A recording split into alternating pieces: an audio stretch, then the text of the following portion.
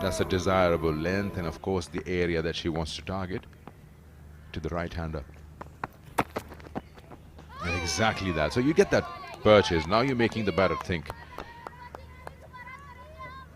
But if you can bowl those consistently in that zone, then you are surely in business that the batter would then try to do something different, and there's an opportunity created with the new ball.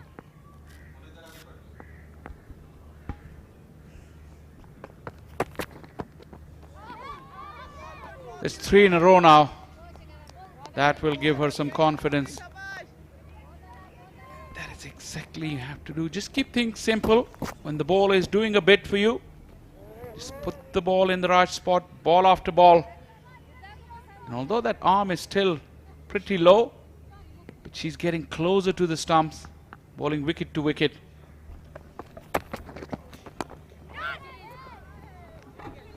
Yeah, that's a good comeback from Kainat. After those 2 wides, she's just been on the money. She's just focusing on getting the line right and leaving the rest to the surface and of course to the new ball. Gabby off the mark with that single. I didn't like the deep cover plays for Gabby, who's batting on 0. Bisma Maroof giving cover to her bowler. Now Amy is on strike.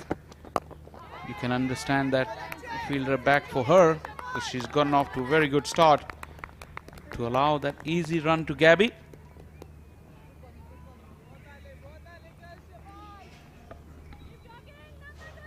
Yeah, just one more ball in the over. Very interesting to see what Hunter has on mind. There's no need for trying to push a boundary here to prove anything. It's just that how she would face Kainat on this last ball. She's already hit her for 3. That's a good line. That's an excellent over after the 2 wides. 3 off it, 23 for 1.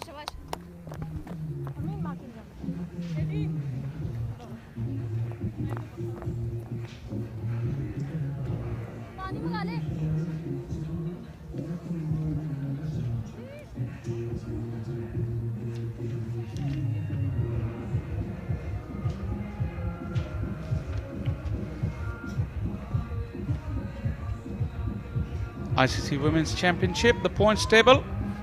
Pakistan is equal on points now with South Africa. South Africa has played 1 game less.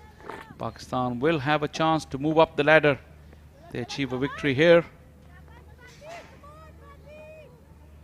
And Pakistan will have another chance later in the season.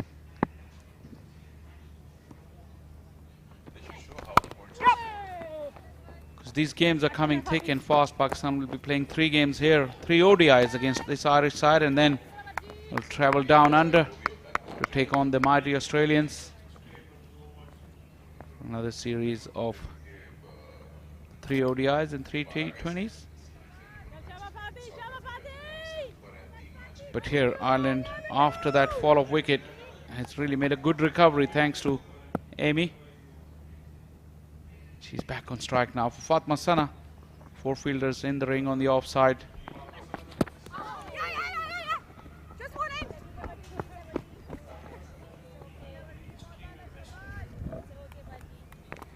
Leg by signal. Fatma Sana has seen Amy Hunter, how belligerent she is through that cover area. So she came up with that in-swinger.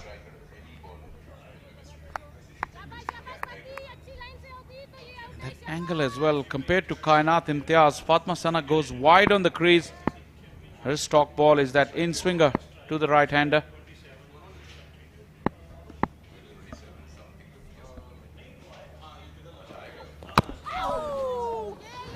Just pushing hard at that. You know, that ball curving in, getting the inside half of the bat, so just jams that into the pads. The difference between Amy Hunter and Gabby at the moment, what we see is that her push is a bit tentative. Yeah, not only that, you see the front knee that goes, that stride is not as big. That she stays a bit upright, unlike Amy Hunter, who just leans into those drives, and that's why she's been getting quite a few away. Brilliantly fielded at backward point. That's Muniba. I was just going to make that point, and you can see it in that last shot from Gabby. The reason, probably you say that stride is not as big as Amy's, but then she's tall and much taller. So she's got a better reach. And that is exactly what happened on that occasion. The ball was way outside the off stump. She still gets bat onto it. Brilliantly done by Muniba. She keeps wickets in the T20 eyes. She's an excellent fielder. Occupying that very important backward point area. It is two different batters. This is another challenge for the bowlers to just keep changing their plans when you have two different batters, albeit both right-handers. See, that's that difference, that stride and that little bend of that front knee, which makes her head go right over the top of the ball. ICC Women's Championship, the most wickets. Fatma Sana before this match, 10 wickets. She occupies that third spot. Dipti Sharma with 10 wickets. Kate Cross with 7 in just 3 games. Renuka Singh and Shabnam Ismail, two very, very famous names in women's game. That's the change-up delivery for her. The one that holds its line. Good over, good testing over from Fatma Sana. 5 gone, 26 for 1.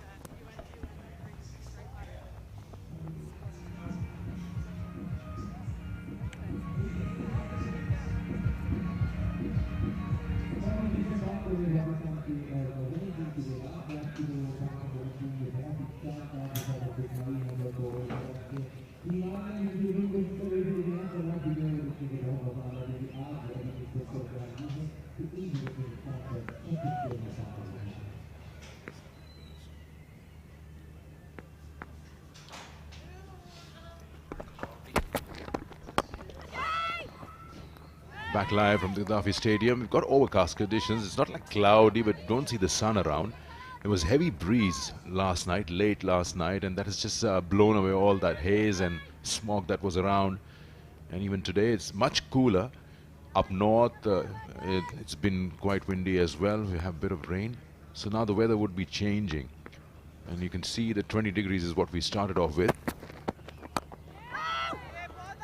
But there's no sign of sun, no shadows whatsoever on the ground. And these conditions should further help with that new ball. Exactly, that was I was going to say. It has a feeling of a good bowling day here. The cool morning, the clouds.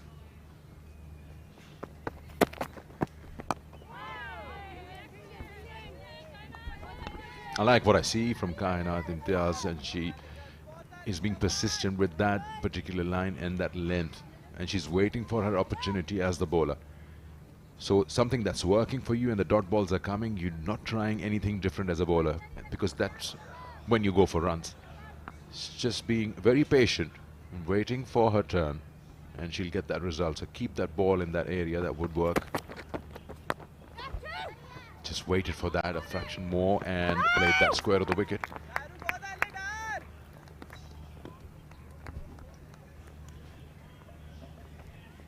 Kainat has pulled things back quite nicely after that first over, where she went for 13 and then 2 wides at the start of last over. She's still bowling seam up, so she's got the hang of the swing that she was getting. Consistent for the last 10 or so deliveries. And again, now she means business. She's found her mojo. Pitching that ball up just around that 4th off stump, starting off there and then moving further away.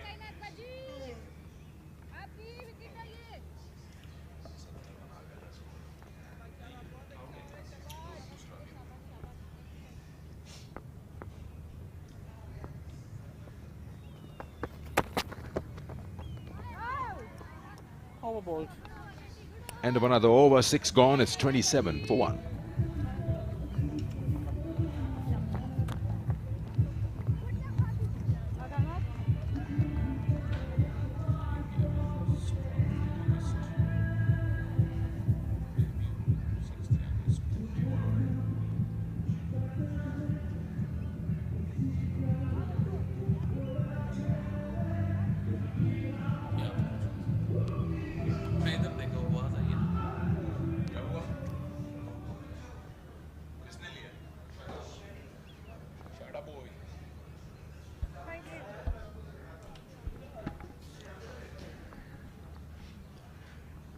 Second ODI between Pakistan and Ireland. Good morning to all. If you've just joined us, Pakistan have taken 1 wicket.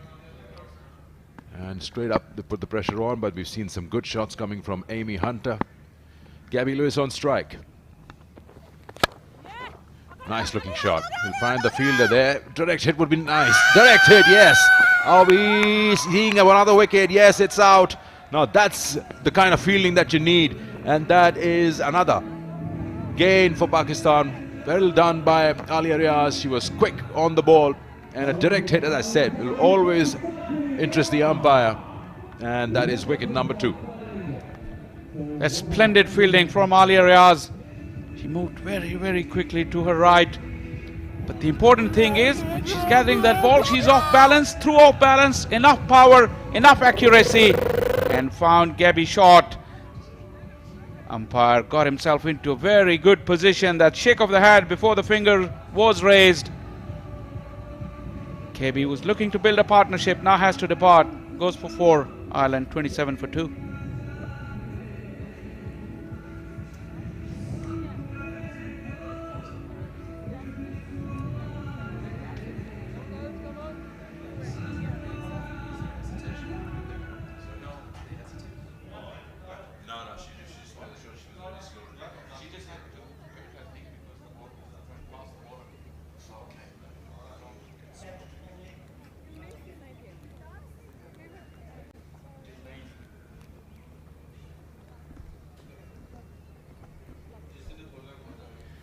Laura Delaney, 48 games, just the average of 22, coming off the back of a very nice knock the other day. She top scored for Ireland. She scored the half century. Spent enough time in the middle. She would know the conditions better than most in that Irish 11. Another important knock. She has to keep Amy Hunter the company, because this partnership can be crucial here. Amy is looking very good. And if she finds some stability in the form of Laura Delaney.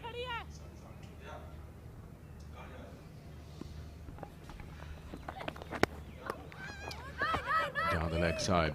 Did she get anything on that pad? Yeah, there's no run, but there's no signal of wide. Had a good knock, 69. And this is the moment where a little slow, Gaby, to take off for that single. And the direct hit, of course, had her down.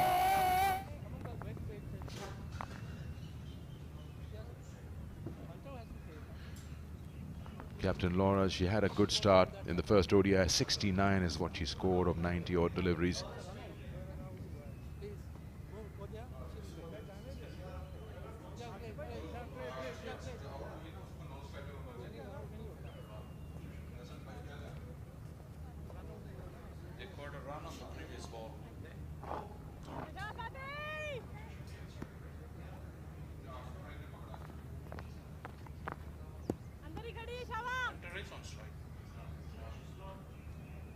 Shorter.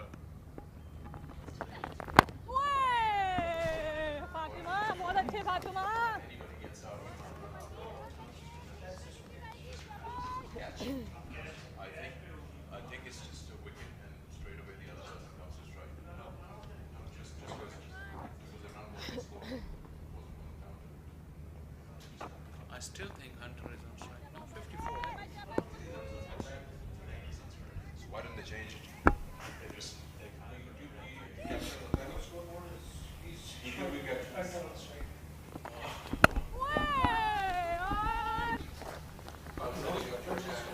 it's got a solid defense.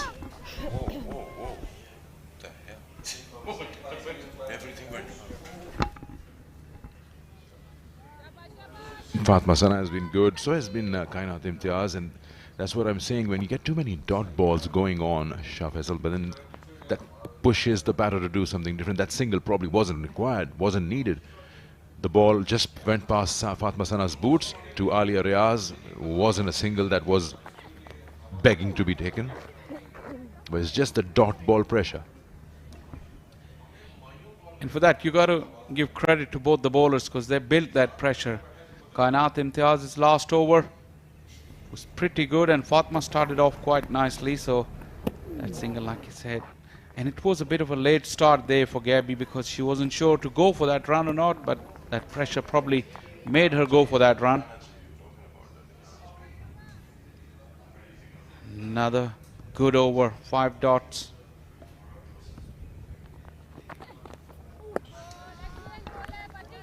That's a maiden over with a run out in it. And it is Ireland 27 for 2 after 7.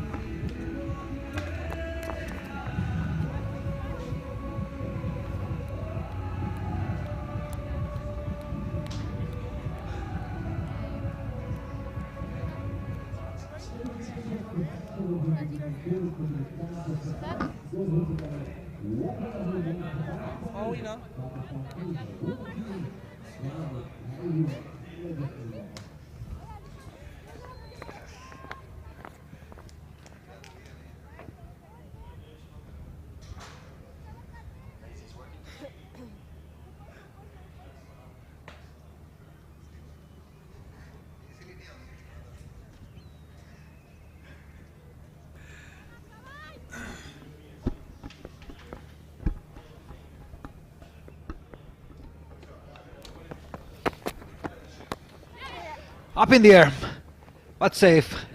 They'll definitely look to get 2, if not 3. They should run well and get back for 3rd. They do. Andrew Leonard, very good morning to you. Yeah, very good morning to you, Ali. Good morning, everyone. And what a morning it is in Pakistan. We've got this historic series continuing here in Lahore. Amy Hunter showing us what a precocious talent she is. And we've got maybe the happiest country in the world right now because Netherlands, I think every Netherlands player this morning is now an honorary Pakistani citizen after keeping them alive in the T20 World Cup. And I was really struck coming across from the hotel this morning. Everywhere you went, everyone was staring at the match on their phones. And the game now going on between Pakistan and Bangladesh. But you know what? We are not just celebrating just yet. We're just waiting to celebrate. It's that important. The game is going on at the moment. Pakistan have just pulled up things a little. I'm talking about in Adelaide because they're dominating here in Qaddafi Stadium. Yeah, courtesy to some good swing bowling from Kainat Imtiaz. We know that. She's capable of doing it. What do you make of the start? Very cautious start, very slow one, but a lot will depend on the captain. Yeah, look, I think Ireland are going to be really disappointed with the loss of their 2 openers, particularly the dismissal of Gabby Lewis. Leah Paul got a good delivery. Fatima Sana dismissed her in a copycat fashion, coming around the wicket with that swing into the left-hander. So there's an issue for Paul to correct there.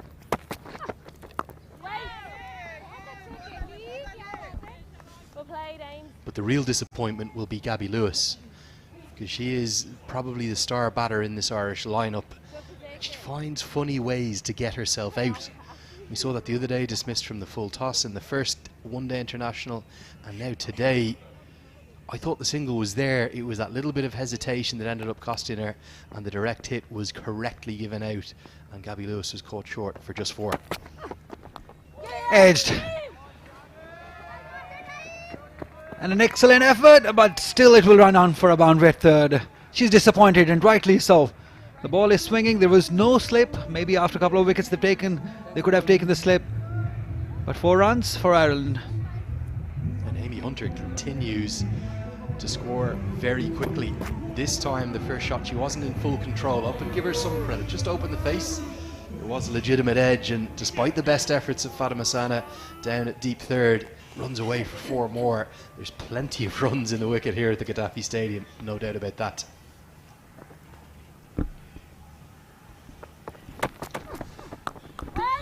Yeah, that's something Kainat Imtiaz has done well. She's given enough air to the ball to swing. She's just trying that swing because she's getting one on this pitch, and we know that this early part of the game with the new ball, the swing is so important. Kainat Imtiaz, for the first time that we're seeing her bowl the new ball. Usually we see her bowl the first change, but she's done well. It's 35 for 2.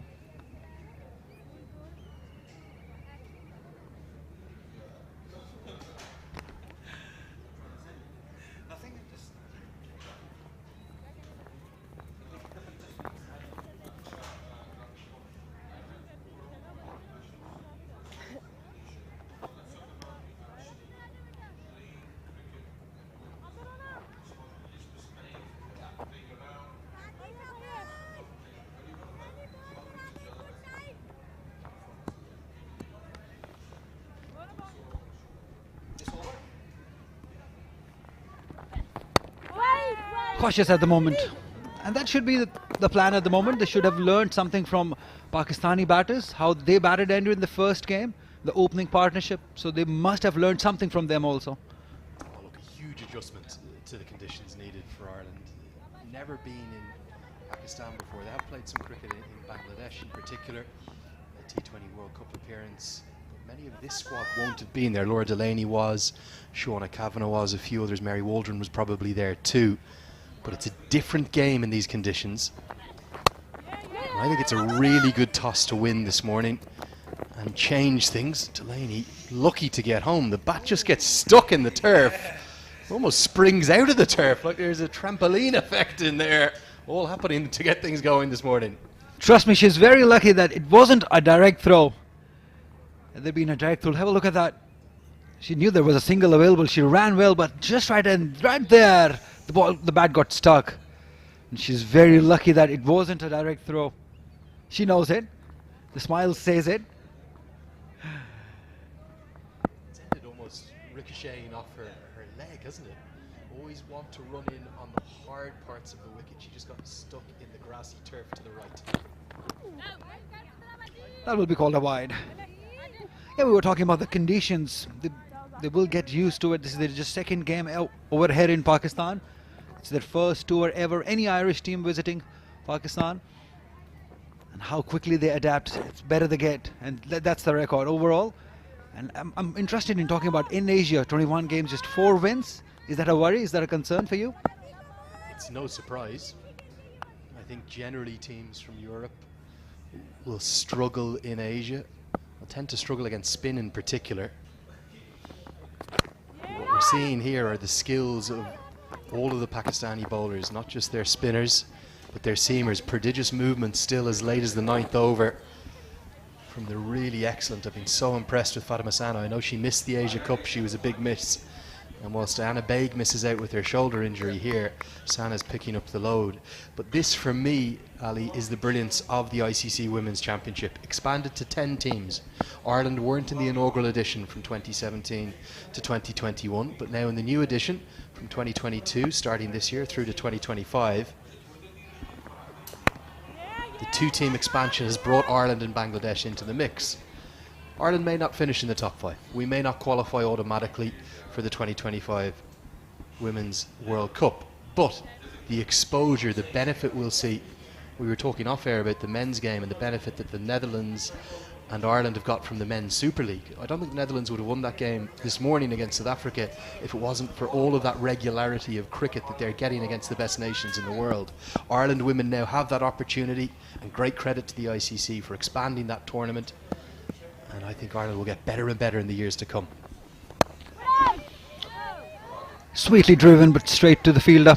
Absolutely. I think also touring Pakistan, it's such a huge help in that cause, because they will have a lot to learn over here in this, and you know that this is a good opportunity to just better that record, maybe get a win under their belt. That will do a lot of good to them if they're able to win even one ODI, because we know that this is the first time, and they will get few matches going under their belt to get used to the conditions. But what do you think? Have they got their 11 right on a pitch like that? We know that we knew that the pitch was slower on the slower side in the first game, and over here on this one.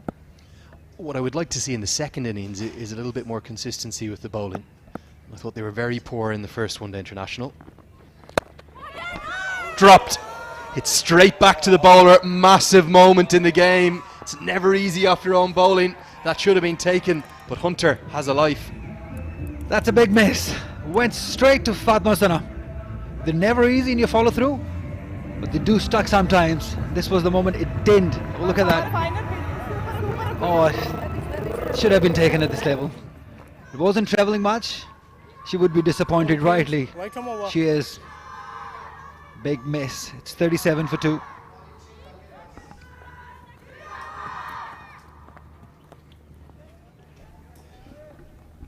She's still disappointed, and rightly so. As we see Ali Riaz for the first time. That's where the change has been in Pakistan side. They've been trying different things for the last couple of years. I would say Alia was not bowling, and now in this series we see her ball 8 wickets run in. She's better than that, than the numbers suggest.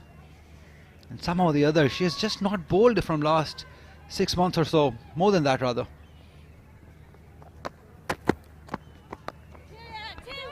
Sliced it for a couple of runs. You cannot bowl wide to Laura Delaney. She will cut you all day. She will cut you to death. Short, wide to start with. What's been good from Ireland, despite losing those 2 wickets, they're still trying to be positive. Good batting conditions here. 2 short, 2 wide, punished for a couple from Delaney. Delaney looked fantastic in the first game. 69 she made.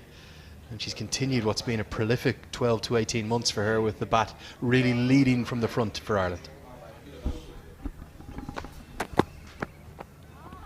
It's a good leave. Swing available for Alia Riaz. That's what we've seen from these new ball bowlers of Pakistan. And they must have learned something, that 335 in the first game. They must get somewhere around that to just challenge Pakistani side. Because as you said, the bowling is on the weaker side. And fielding also. And that was a missed chance. She should have taken that. What about the fielding, Andrew? It was pretty disappointing. They dropped a few chances, a few fielding lapses in the... That's where they need to learn and get better. Yeah, I think a combination of an under-par bowling performance and a very mixed fielding effort will be the 2 main things that Ireland's head coach Ed Joyce will be looking to do much, much better today. Alia Riaz playing her 50th one-day international today. Proud moment for her. But certainly the big thing that I felt with the bowling was they were just far too short, and that's an adjustment to the conditions. Got to be fuller on better wickets, encourage Pakistan to play down the ground. They scored too many runs square of the wicket, and that will be the big learning from today. With the bat not too bad, 220, 230, reasonable effort, and I think that they'll be on track for that if Amy Hunter and Laura Delaney can build a partnership here. I don't want to put a jinx on Hunter, but that drop could be very, very costly.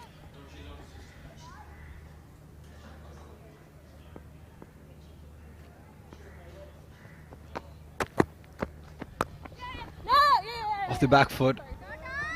Alia Riaz has not been up to the marks in this over. Mumumda there.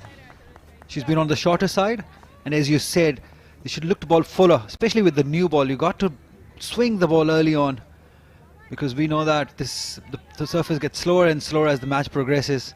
It gets tougher for the fast bowlers. And that's what Fatima Sana has done so well.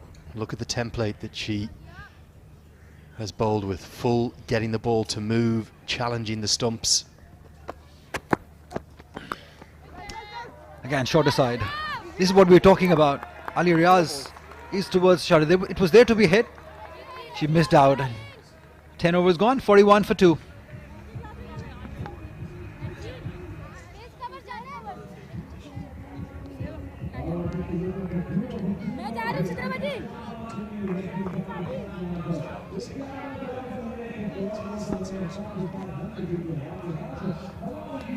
Just 1 wicket for Fatima Sana. Kainat Imtiaz 4 overs for 25. Alia has just bowled 1 for 4. It's 41 for 2.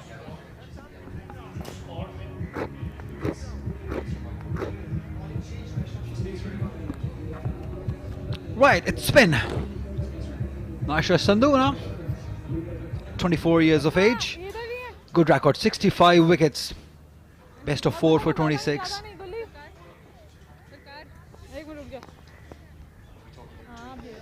Good captaincy by Bisma. She's kept the slip on. She's looking to get wickets. There's a fielder at mid-wicket also. That's what she's saying. She likes to use her feet, Amy. That's what the keeper is saying, we can hear. Kylie towards leg side. 2, they should look to get. Yeah, that's good running. Very good running. Just placing it right between the 2 fielders and running well. You'd like to think that Ed Joyce is a good judge of a cricketer. And Ed Joyce thinks the world of Amy Hunter. He thinks she's as good as Ireland may ever produce. We don't want to put too high an expectation on her. She's 17 years of age. She's already broken that world record we've talked about a few times on air. But the confidence with which she plays with for such a young cricketer is quite phenomenal. Multi-talented sportsman, sportswoman even, good at all of the disciplines that she's taken up, but she's chosen cricket, and I think cricket is lucky to have her. She is a phenomenon, 17 years of age. In the air, oh, that's gone. As just we were talking about her, she's lost her wicket. Using her feet, wanted to go over that mid-wicket fielder, but could not quite manage that, and a very good catch by the captain herself. So end of inning, Andrew, you jinxed her. I put the mockers on her, haven't I, in a big way. Let's hope that Amy Hunter's not watching that back. I like the positive intent. She has paid the price for it, just probably looking to go straighter, and at the last minute losing her shape.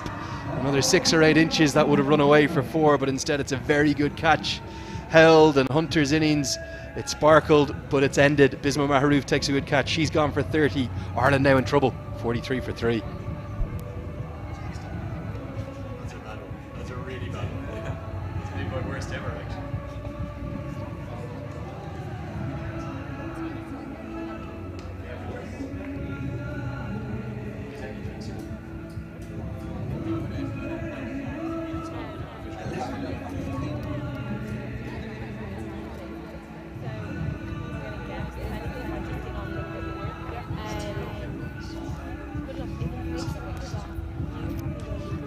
So I've just been told, if this partnership, if these two don't get runs, they're in trouble. They already are. 10 matches for Orla, 131 runs, best of 26.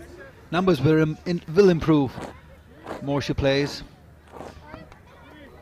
Yeah, certainly these will be the kind of the 2 outstanding batters left in the 11, particularly with Lewis and Hunter now back in the hutch. Ireland need to find a way to bat some time. Nearly 40 overs to bat here. Orla Prendergast is an out-and-out all-rounder.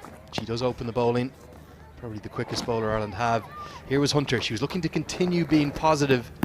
I think she's looked to go down, straight down the ground at the last minute. A little bit of drift and dip has ended up deceiving her.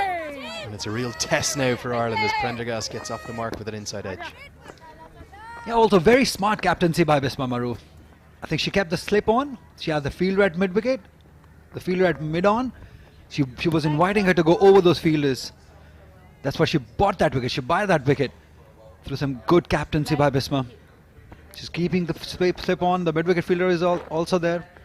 She's putting the pressure on the batters. She knows that 1 wicket here will definitely put them in a commanding position. Especially the captain, Laura. She played a good inning in the first game. That's where they've done well. They've used their feet very nicely. It's a good way. It's the right way to play on a pitch like this. 11 gone. It's 44 for 3.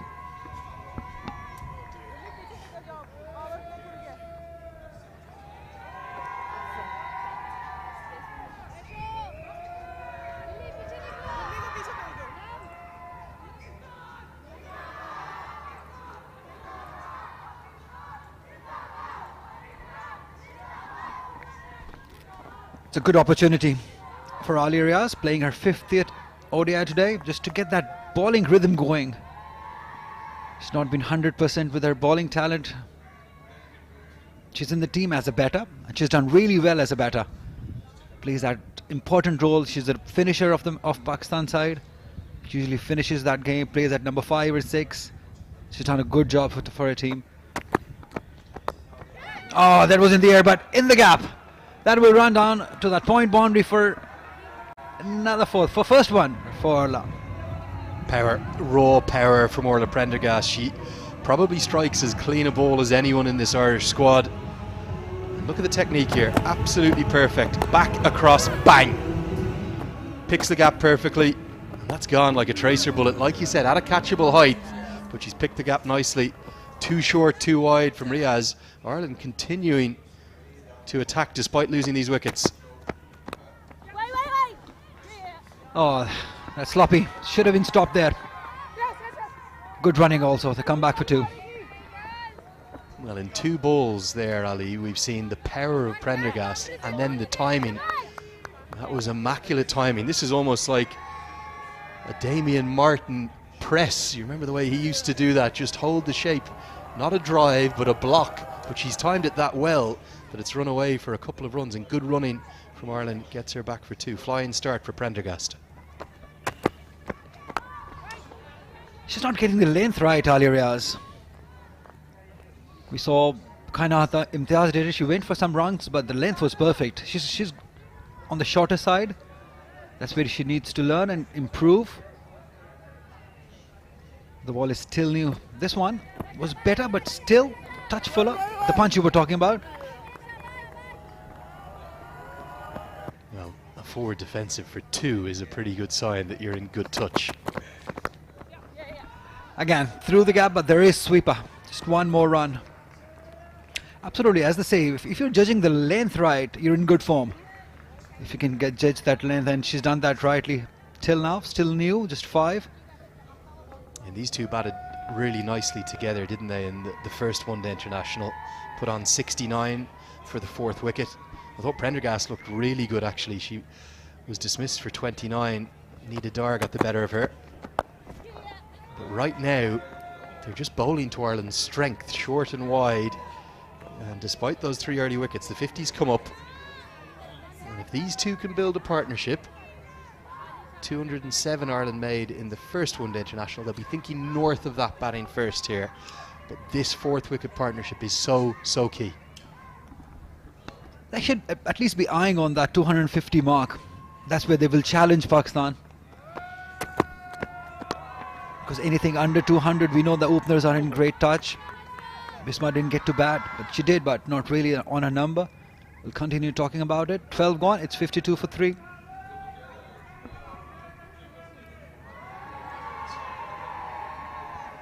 So let's take a look at the power play highlights. The first 10 overs, a beauty. It was almost an action replay from game 1, wasn't it? That big in-swinger, but plenty of runs and just a cider of what we're going to see in years to come from Amy Hunter. That was the hesitation from Lewis, but what a piece of fielding.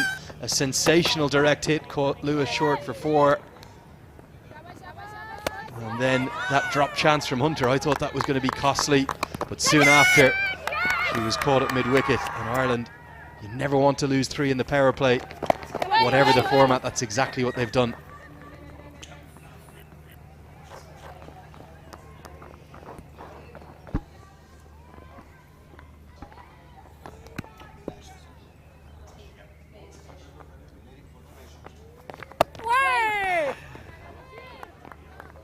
They're happy at the moment. And rightly so, as you just mentioned, that this is a very crucial partnership for Ireland. If they have to get to that 250 mark, these two have to play long and big. We know that they are capable of doing it. Skipper special. Oh, that's close. Going down. Yeah, that's what he suggested. Is a good umpire, Imran Javed. Yeah, good decision. No real turn on offer. So this is just sliding on with the arm. So it's going to miss the leg stump.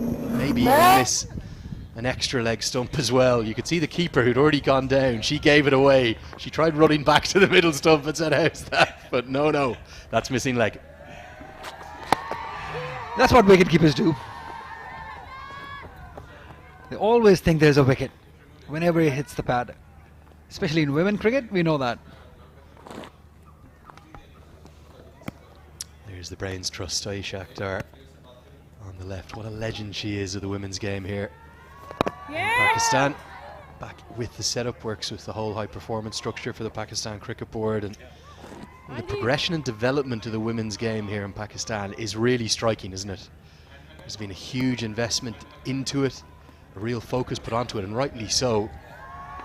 And I just wonder, with this mix of youth and experience that they have, as we see the end of the 13th over, it's 53 for 3, whether or not come that T20 World Cup in February down in South Africa, whether Pakistan could be maybe a little bit of a dark horse for that tournament. Certainly there is a bit of a gap, isn't there, in the women's game to Australia and England and India, probably the dominant 3 sides, South Africa on home soil.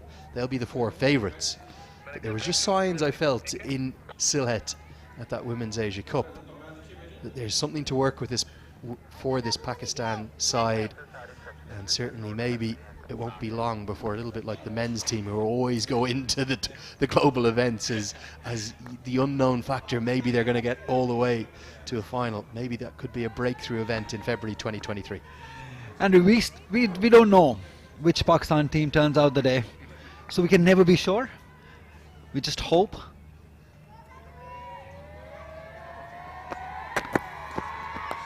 Again, shot in the air, but away from the fielder. Just one run more added to the total. Yeah, we're talking about Pakistan side, and this is the second tour, the first foreign tour that Pakistan is having. Earlier in the year, Sri Lanka visited, and now Ireland's team.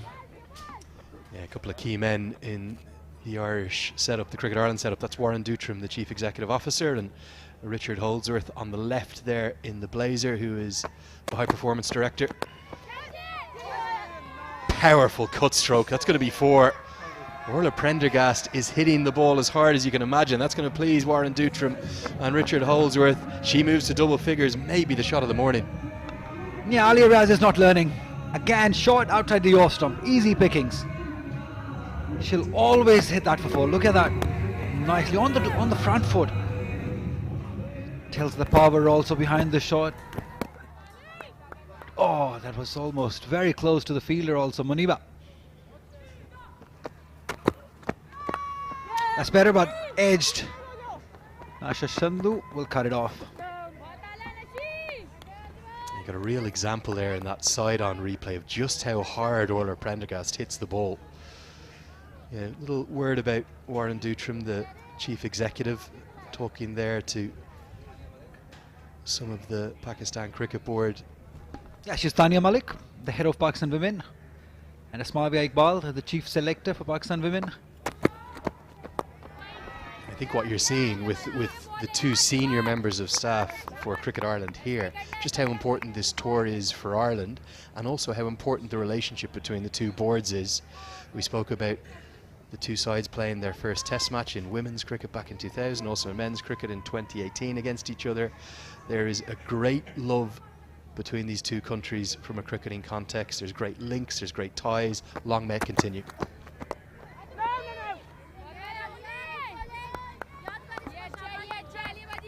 Absolutely, I think this tour will do wonders for both of the teams. Pakistan team was eager to host Ireland, and Ireland for those away tours. I think that's a huge learning for both sides. Pakistan, this is the second team they're hosting here in Pakistan. Sri Lanka visited earlier. Now Ireland, that's where the improvement is. We need to have more home games. Okay. 14 overs gone. It's 59 for 3.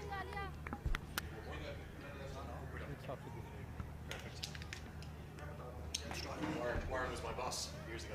Yeah, he was. You were Ireland. I did 4 years with Cricket Ireland. 4 years with ICC. I was in Dubai. So you're based in Dubai? No, I'm all over. Yeah, I'm on the road. Thank you.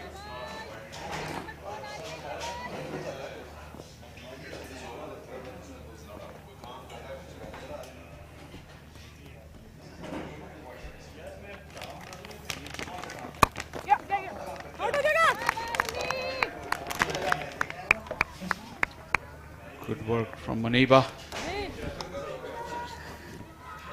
Pakistan has really kept the pressure on. Such efforts in the field really lifts the whole team. Though there was one available. But the commitment really lifts the team. Once again, it's up to Laura Delaney and Ola Prendergast. Keep losing wickets at regular intervals, the Irish. Bit of turn.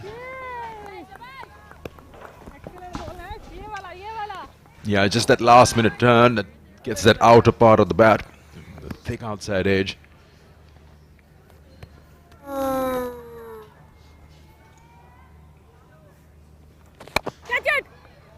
That's hit hard to mid-wicket. Pakistan have done well. They're looking for those wickets. That's the way to go. Wickets will always keep you in the game. not just go through the proceedings. You know that the opposition is not really trying to push hard for runs at the moment. They're looking to survive. They're offering defensive shots just like that.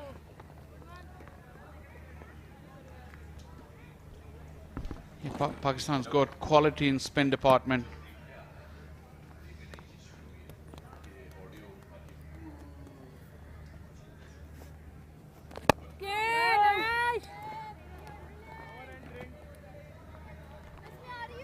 Another tidy one from Nashra Sandhu.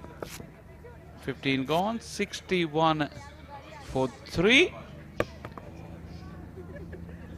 And it's time for drinks here at the Gaddafi Stadium.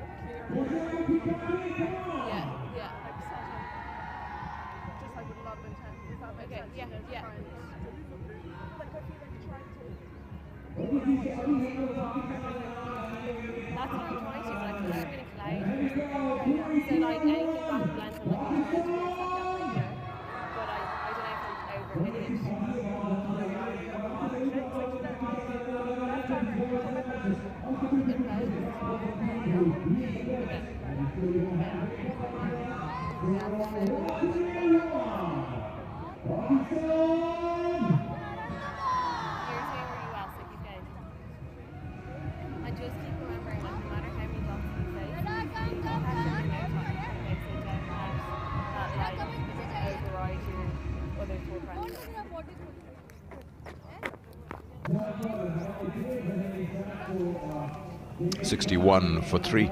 Laura Delaney, 9 of 24. She's the one who got those runs going for Ireland in the first game. Got a 69 of 93, but today we could see by the number of deliveries she's faced, 24 of them for those 9 runs. She's just trying to be that anchor. Have a look at the wickets here. That's the first one, Fatma Sana. She's been so good through and through. That run out wasn't really necessary. Great throw from Alia. And that's the big one. Amy Hunter, who's looking very good. 30 of 35 deliveries she made. But Nashra Sandhu really came on and tightened the screws. And the wicket followed. 1 for 6 for her. Another wicket for Fatma Sana. 1 for 11. And now we'll have a chance to see Nida Dar from the pavilion end. She's got a slip in place. That's good from Bisma. Pakistan looking for wickets. 89 wickets for her. That average is 30. Economy is pretty good as well.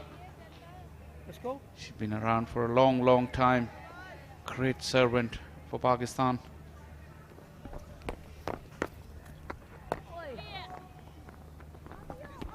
Look at Laura, how high as a backlift, and she never taps the bat on the ground.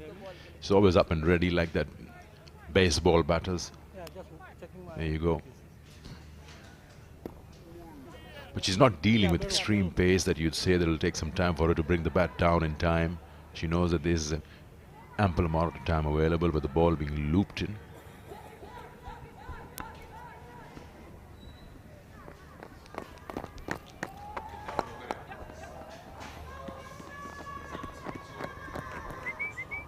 Ola Prendergast is another of those Irish batters that she came with high hopes into this series, with a big reputation as well.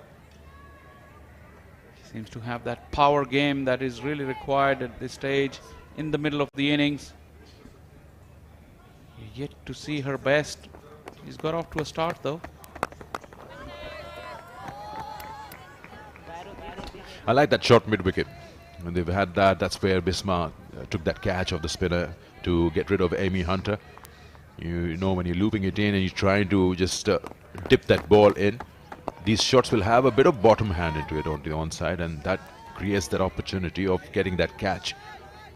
And if it's not a catch, you're stopping that single that they're searching for on the onside, because the ball is spinning in to the right-hander.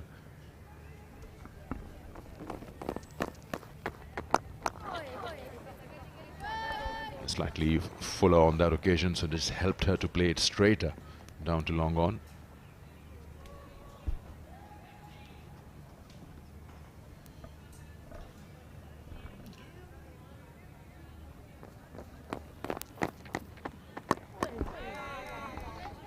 End of a good start from Nidadar, 64 for 3.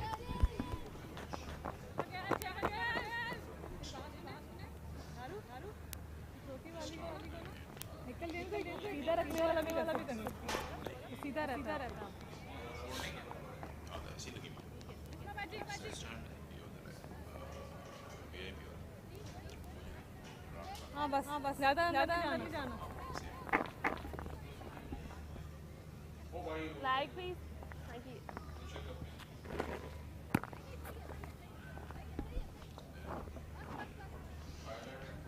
Bisma really wants to be specific with her field placing, very precise.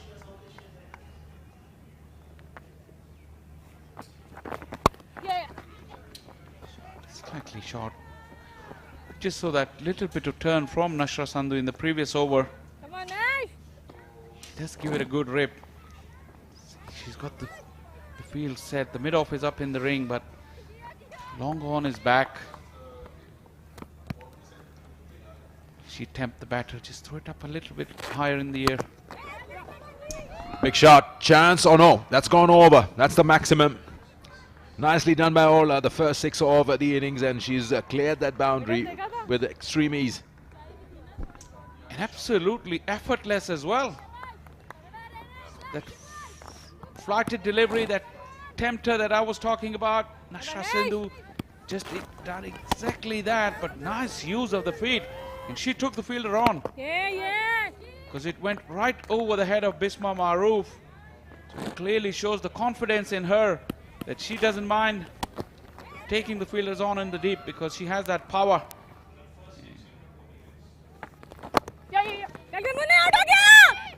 Chance of a run out, and direct would have been interesting. This one, after being collected, you get a strong feeling from what we see that she's made it.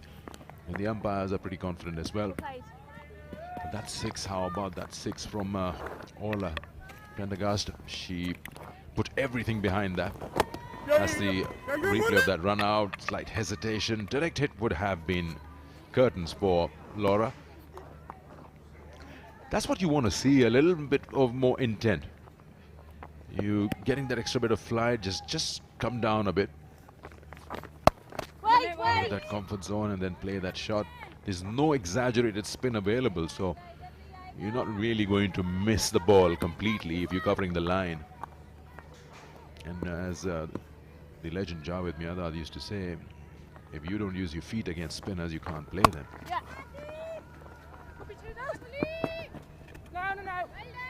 Single and the over 17 bowled. It's 73 for 3.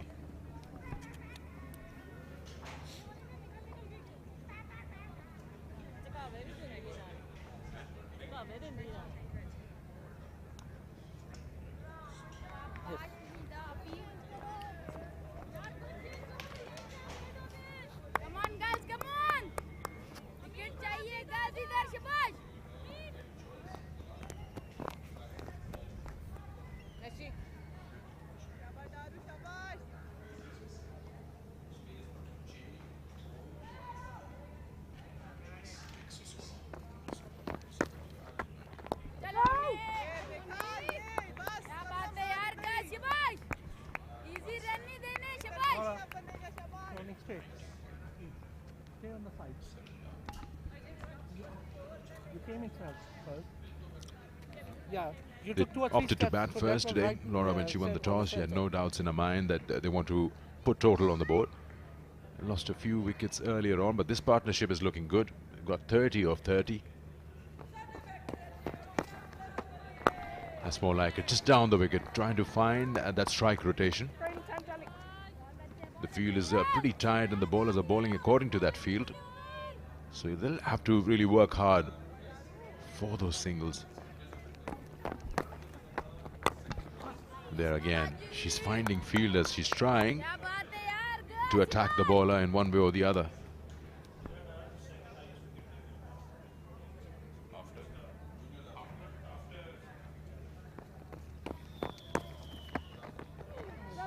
White ball. White ball.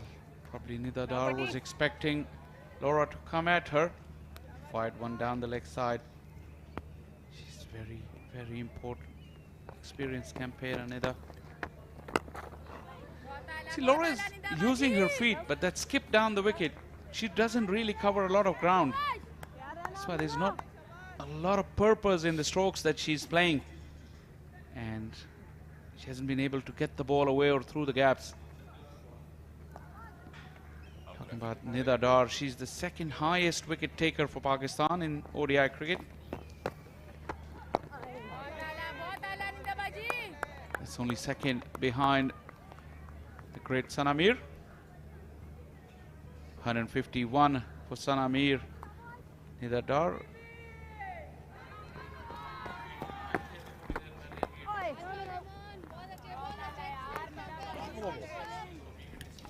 End of the over, 18 gone. It's 74 for 3.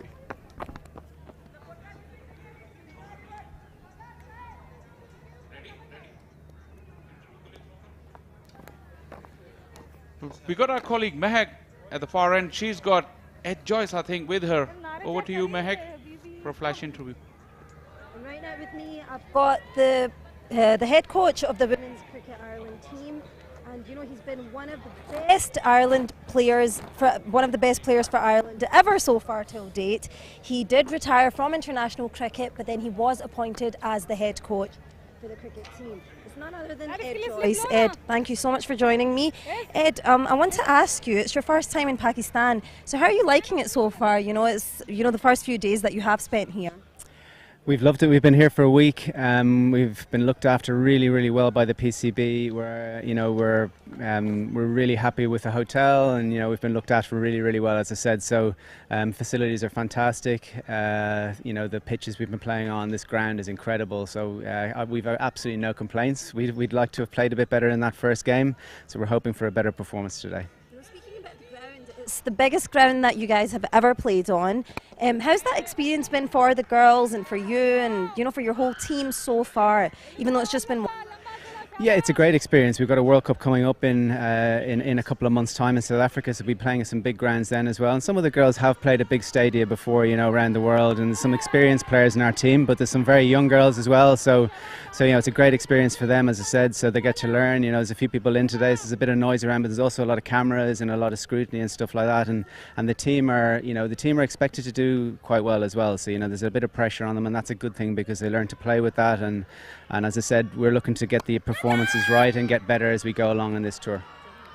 So now, touching upon pressure, and of course, you spoke about the World Cup coming up and their preparation for that. How are you strategizing them towards that World Cup so far? Yeah, so this is a big part of it, this trip. As I said, playing under pressure, playing against a very good team here in Pakistan. It's a T20 World Cup, so obviously this is 50-over cricket we're playing at the moment, really trying to develop those skills. 50-over cricket's brilliant for the batters and the bowlers to learn to do things for very long times, to groove your technique and as I said, to get that fitness and stuff like that, because it's a very long game. And then the T20 series, obviously we just came off the qualifiers where we played some good teams there, played under pressure and qualified, so that was a great effort from the girls. So really looking to push on in that T20 series against Pakistan, hopefully get a win or two under our belts and bring that in, because it's winter time at home, so this is a brilliant time for us to be out here playing, you know, with a bit of sun and a bit of heat on our backs.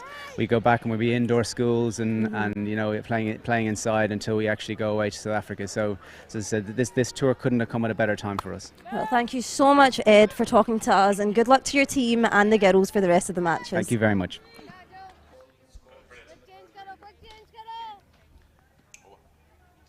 74 for 3 after 19.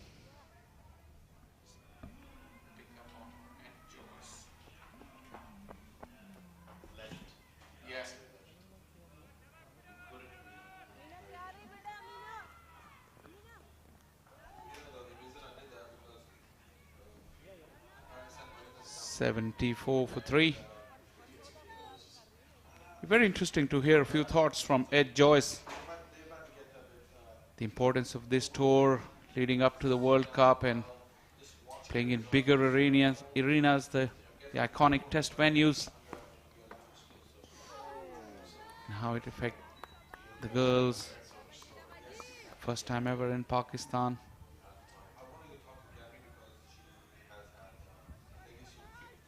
Yeah, it's the next generation.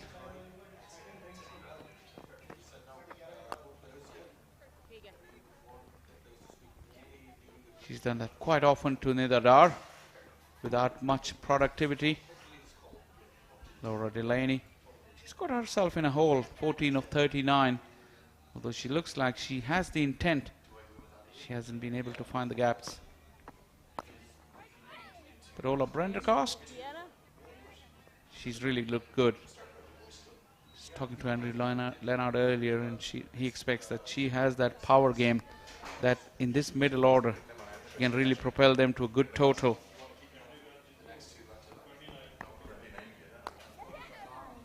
In the air, but in the gap. Just a single though. Yeah, Ola scored at around 29 or 45 in the previous game, but that game was of course a chasing 300 plus. Here that she looks more of purpose, 23 of 28. And she's surely shown us that she's got that power. And she clears the boundary. It's still a long way to go, 30 overs after this, so you don't mind the way they're approaching the game at the moment. It's important is the partnership runner ball, 33. That's a good one. And the over, 20 overs bowled, 77 for 3 Ireland.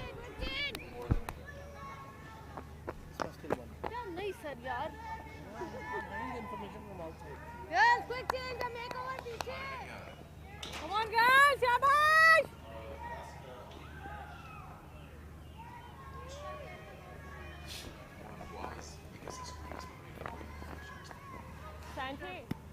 Like some school kids, and it's Sunday. It's strange there's no school logo on their pockets, shirt pockets. But yeah, you're right, everyone's wearing the same, so it's got to be uniform. The uniformity is there. Catch it was a call, but it was way too far away from that short mid wicket, and that's a boundary there. So that's the approach that we were talking about in the previous over. You've got to do that. When you come down the wicket and play such shots, then you're forcing the bowler to change her length. And a boundary early on in the over really put the bowler under pressure. Good use of the feet on that occasion. Got closer to the ball. Mid-on was up in the ring. This is a superb reply. Wonderful leg spinner ripping across the front face of the bat. Ghulam Fatma fighting back.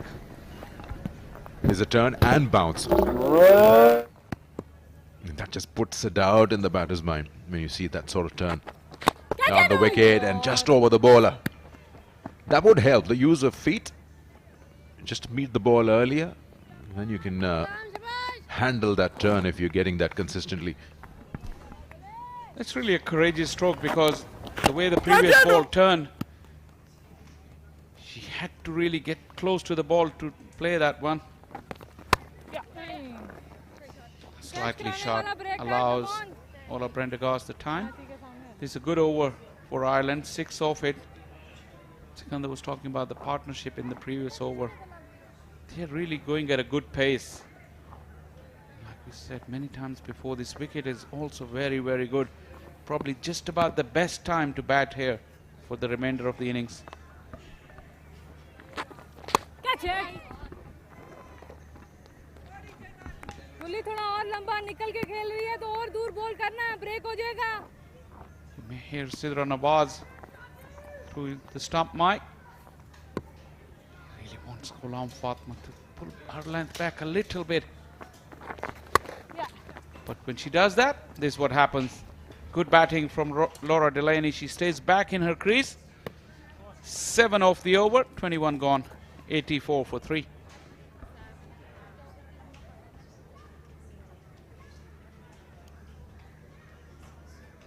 Anita जी इनको set कर देगा, ये लंबा पड़ रहा है, इनको मैं इधर आए.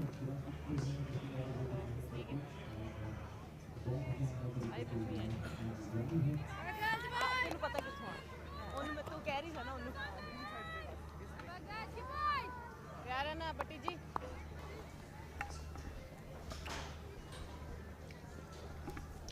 Right, Andrew, feeling a little better with this partnership building?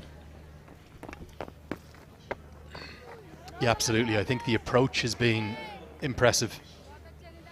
And I actually like the way that Laura Delaney's playing. You might look at the strike rate and say, God, she's going very slowly.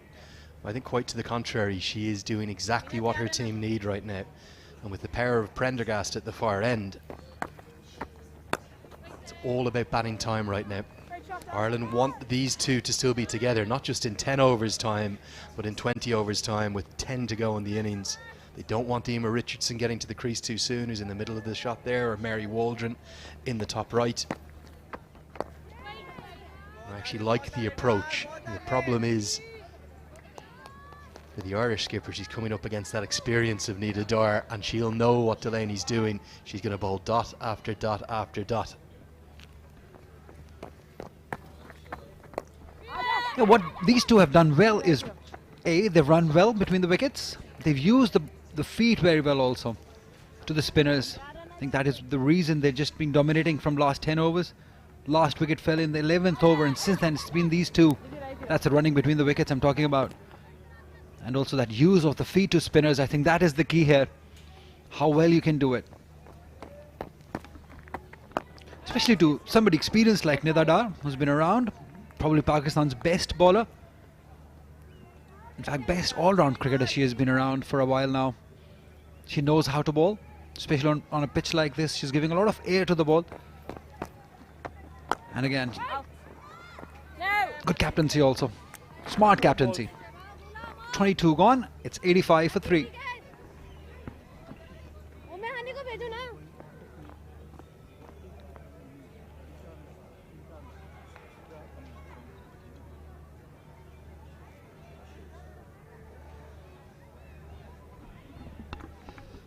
A wicket each for Fatma Sana and Nasha Sundhu. Khainat Imtiaz, Ali Riaz, Nida Dar. Ghulam Fatma still searching for their first wicket of the game. Yeah, it's a strong attack, isn't it? If you think about what you want as a captain at your disposal, you want all of the variations of spin. That's what they have. They have the wrist spin, the left arm spin, and the orthodox off breaks of Nida Dar. This one's hit down the ground, going to be runs, and very nearly 6 of them. Good use of the feet, gets to the pitch of the ball, and Delaney showing that she has the power that Prendergast possesses as well. That's a good stroke from the Irish captain. And the placement also. Hit it straight, although flat batted it, but straight. Again, that use of the feet, they've been magnificent, these two batters. Good result in the end. Ghulam Fatma. She's in the side because Tuba didn't play. She's unfit. Definitely Bisma would be missing her. Again, that use of the feet. Brilliant. A bit of misfield also helping them to get to that one quite easily. Yeah, and with no disrespect to Ghulam Fatma, it's a big blow missing Tuba Hassan. I thought she was probably the best bowler that Pakistan had at the Women's Asia Cup there in Sylhet. Probably turns the ball a little bit more than Ghulam Fatma. Bowls a much flatter pace and has an outstanding googly. And remember, just 21 years of age, Tuba Hassan. Let's hope she's back in Pakistan colours sooner rather than later. Again, it's in there. Alia Riaz does well. Very well done. That's a very good catch by Alia Riaz to get rid of Orla. She was looking dangerous, and that's an excellent catch and a very good wicket for Ghulam Fatma. Well, this, sadly, for Orla Prendergast is a giveaway. Long off is out and in place, and all she has done is really give her catching practice down the ground. I think this is where she was trying to hit as well, and she still just picked out the fielder. Wasn't looking to go over extra cover inside out, wasn't looking to go any straighter. That's where she was aiming to hit the ball, and sadly wasn't able to get the elevation she was looking for. So she's gone for 24. Ireland now in trouble, 90 for 4.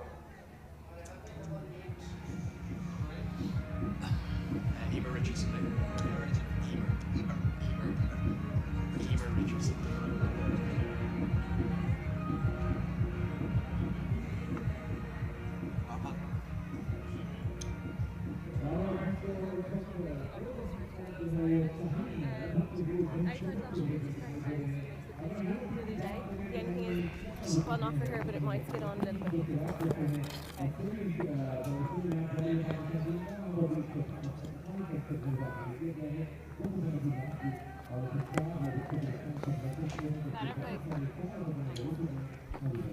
Emma Richardson to the crease.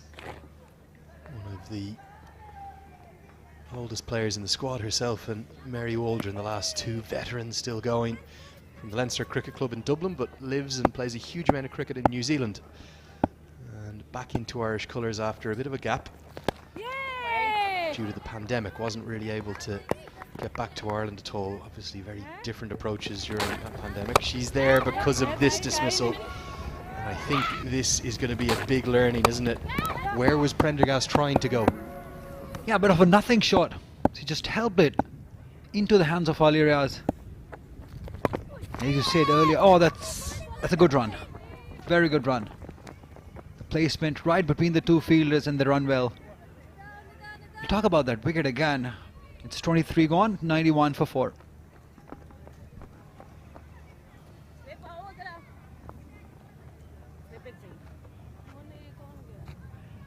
Ali, कहीं से भी करो ना, spare वाला हटा दो बस। The flag is definitely flying high at the moment here at Gaddafi Stadium and at Adelaide also, Andrew. Oh, I tell you, I think every member of the ground staff has a phone out watching the game. I think some up in the crowd are watching that game as well. They're in good shape, aren't they, against Bangladesh? If they do get to a semi-final, what's that going to be like? I'm dying for them to get to a semi-final. I get to watch it live and be a Pakistan fan for a day. Absolutely. I'm going to take you out to those big screens here. You'll see the celebrations once we reach there. We don't want to be speaking early because we still have to chase down that total that Bangladesh have posted. So yeah, we still have got our fingers crossed. I'm obviously aware of the passion for the game here. I knew that before I came, but what's so striking is I just took a walk around Lahore yesterday. Almost every other billboard, they're all cricketers. They are the stars of not just sport here, but of just culture of life in Pakistan. Absolutely. Superstars. Talk about Shaheen Afridi, Babar Azam, Rizwan, Haris Rauf, the latest addition to that superstardom.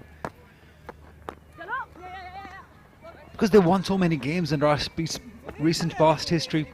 They've not been able to win big tournaments, but they've still done well. They've qualified for semis or the finals. They qualified for the final of Asia Cup. So they've done really well. Those individual performances also. And now just one step away from reaching the semi-final. Oh, that is unbelievable. Really unbelievable.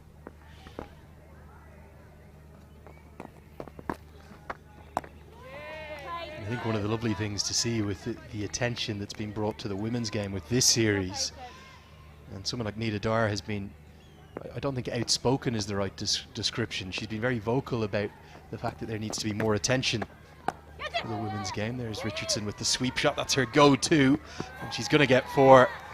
She loves sweeping, whether it's conventional sweeping or in this case the slog sweep. And it was an interesting stroke because she took a shuffle down the crease and then still went through with the sweep shot. Ireland continuing to attack.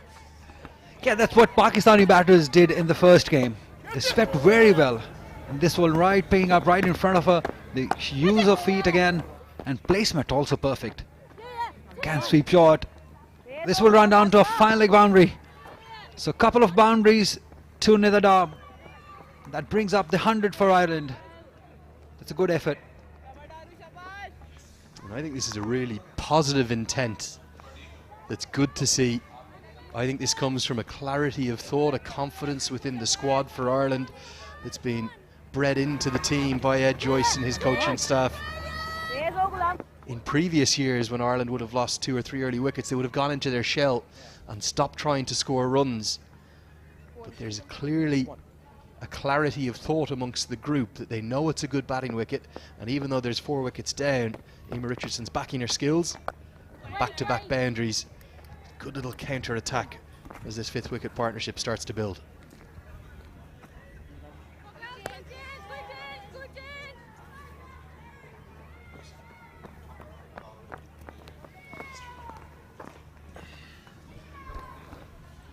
(101) at the moment. They've lost 4 wickets, and as you said, the intent is positive.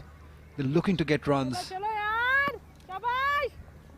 just had a look there at Catherine Simpson, the Irish physio, in the middle of your shot. Celeste Rack, who's not in the team, she's a leg spinner, being kept out at the moment by Cara Murray. As we see a leg spinner continue to operate here, Gulam Fatima. Is it out? Yes, it's given it out. Big wicket again. The captain departs this time. Ghulam Fatma with her 2nd wicket. Oh, that was needed. That was a big wicket for Pakistan. Well, this is a beauty. The stuff of dreams for a wrist spinner. You want to get the ball to drift into the right-hander and then turn sharply away. Look at the seam position. Perfect. And Delaney, when she looks back on this, she'll say, I probably didn't need to play. And this is an excellent catch. Sharp glove work means that Delaney is going to be dismissed. Very well held by Sidra. She's gone for 28. Ireland, they're rocked. They've lost half their batters. It's 101 for 5.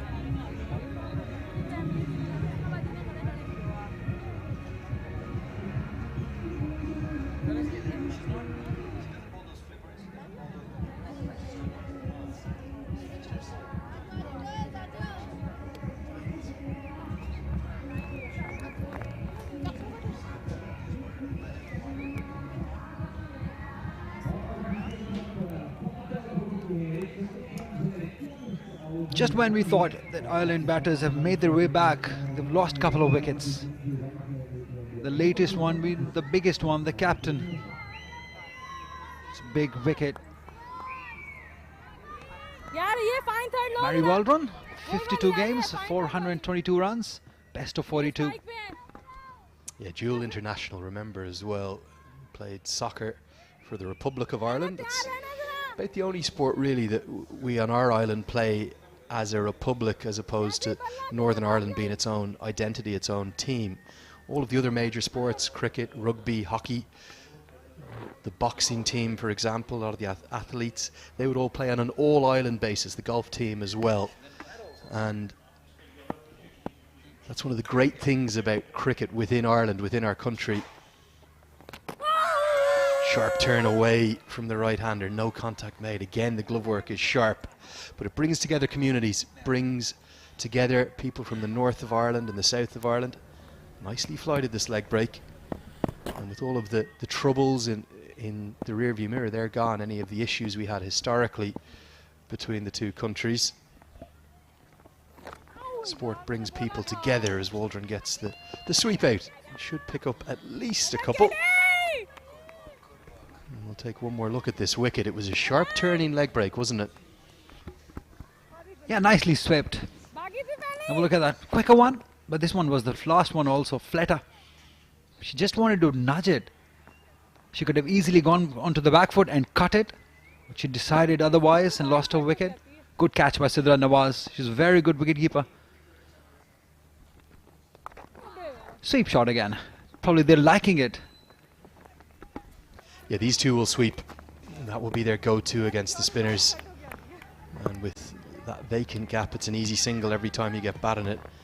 I have to say, I've been so impressed with the glove work of Sidra Nawaz. She's been outstanding. Not just with the catch, but even that next delivery. It was a good take out of the rough. Again, the sweep comes out. Very well played by Richardson. Should be a couple here, you'd think, but she won't come back. Ireland's running between the wickets has left a little to be desired, I have to say. Good work also by Kainat Imtiaz. Bisma Maroof, she's kept her one of the better fielders there, who runs well because she had a lot of area to cover. She's done well. Look at that, had a long way to come.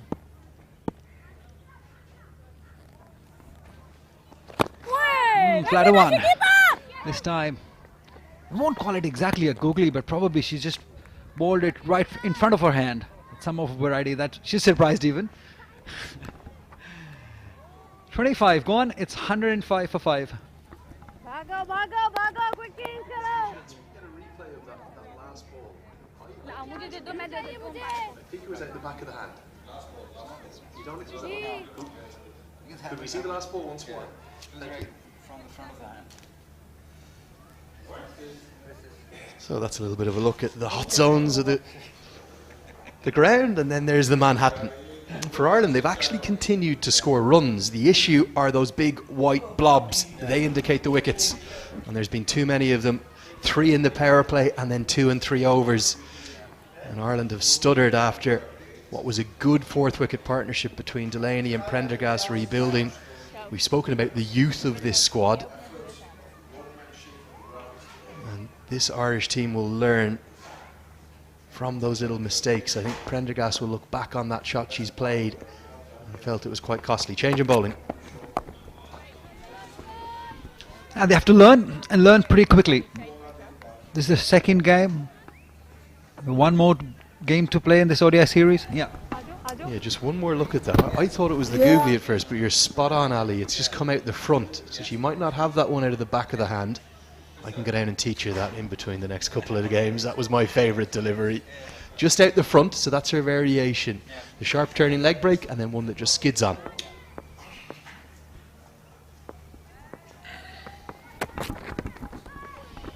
Oh, held by Bray. There is protection.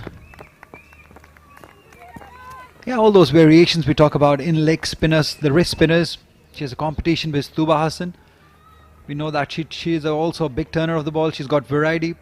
She bowls that googly also. But Fatma Sinha, on the other hand, she's a regular orthodox leg spinner only. So this is the first time probably that I witnessed that, trying something different.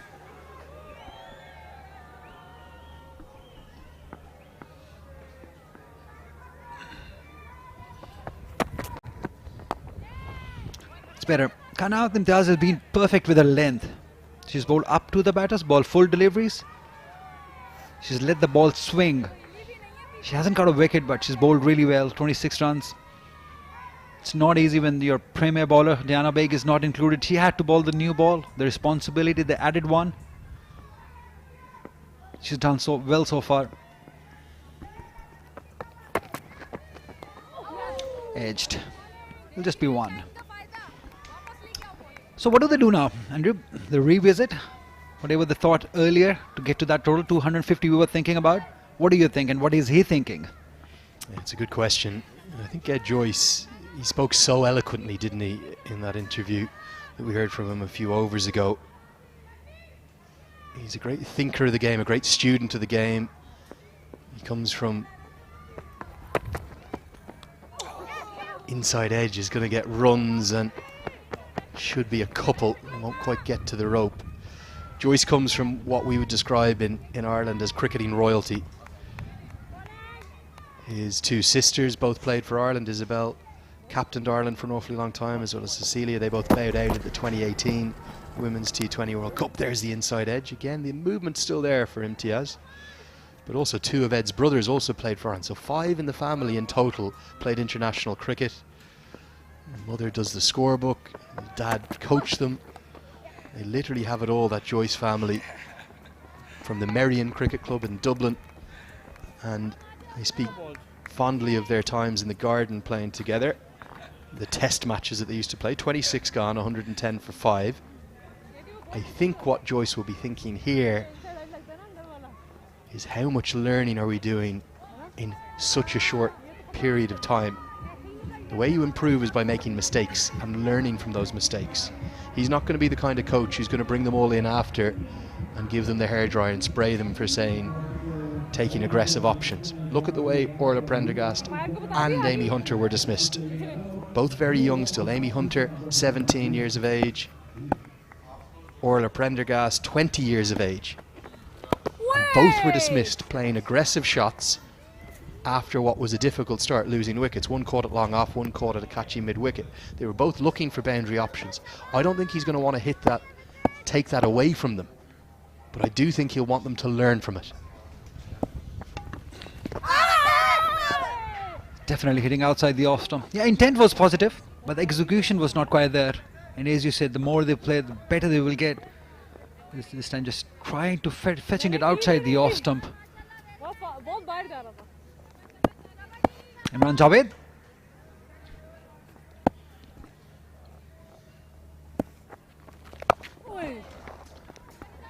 Again, nicely swept. I think this is where the learning has been from the last game. They've improved on these shots, the sweep shots. They've done well. They've scored many runs with this sweep shot in this game. Yeah, these two will sweep and sweep almost exclusively to spinners. That will be their run scoring option. And as a consequence, the field has changed a touch. The short 45 has come in on the leg side to cut off that paddle sweep that Waldron's already played a couple of times. And also two fielders in the deep, out at deep backward square leg and deep mid wicket. Sharp turn again away. Good line. That's a really good line for the leg spinner to be operating on.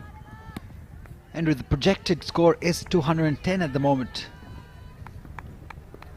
What do you think? Would you be happy at the moment? If you give a 210 at the moment, they'll take it. Well, I think Ed Joyce would walk off the field and say, right, let's not play the next 90 minutes. Let's take that 210 and see if we can defend it. Because they're 5 down. So the run rate's actually pretty good. That's due to the aggressive intent that we've seen.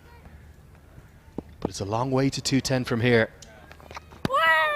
Particularly with the ball starting to turn more and more. End of the 27th. It's a Nelson, 1-1-1 for 5.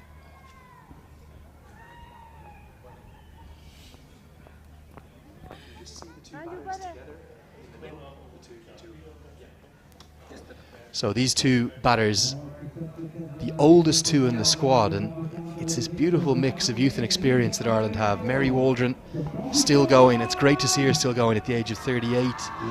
And then her partner Emma Richardson in the middle, 36 years of age, back into Irish colours. So they have all that experience from playing for so long. But they're joined by teenagers, aplenty in the squad. Jane Maguire, Louise Little, Amy Hunter, all still in their teens. Orla Prendergast, Leah Paul and Gabby Lewis only just past their teenage years. So I think Ed Joyce has designed the squad really cleverly. He said, I want to keep the experience of Waldron and Richardson for situations like this, and then help to bring along that next generation. And I think it's a very exciting next 5 to 10 years for Irish women's cricket. Absolutely.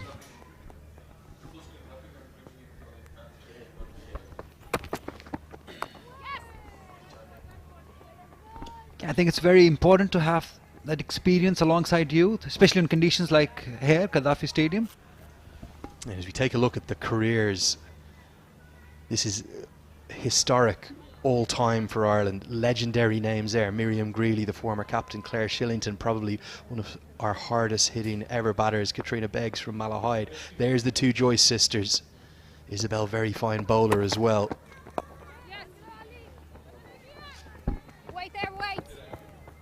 And they're the kind of cricketers who led the way. They were the trailblazers for Irish cricket. Shillington and Beggs in particular, and Greeley. Mary Pat Moore going back further. But then look at the next generation already climbing the list. Laura Delaney, Gabby Lewis. There's iconic names there for Irish women's cricket. And it was funny, back in the 70s, 80s and 90s, when the Irish men were nowhere to be seen on the world stage, the women were actually setting the trail. And now, in this era, it's the women catching up on the men again and getting back to parity, which is really good to see. Yeah, also good to see these young batters coming up. Those averages we just saw. I think these two batters, Gabby Lewis we were talking about, she's got the maximum of the average. That will get better because you know that she's full of skill and talent. And definitely this tour is going to help them a lot.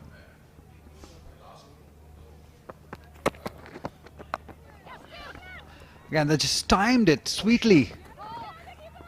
Very good work done by Nidadar, but not before they come back for 2. A good run in from Mary Waldron. She works incredibly hard and her fitness always has.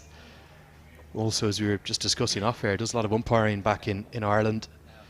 Has actually 6 T20Is as an umpire. That's men's T20Is she stood in. And she's very, very well thought of in Irish cricketing circles. She's cricket obsessed. In the summers, she spends all her time in Ireland. The winters, she goes down to Australia, down to Adelaide, to umpire. She's got a big role to play in the second half of this innings. Ireland, 116 for 5. 28 overs gone.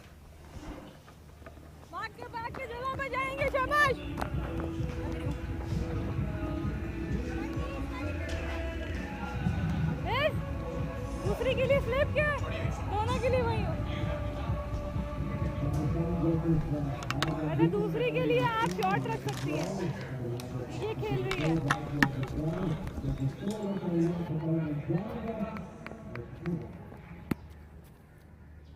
चलो चलो शाबाश किनको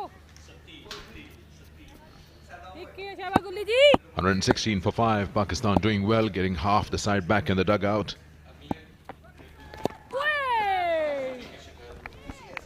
Be happy with that performance.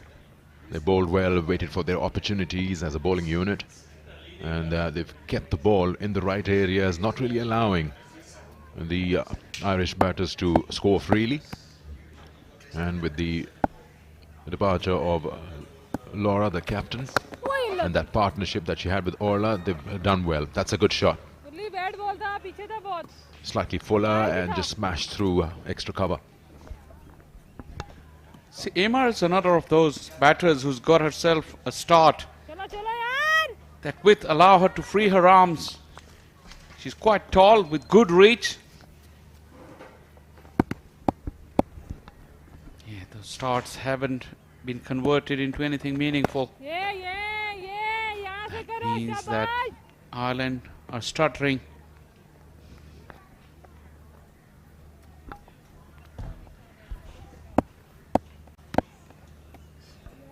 How far she had to reach out, but good use of hands. Against the spin.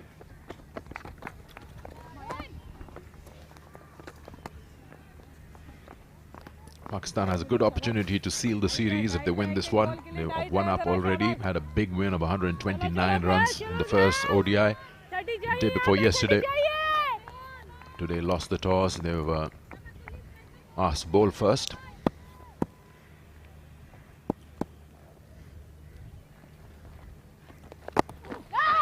It's been a good day for Pakistan, even at the World Cup. Pakistan doing well, restricting Bangladesh to 127. They have a big opportunity to score those 128 and get into the semi-finals. What a win that was from Netherlands against South Africa.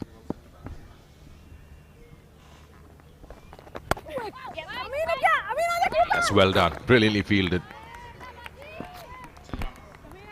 It's Sidra Amin going to her left, really moving swiftly. Good agility, good athleticism. And the girls in green, well, both the teams are in green, but Pakistan really doing well in the field. 29 gone, 121 for 5. Bowling chain left and round.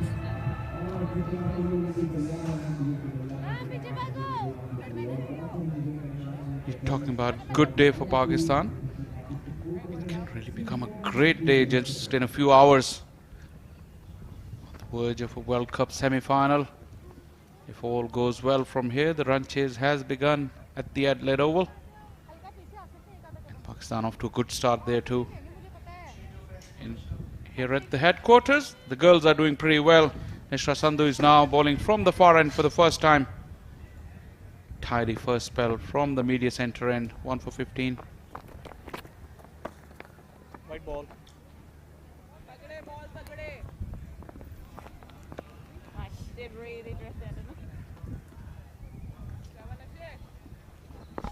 Nashra just loops the ball. She offers absolutely no pace whatsoever.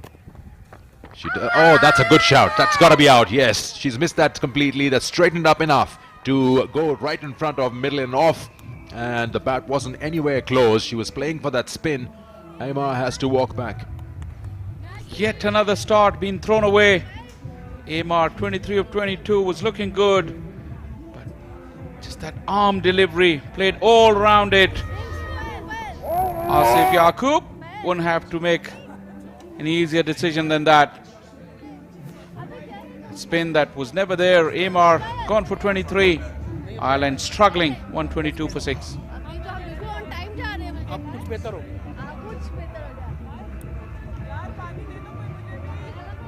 Still 10 minutes for drinks. Still 10 minutes for drinks. And this is over number 30, so it's 32 and all right. Come girls, come.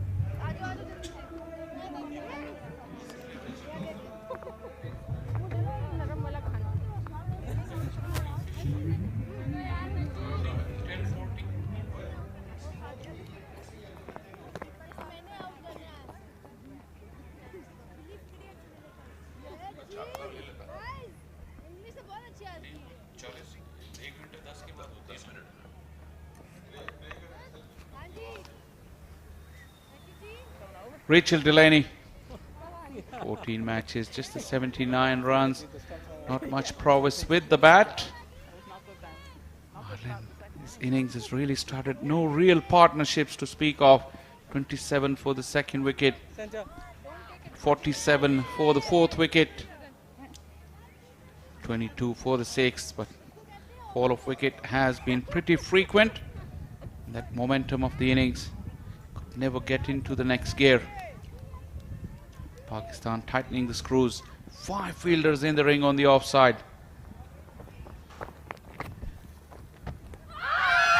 There's a sound. Yes, there's a sound. We heard that. Everyone heard that. She chased that one, and it's back-to-back wickets for Nashra Sandhu. Not the best of the deliveries. Bit of a sheepish smile on her face. She realized it wasn't one of her best, but she'll take it. Good catch. Sidra Nawaz is very, very tidy behind the stumps. And a first ball duck for Rachel Delaney. Look at that. Short, wide. She could have hit it anywhere. Instead, she gets an edge. Good footwork and good glove work.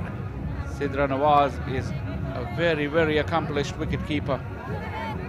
First ball duck. Delaney gone. Ireland 122 for 7.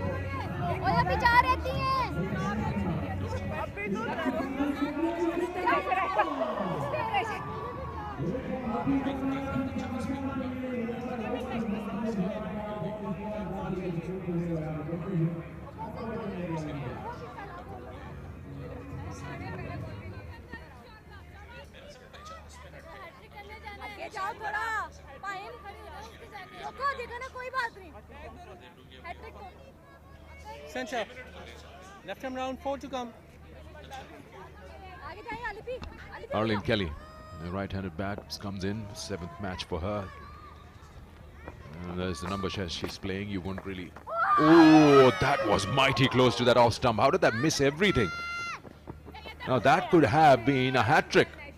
She completely missed that. That was, I don't know, the half an inch or less than that to that off stump.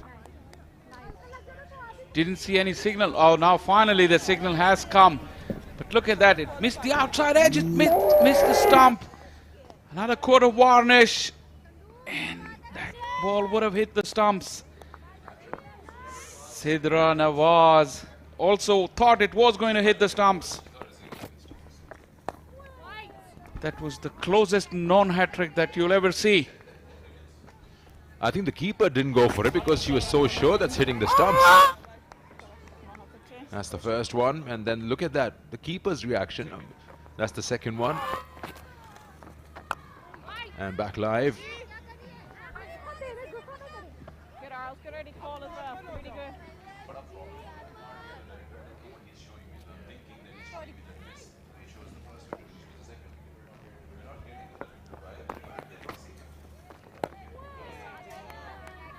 Double ball. A double wicket maiden. Well, it's not a maiden. There was a wide on the first delivery. Still Sensational from Nashra Sandhu. 124 for 7. Now they're going with a good rate, so I'm not going to tell.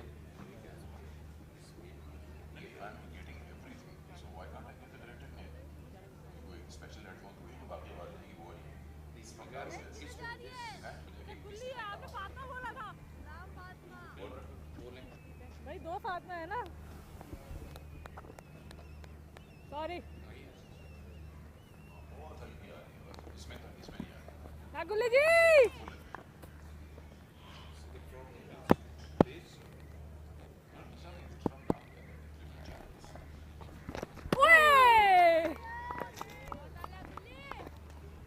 You know, when you right on top as a bowling unit, you need your bowlers to be hunting in pairs. Or it's not really necessary that one bowler takes, both the bowlers take a wicket. The other one can actually squeeze the run. So that's what Ghulam Fatima is doing. She's got wickets, yes, but she's keeping it so tight that the batters are not finding any zone to score runs. When the pressure builds up in Ghulam Fatima's over, then the other bowler coming from the other side starts getting wickets. चलो चलो यार आठवीं come on Because if one of the bowlers are being hit, then the pressure is released. Then you don't really take a chance against the one who's taking wickets.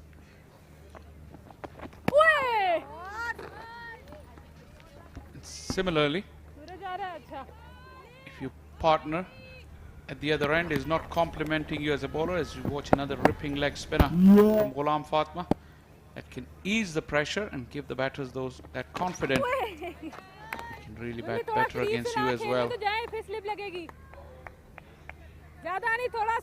Partnerships are always talked about with reference to the batters. Bowling partnerships are also very, very important.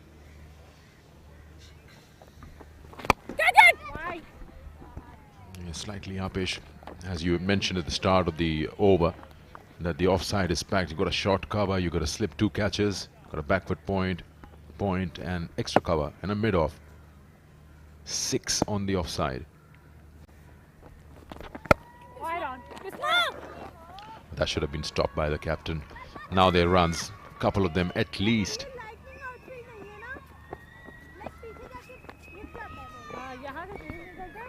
A slight lapse there. There wasn't much of a gap. It should never have gone through that gap. Aline off the mark with a couple. 127 for 7.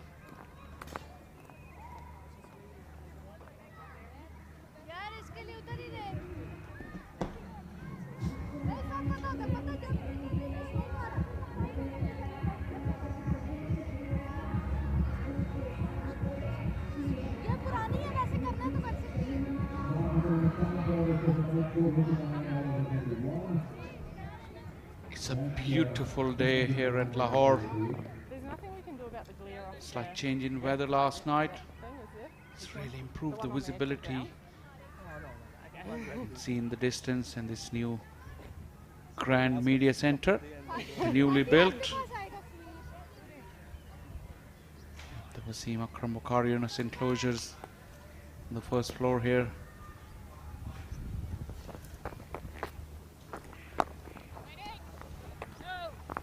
The real tight squeeze from the spinners. Irish doesn't know where the next run is coming from. Ashra has got 4 on the off and 3 on the onside. Well, they had to do something and expect a little mistake as well in the field. Will allow another single.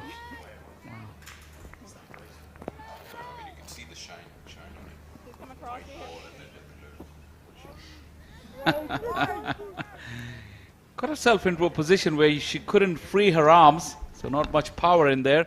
The idea was good. Do something to put Nashra off her feet, because if you allow her, she will bowl. Good use of the feet. This is beautifully played. Real caress. The ball is still coming on very nicely onto the bat. Very, very good boundary. Yeah, boundaries will be helpful. They'll count. Everything just adds on to the scoreboard. They need those runs to provide their bowlers something to fight with, and that's nicely placed. Nicely cut away, but the field is there. As I said, the packed offside field. 132 per 7. But look at those mats, which you can see the white ones transgroup, and that's what the batter was talking about just a couple of deliveries ago to umpire, that the glare coming from it is just a bit of a hindrance in trying to side the ball in that white ball and the white background. And obviously he can't do much about it. On screen you don't feel that glare, but with the naked eye you can actually feel it. You see with the sun changing the angle, it's at an angle at the moment which is really causing that glare that Sikandar was talking about, really upsetting the batters. It's this time of the day. Over and drinks, ladies. 6 of the over, 32 gone, 133 for 7.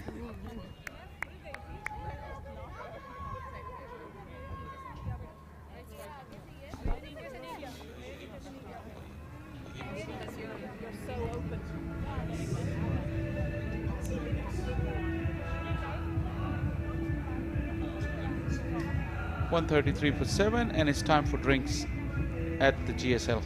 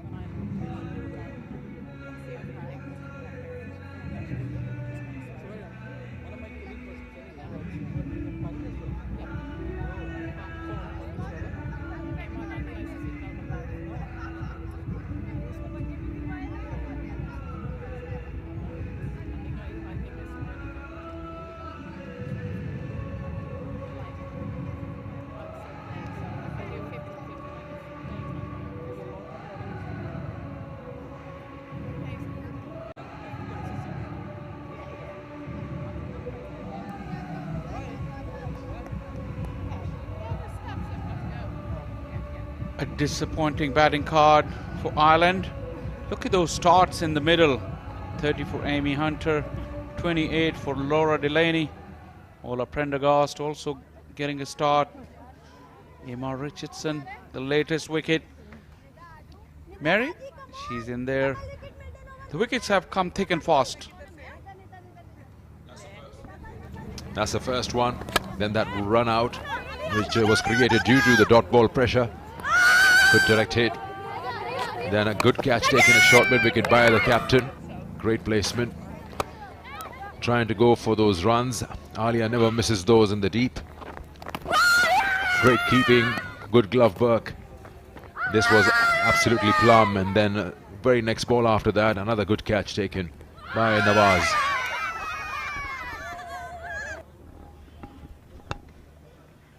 Yeah, the spinners have dominated. Early wicket for Fatma Sana. But then Ghulam Fatma 2 for 26. Nashra Sandhu the pick 3 for 22. Didn't even need Nida Dar to chip in to put this Irish team in trouble. 133 after 32 overs. Seen the wicket is very, very good. There's nothing wrong with the pitch. And now it's time for Nida Dar once again. Oh, a real drag down from her. Not really punished.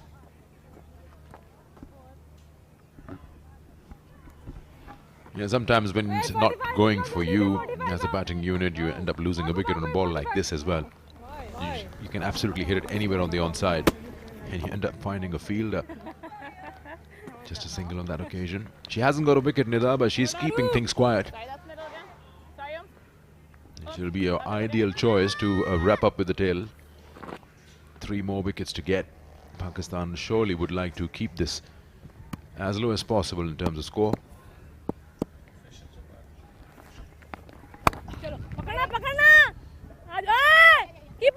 Oh, that's really not nice. That should have been stopped. There was no single there. Gotta be so sure that when you're doing well in a match, you keep those things tight. Can't just allow the opposition to just take singles for no reason, and just puts the bowler off as well.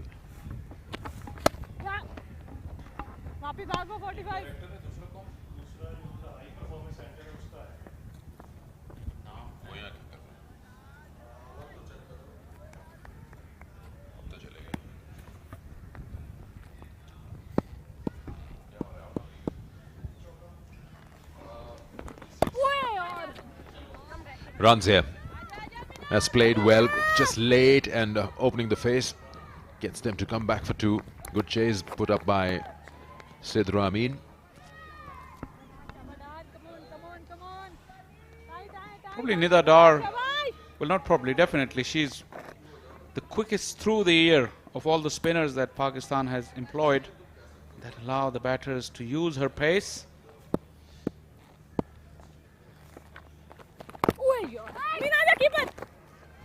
Sarah Nawaz moving very, very quickly. Pakistan's ground fielding has been good today. They've helped their spinners. If you rely so heavily on your spinners, you need to have some good fielders in the ring and also in the deep as well. Spinners rely heavily on their fielders.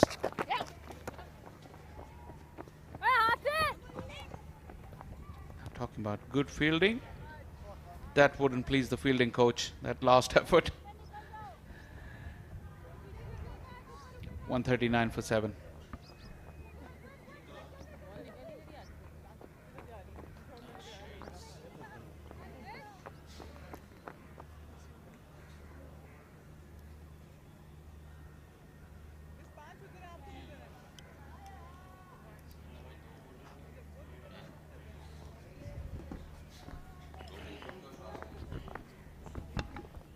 Second ODI live from the Gaddafi Stadium, Lahore. 139 for 7. Ireland winning the toss and deciding to bat first.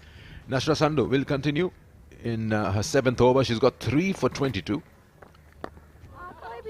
She's been pick of the bowlers for Pakistan. She's bowled so well. She's getting that grip and she's getting that turn as well. One leg before 2 got behinds.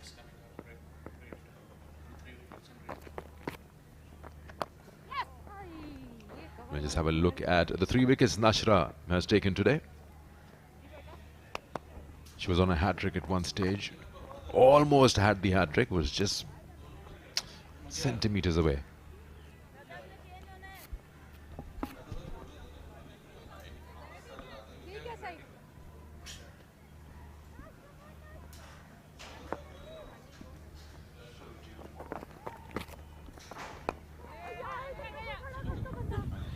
A little stutter, but the ball was in the gap. Sorry.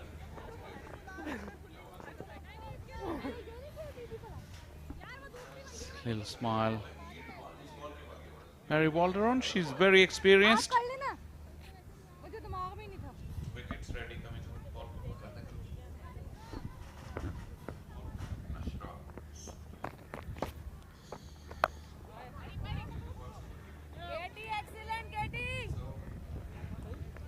ODI.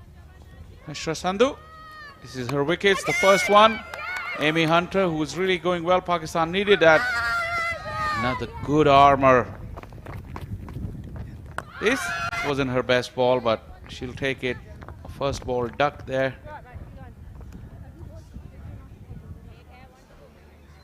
Spinners have really tightened the screws. This is the third one.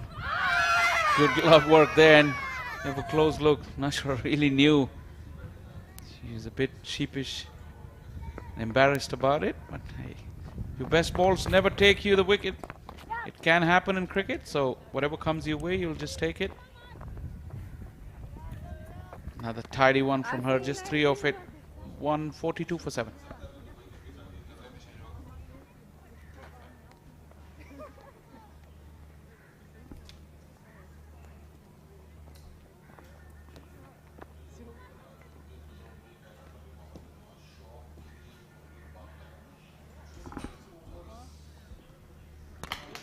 Ji sir बताइए बिस्मा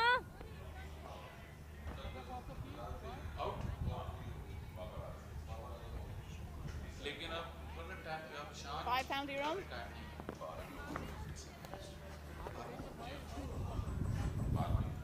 क्यों गई है बाहर गई washroom sir washroom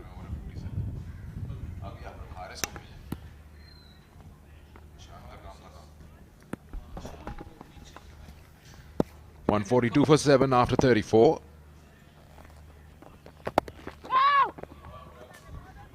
दारू थोड़ा पीछे है ये दारू Sorry, I hesitated. I was like, yep, that's that. Probably when they won the toss and decided to bat first would have kept at least 250 in mind. हाँ सही है शाबाश And things haven't gone their way. They have lost wickets at regular intervals. You look at the pattern of fall of wickets. First at no score, and then at 27-43. Then there was a bit of a partnership between Orla and Captain Laura. Then 90, 100, 122, 122. Those are the 4 wickets that have fallen.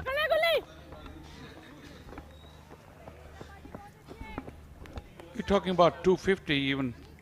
Off here we were thinking if they get 220, 230, they can put up a fight.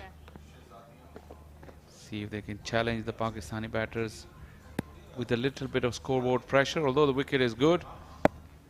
Even 220 from here, Ireland would take it with both hands. This one is skidded off the wicket. Nida, quicker through the air. Did hold its line. Is it her variation? That was the change-up delivery, the flighted one. She couldn't control the flight on it. And that does have these variations, or in terms of speeds as well. She can loop it, she can flight it, she can bowl a flatter, quicker trajectory. She mixes those up very nicely.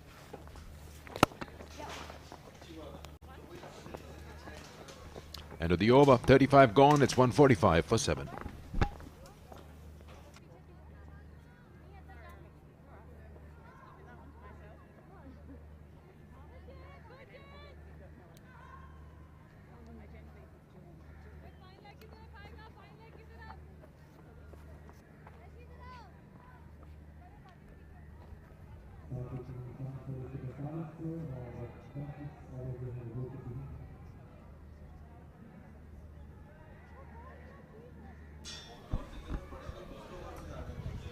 Yeah, those white dots, they're a bit of a bother for this Ireland batting lineup. They've been scoring runs at a good rate, but the wickets, that has really held them back. 7 wickets they've lost inside 35 overs now. The best thing they can do end to here is that they shouldn't get bowled out. That's probably they should be looking at. Play out the remaining 15 overs. Yeah, I think this 8-wicket partnership has done that quite well. It's worth 21 now. Pakistan, they've said enough's enough. Let's get our strike bowler back into the attack. Yeah, I think you're spot on. I think it's a case of For Ireland, rebuilding, but for Pakistan, they have said enough is enough. Let's get our strike bowler back into the attack. Let's break this 8th wicket partnership, which is worth 21 now. Remember, Arlene Kelly, very much an all-rounder, out and out, and she's a nice little insurance policy for Ireland to have down at number 9. Yeah, Ireland do have luxury of 7 all-round cricketers. Do you think in an ODI game, it's a good idea on a pitch like this, you might need specialists? That seemed to have a little bit more. Yeah, I think one of the issues in the Irish women's club game, that's the inside edge there from Waldron, is that you've tended to see maybe 3 or 4 or 5 players in each club dominate and kind of do the majority of the bowling and the majority of the batting. And that's why the Super 3s have come in, which is in essence an interprovincial structure. But because, unlike the men's game, which is very strong in Derry, in Belfast, in Dublin and in Cork, historically the women's game really only strong in Dublin. Now the unions in the north of Ireland in particular are doing a very good job at starting to promote the women's game in the Northwest and the Northern Cricket Union. They're based around Derry and Belfast. But what hasn't happened until the Super 3s came along, it was really just club cricket that it was being selected from. So now with the Typhoons and the Dragons, you get is the best players playing against each other more regularly. That one's angling down, going to miss the leg stump. Good movement again from Fatima Sana through the air. Yeah, she does that. Good length also. Wanted to go towards onside, yeah, definitely going down. But the good thing is that she gave a lot of air. She's still wanting the ball to swing. Asif Yaqub, another very good umpire.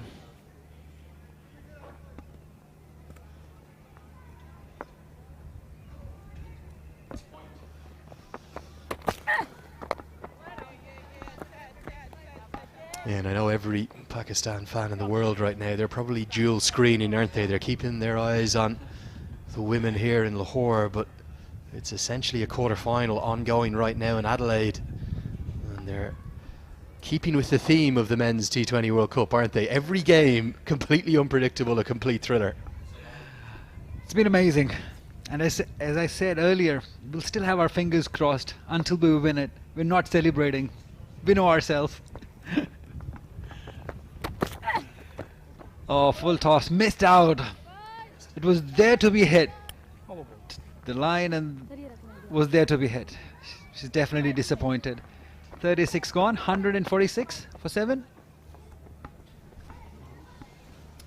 Yeah, speaking of those global events, Ali, and the men's T20 World Cup that's ongoing in Australia, we'll then look forward to 2 women's events in January and February, both in South Africa. Pakistan are in both of those. Ireland are in both of those. It's the first ever, the inaugural women's under-19s T20 World Cup in January. Brilliant initiative. Really looking forward to that event. 16 teams. And then we'll have the 10-team women's T20 World Cup in February.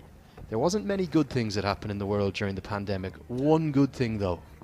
It's pushed some of those events back, and it means we've just got cricket coming up. And all of those World Cups to look forward to. If the women's one in February is anything like the men's one that's ongoing, we're going to be in for another cracker.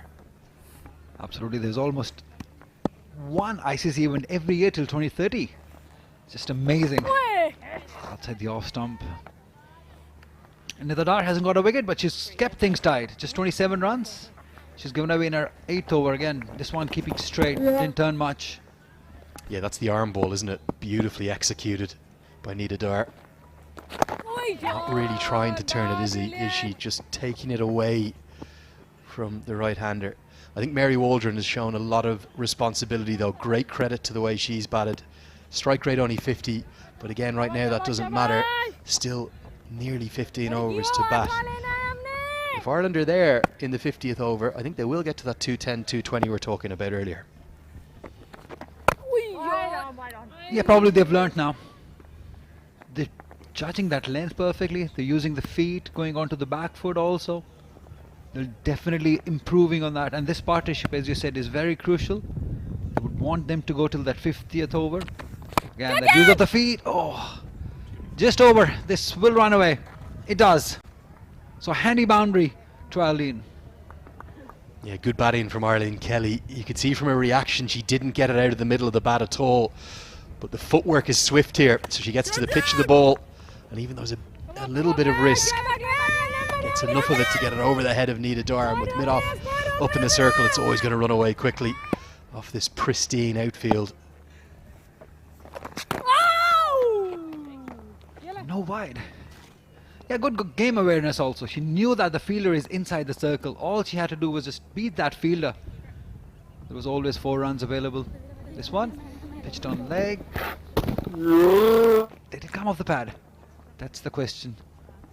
Yeah, just a flick of the pad. 37 gone, 151 for 7.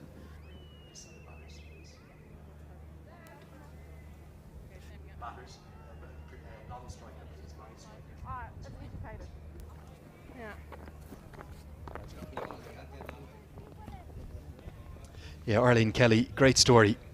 28 years of age, born in Auckland, New Zealand, but with a name like Arlene Nora Kelly, you can tell she's Irish. That's as Irish as names come. Both of her parents born in Ireland, and her mother as well. She holds an Irish passport because of that. And then ahead of the season this year, she was signed by the Dragons, which is one of those 3 Super 3 sides. And then because of a few injuries that were going around, within a month of coming to Ireland, she was straight in to the Irish side, as there was plenty of regular players missing, and she said it was a welcome surprise. She thought she was going over to play domestic cricket and ended up in the national team, and what's more, being in the right place at the right time, she then went on to play against South Africa, picked up a couple of wickets, and Ireland hammered South Africa, beat them by 10 wickets, a historic win during the summer, and that was on her T20I debut. Picked up the wicket of Sune Luce, the South African captain, and she's been a really good addition to this team. She's been ever present since that debut. Yeah, similar to what Pakistan did early on. They started off with those 3 teams in women cricket, and now we are moving on to Pakistan Super League also. I think that is an amazing initiative by PCB. I think that will help Pakistan women grow a lot after that league is happening, and the best thing is it is happening with the men's cricket in the same time frame, same days, same places, same everything is same, so that's going to help differently grow Pakistan women cricket. I think that's an outstanding initiative, that inaugural women's league that will come in February next year, and it was actually announced during the Asia Cup, and from talking to the Pakistani players, they were so excited. You see it there, one nation, one passion, and it's about time that the women's game gets even more exposure here, and that I know is a big focus for the Pakistan Cricket Board.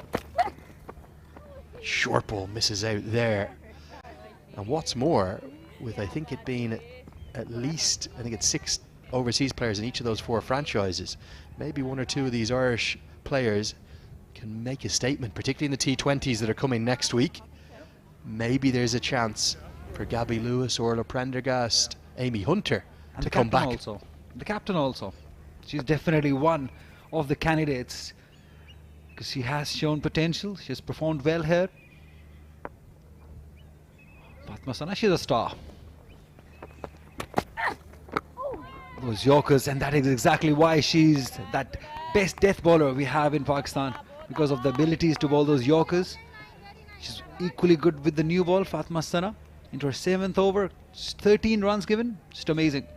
Yeah, brilliant Yorker this, wasn't it? Great execution, clearly going for the Yorker right up to the block hole, and Kelly actually does pretty well to dig it out.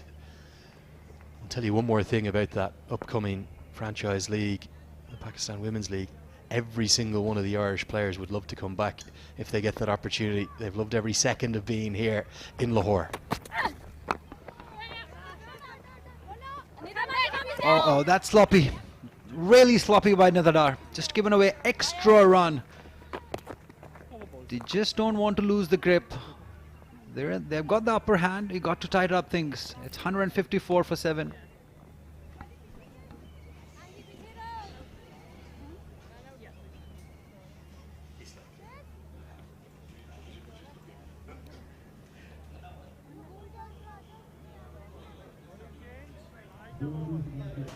Lovely to see the young fans in. They know they're up on the big screen. And that's what series like this and exposure like this broadcast around the world on the Pakistan Cricket Board's YouTube channel, and free entry for all the school children coming in. Oh, what have they got in their lunch boxes there, Ali? You'll tell me better than I would know. What would be the go-to there? That's biryani. I can 100% tell. That's a favorite food. Wherever you are in Pakistan, biryani, easy. And what's that? A juice box with it, is it? Yeah. That's the combination we have, especially at this age. We love biryani. You had it yet? No? Not yet since I've been here. No. But certainly a dish I've enjoyed in the other parts of the subcontinent. The food so far, I had a kebab last night, a merg tikka kebab. Oh, delicious food. Very good. I can recommend it highly here in Lahore. Ali Ras is back for a 4th over. Yeah, definitely. He's just a couple of days here, jet lagged. Now you're relaxed. We're going to take you out for some special Lahori food. You're going to love it. I've also heard about this amazing ceremony on the border, very, very close to here. Yeah, that's Wagah border. Yeah, it's just amazing feeling being there. I think you need to visit that place, definitely. And literally every day, thousands of people turn up for this ceremonial. Is it changing of the guards, something like that? Yeah, it's basically the flag raising ceremony. It happens every time at 5 o'clock in the evening, and the passion there from both sides actually, from Indian side also and Pakistan side. It's just amazing to see, just goosebump stuff. You have to visit there. We'll take you there. I think one thing that's been lovely to see with those ICC events we were talking about there, there's lots of kind of hot air, lots of talk about rivalry between the two countries, but they seem to get on with each other so well when they do play against each other. Women's Asia Cup there a couple of weeks ago, great respect between the two teams. That classic at the MCG, one of the greatest T20 games of all time. And it's lovely to see.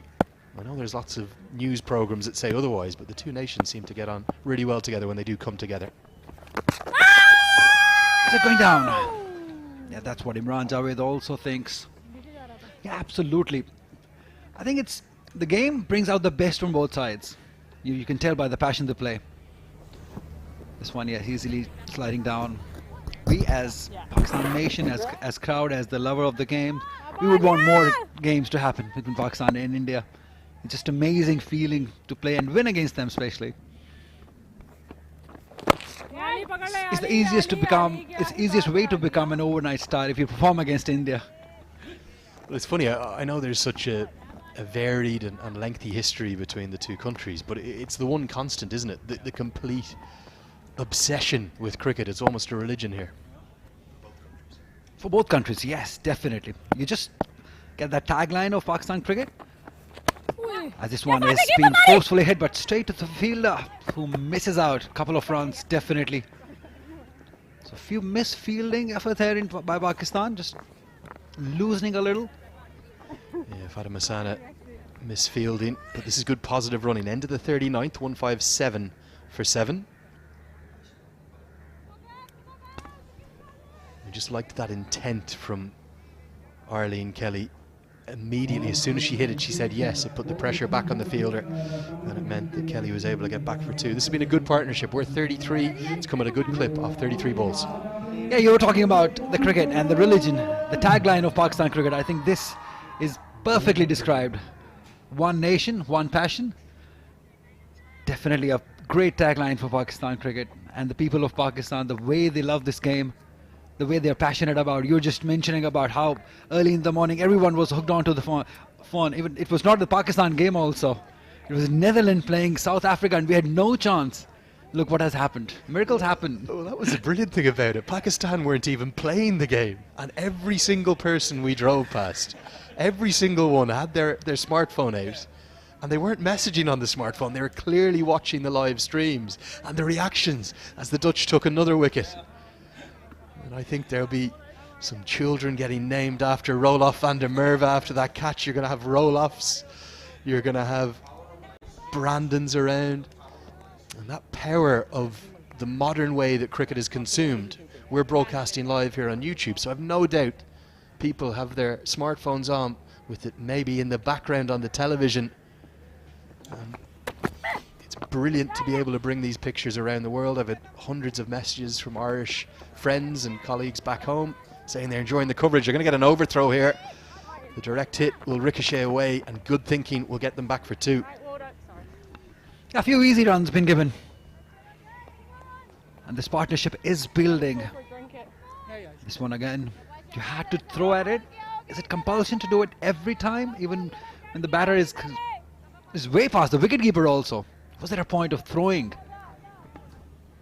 Yeah, they're the little things, the game awareness that certainly I felt at points of the Asia Cup. Pakistan were just a little bit off that, obviously, that defeat to Thailand. This is driven, and it's driven through the covers, and it's going to run away for 4. Good strike, over pitched by Sana. She's been so economical so far. I think that's the first boundary that's been hit off her. And that's a good strike from Mary Waldron. Yeah, follow this time again by Fatma Sana. She's been persisting with that length. Slower one, a cut up, just rolled her fingers over it. And the placement was perfect. Look at that, there was 3 fielders. Just creamed it. Beautiful. They need more of it.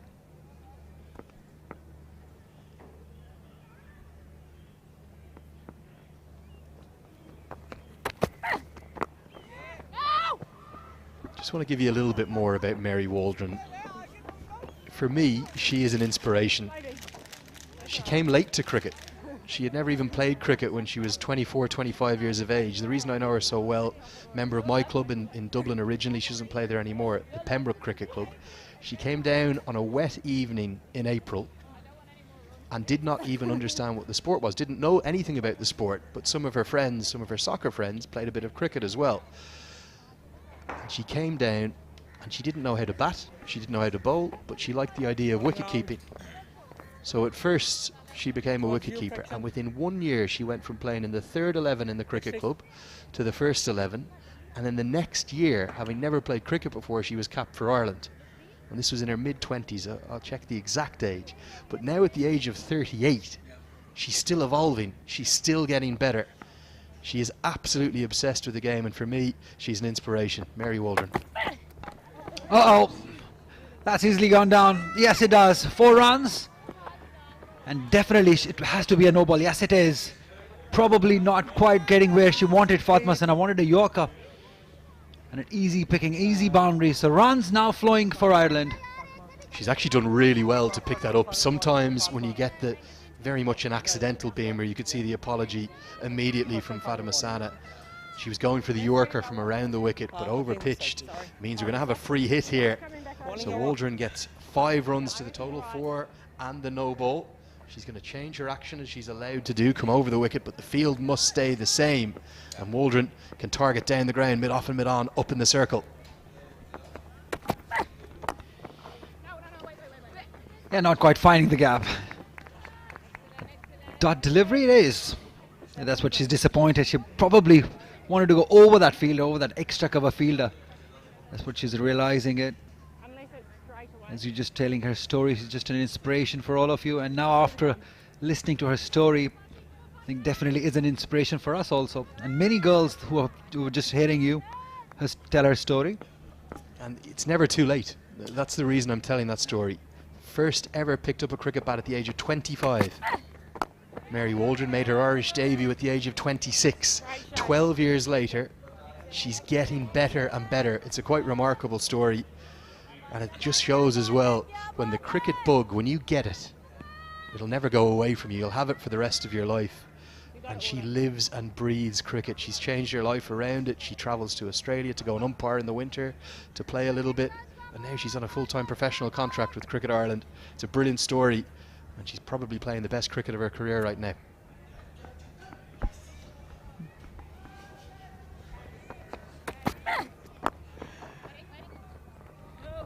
You see, everyone is excited. It means that there's 6 been hit in Adelaide, and everyone in Lahore is excited.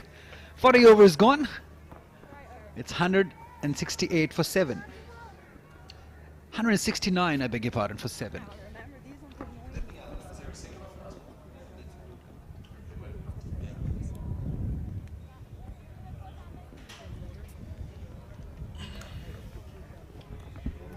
Just an amazing morning, rather afternoon now here in Lahore. The weather is getting so nice, getting better day by day. Have you enjoyed it yet? You've not been out yet, so I won't ask you many questions about Lahore, but the weather that you've seen.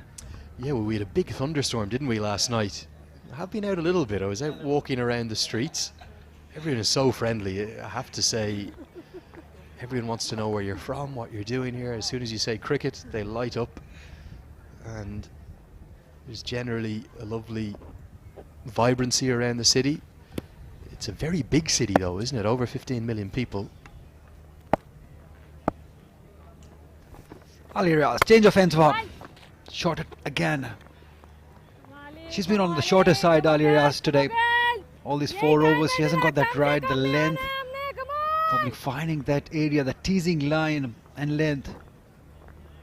Because she's bowling after a long time.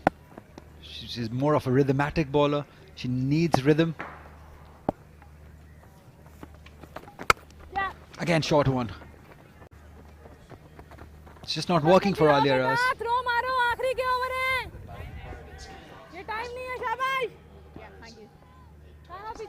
Yeah, they're enjoying it. Why not? They're witnessing the best of Pakistan women cricket right in front of them. Irish women also, a few big stars in that side. Lots of learning. I think mum and dad are in the background there. They're looking at the smartphone as well. They're watching the stream from Adelaide. Waldron now the top scorer in this inning. She moves into the 30s. The one disappointment for me, and I think it'll be the same for Ed Joyce, will be just how many batters have got starts.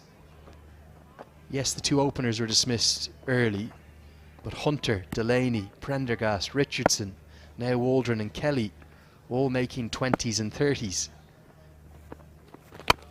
You want is one of those top order batters to go on and get a big score, not just a 50 plus, an 80 plus, maybe 100. That's what wins you games. 20s and 30s, they don't tend to win you matches. Absolutely. I think it's those middle overs from 20 to 30 overs where they lost 4 wickets this game. I think that really has held them back. There was a partnership going on nicely, but then those quick wickets, 4 quick wickets in those 10 overs, I think that has really put them back. And now they're again in a rebuilding phase. This partnership is probably growing and they're enjoying. Why not? Jumping for joy. Yeah, look, there's the stream. The stream's on. He's listening to the commentary. I think he's throwing his child up into the air because it's another boundary in Adelaide. Pakistan getting closer. There he goes. Brilliant to see. Yeah, Alia. Now you understand the passion. One nation, one passion. They're watching this game, but they cannot have their eyes off from Adelaide game. It's the end of another over. It's 171 for 7.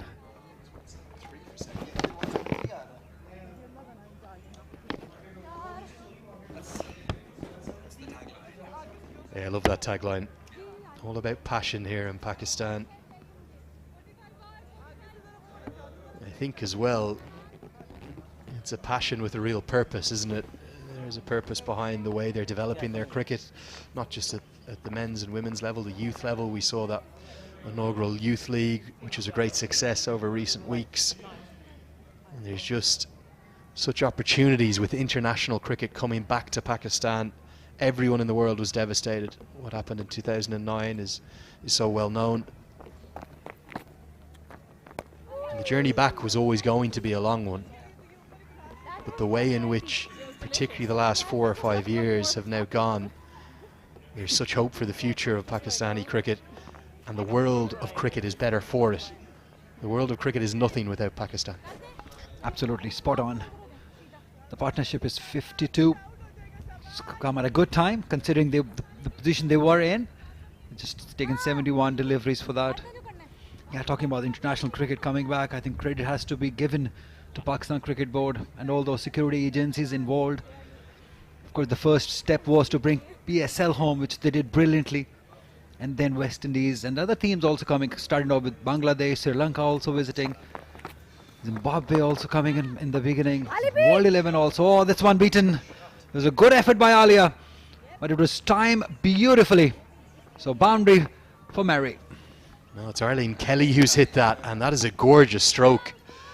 One of the shots of the innings. Spoke about Kelly's all-round skills, having moved up from New Zealand back to Ireland where her heritage lays, and she's been rewarded with that full-time contract, a 2-year contract.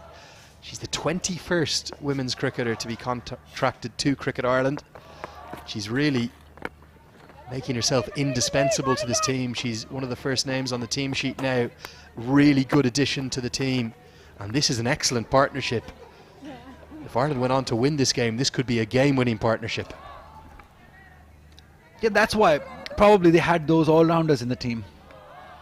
Because of these little partnership, they always knew that it's not going to be an easy job. But they've done really well. They're just making a comeback in this game. At one point they were struggling. When they lost those 4 wickets in those inside 10 overs, it was needed and they have delivered. And the development of Waldron's batting is so impressive. Vast parts of her early international career, she batted 8, 9, 10 and just really was in the team as a keeper. But she's showing her value here in the middle order, batting really nicely. 3 wickets for Rasha Sandhu into her 8th over. She has this responsibility of bowling in those last 10 overs. It's never easy, but she's done a brilliant job over the years. She missed out those important tours. Oh, that's in the air. There's a fielder. Not quite getting it. Just one bounce to the fielder. The intent is there still. They're looking to score runs, and we definitely have got game in our hands as we progress to the last 8 overs. It's 181 for 7.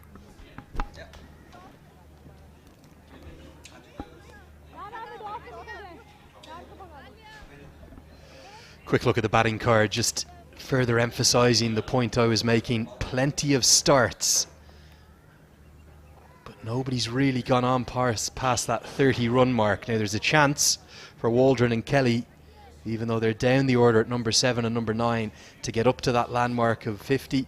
They've already put on 59 as a partnership. It's been a wonderful fight back from Ireland. It's got them right in the contest. Can one of them get to 50 in the last 8 overs? Ireland might be thinking north of that 220 now. Maybe eyes on 230, 240. 8 to go.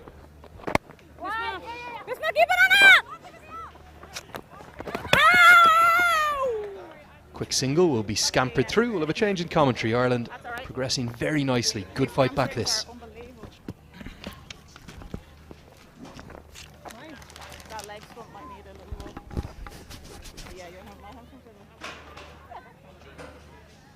Damage.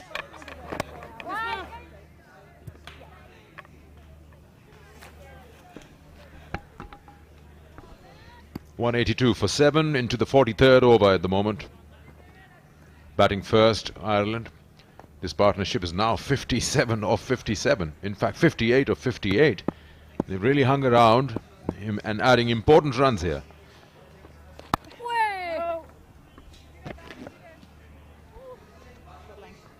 This what shows that what could have been done earlier with a few wickets.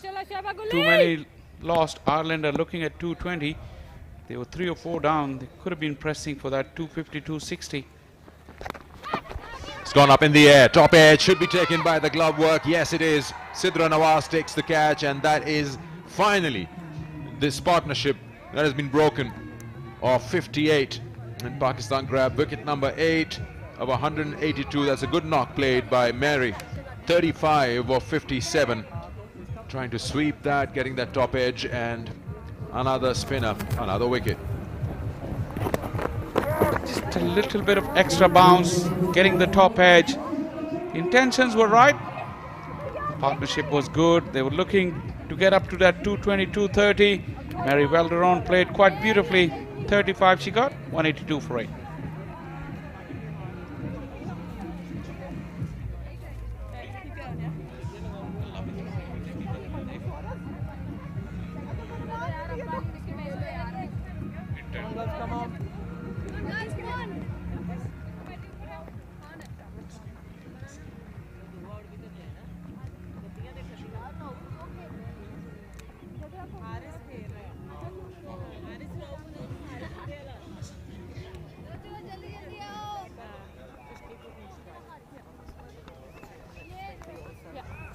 Yeah, we'll just keep building.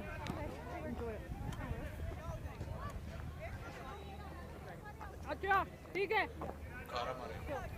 Kara Marek, the right-hander bat, coming out, 15th match for her. They try to stick around as much as she can and allow Mary Waldron. In fact, Arlene Kelly, beg your pardon, to get as many runs as possible. 29 of 38 for Arlene.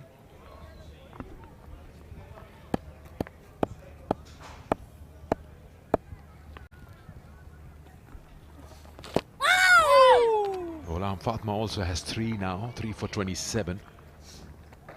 And the left-arm spinners have really been of purchase here. That's the top edge, the last wicket, breaking that 58-run partnership. Good catch running back. Sometimes it's not easy to look up above your head with the peak of the helmet. Like we mentioned before, Sidra Nawaz is a very, very good wicket keeper. We haven't seen the best of her. She wasn't tested as much as we've seen her on some challenging pitches. She is very, very crafty. Sidra Nawaz.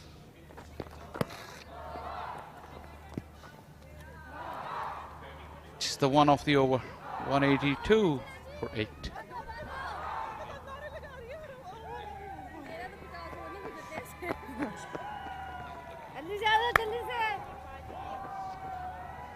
It's a cloudy afternoon and we got some crowd in. Good to see these youngsters in there. Really enjoying nice Sunday afternoon here. The change of weather. You could really feel that freshness in the air, and there's some more youngsters. Looks like some school students or a cricket team looking like the coach in the middle. Always fun to watch cricket here at the Gaddafi Stadium in Lahore. These youngsters will remember it for a long time.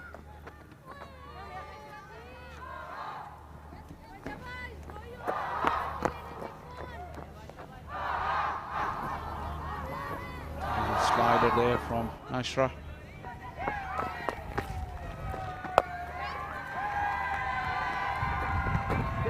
Three for 33. Probably should be eyeing that 5 for.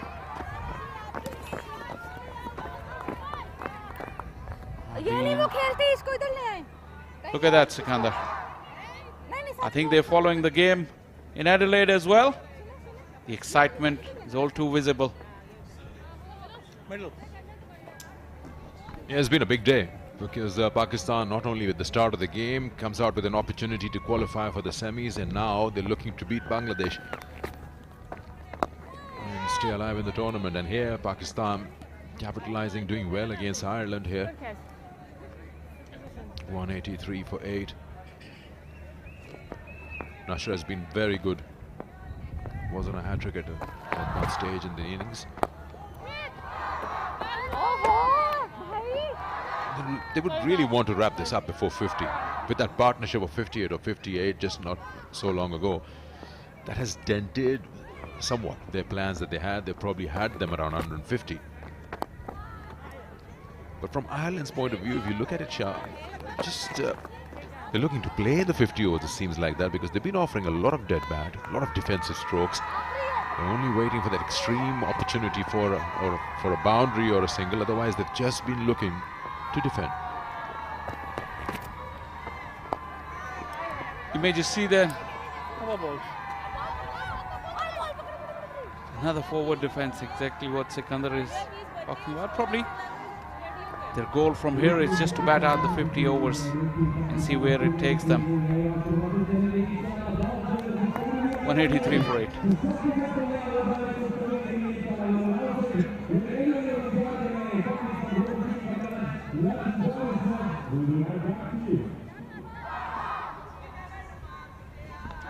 Three for Nashra Sandhu and 3 for Ghulam Fatma. And a wicket for Fatma Sana up front, the first one with the new ball. Kanat has done well to bring that economy down from 6.5 to 5.8.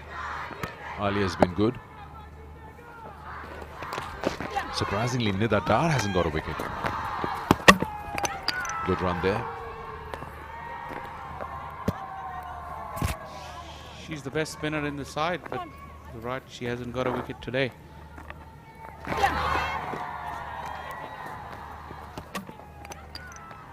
Whilst this game is dragging along, I think the more excitement in the crowd is from the ones who are following the game in Adelaide. Plenty of noise coming out from the stands here. That's a good ball. Bit of turn and bounce as well. You look at where Sidra Nawaz grabs the ball. Just around that shoulder.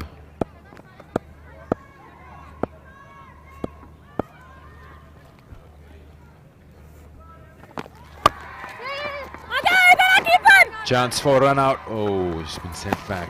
Gara has placed 9 deliveries yet to get off the mark. You could feel she's getting itchy. She wants that first run against her name. And it's so funny, it's just one run. The amount of relief you get after scoring that. Kara couldn't do that on that occasion. She will try again. Oh, that's missed. She's beaten in flight. It's beaten all ends out. And that slight spin and turn has saved her. That saved her off stump. Have a look at that. It's beaten in flight completely. And there, the turn saved her.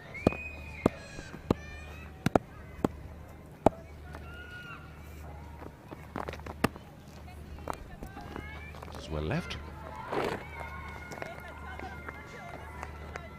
Good to see kids coming in big numbers. It's a Sunday, so families do come out, and it's a great opportunity. Come and support the girls. International, one-day international. This time around, gets a bat onto it. Probably 2, and they just settle for 1.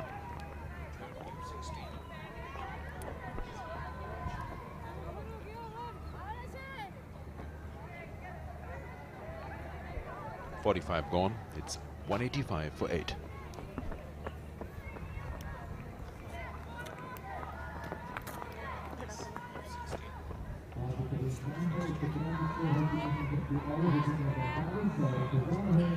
Already, girls.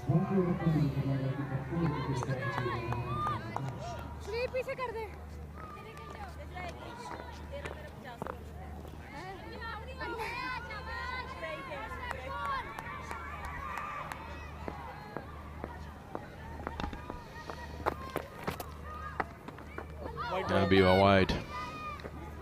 Would have been runs had she made some connection. Into her last over, Nashra Sandhu, 3 for 35.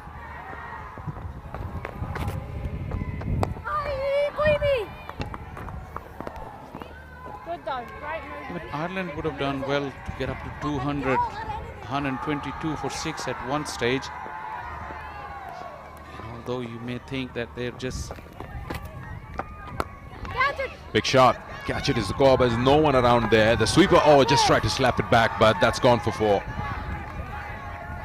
Oh, that will just make her feel good, yes, because she's been trying to get some runs going. 14 deliveries for 5 runs, and that boundary is a feel-good factor. 4 more to the total, and the 90 is now 190. Good footwork. She swatted it. Plenty of power behind the stroke. Sadaf was scrambling in the deep, couldn't get to the ball. Yeah, that boundary will get them closer to that 200 that I was talking about.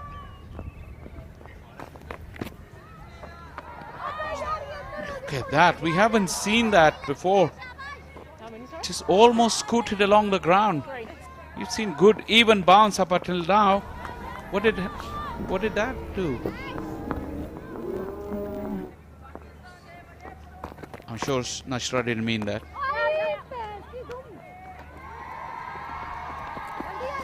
Inside edge for 1.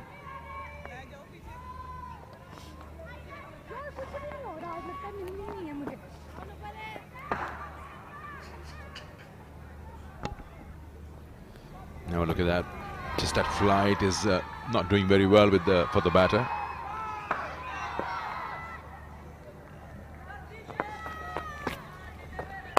This time down the wicket was a bit of misfield. Nashra couldn't stop that off her own bowling. A bit of a blemish on the fielding chart of the fielding coach. Pakistan has done well in the field today. That was firm, but regulation. I should have stopped that.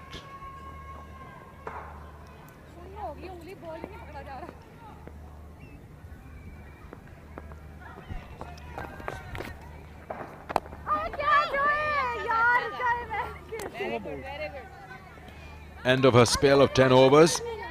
Nashra Sandhu 3 for 41, 192 for 8.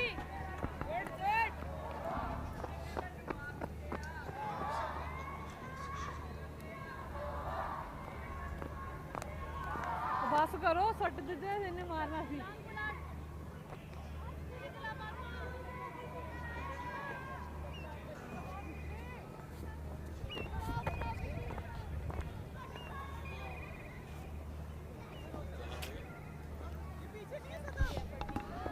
Four overs to go in the innings. 192 for 8. Ireland winning the toss, batting first. And Ghulam Fatma will now look to complete her spell. That should be out. If there's no bat, that looks pretty adjacent, but there is probably some bat in there. Replay will tell us. Some glove or bat. Yeah, there's glove.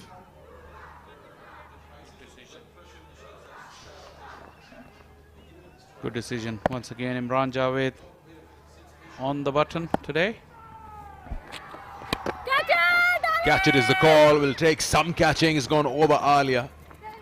And Ireland comes back for 2.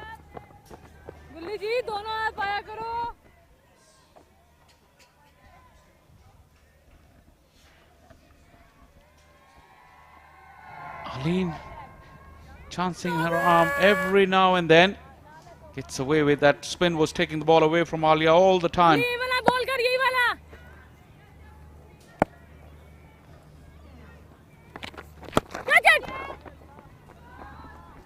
Now they're just looking to get some runs going, realizing that we've got 3 overs to go after this. We've got to give the credit to them that they won the toss. They're looking to bat the 50 overs now. At one point in time when they were 100 for 5, who would have thought that they'll bat 50 overs?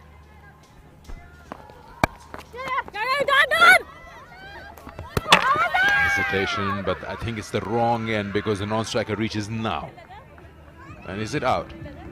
It looks like out. They look pretty confident. Have the umpire given him out? Yeah, umpire has given it out. So, okay. It would have been an easier run out at the non-strikers, but here, no problem as long as the wicket fall is there. And number 9 goes back. Aline was looking to get back onto the strike. The throw on the bounce. Good work once again. Very tidy from Sidra Amin. Ireland loses their 9th wicket. Arlene Kelly played quite nicely. 35, 194 for 8.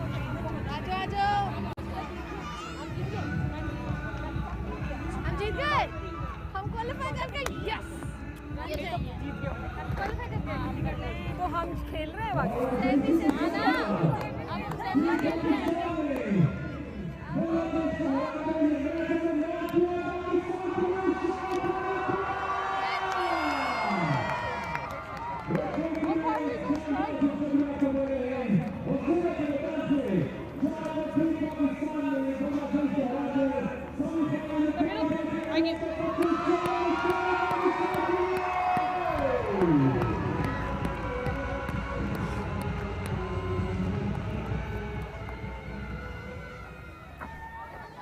194 for 9.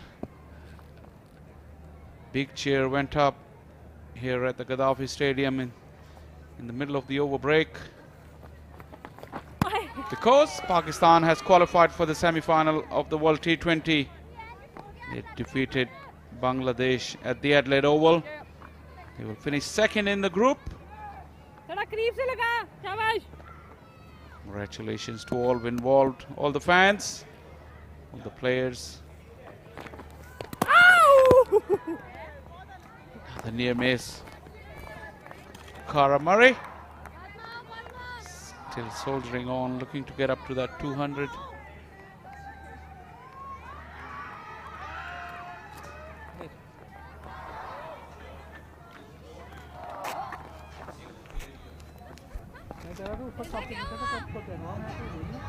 One wicket in hand, 3 overs to go in the first innings, 194 on board.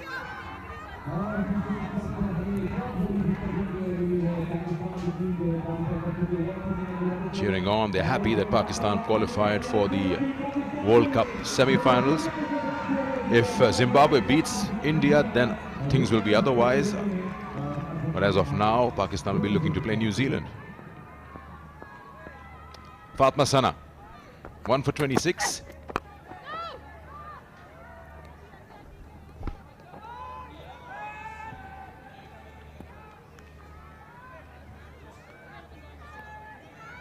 Well, Arlene Kelly was important for the remaining part of this Irish inning. The slight misunderstanding. Cara Murray was also short, but the throw went to Arlene's end and she was short as well. Ireland could have done without that wicket. Just the last pair in the middle now. And it's Castle, Fatma Sana, full and straight. And Cara Murray loses her stumps. And that is the end of the Irish innings. 194 all out. Very, very clinical performance with the ball and in the field by the Pakistani girls. Led by the spinners, but was started by Fatma Sana with the first wicket and it was ended by her with the final wicket of the innings. And Ireland, having won the toss, had decided to bat. Be really disappointed with their effort because the wicket is quite good. The conditions conducive for batting here at the Gaddafi Stadium.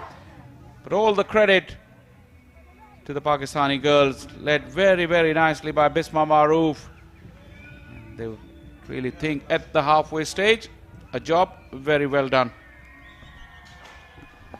Yeah, they lost the toss and Ireland wanted to bat and put some score there. Probably likely would have been 250, 230, but they managed 195. They'd be happy because they batted almost 47.1 overs, and now they look to come out and try and get a few wickets up front because both their opening bowlers do get the swing. Will they get it today or not will be a matter of time, but this is what they've done. After losing Leah Paul early for no score, they felt a bit of pressure, but Amy Hunter looked very, very positive. Got 30 of 35, and along with Laura Delaney, she's got a partnership going. And then down the order, Mary Waldron and Emma Richardson had a good partnership of 58. 35 from Arlene Kelly also added to the total, and they managed 194 all out.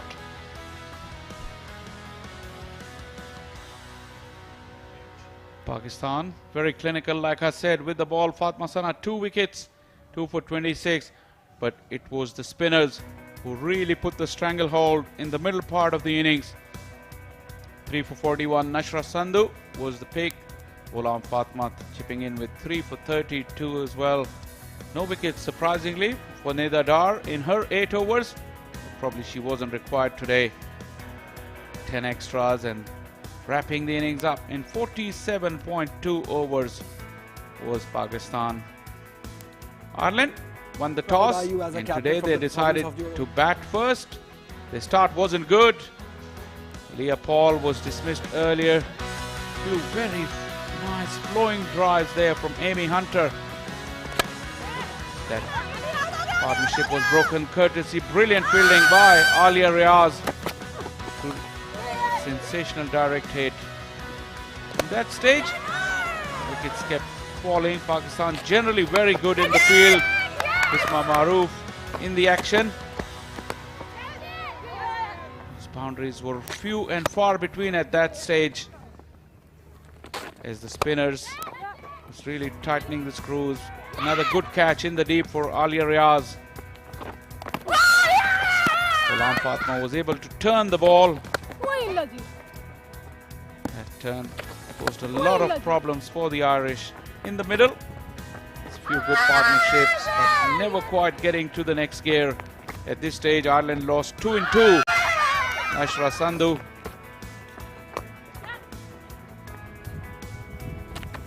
Neda Dar bowled 8 overs, but no success.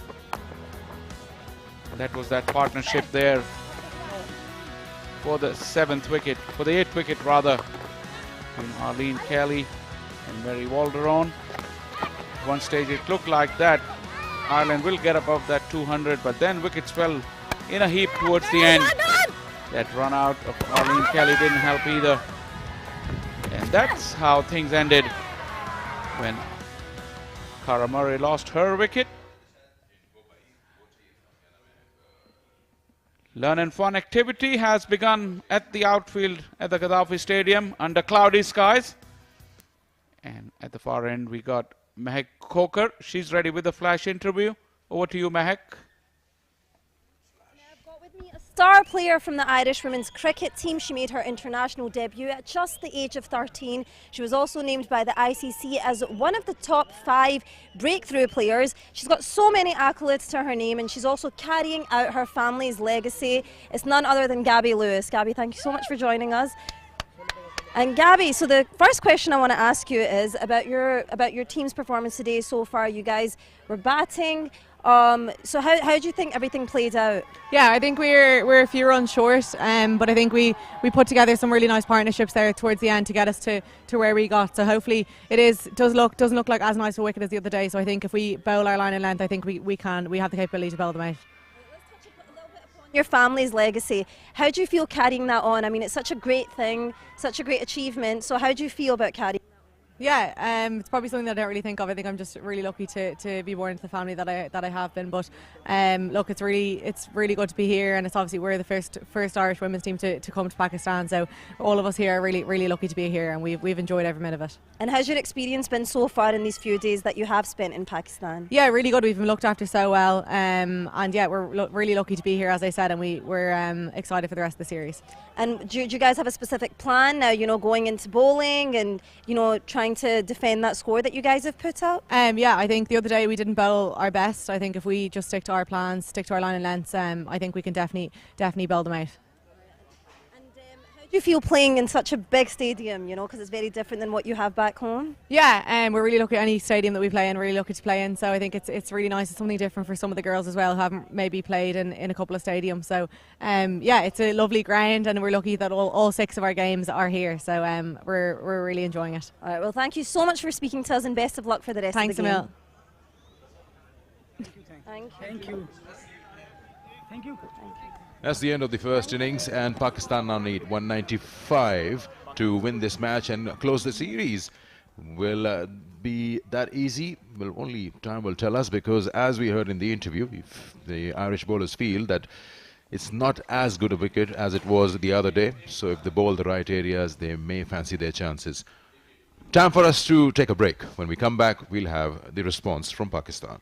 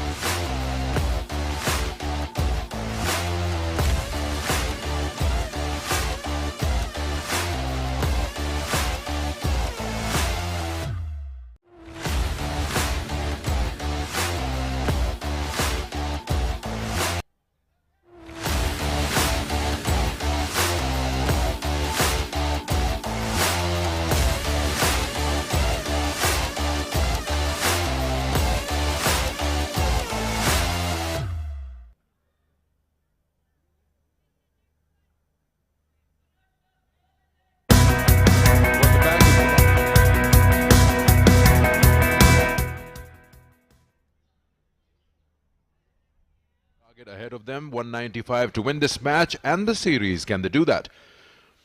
A lot will depend on how the Irish bowlers use the new ball here. This is what they've done earlier on. Won the toss, decided to bat first. Some good partnerships, some good individual scores. Amy Hunter, Laura Delaney. Down the order, Mary Waldron and Arlen Kelly helped them to get to 194 all out in 47.2.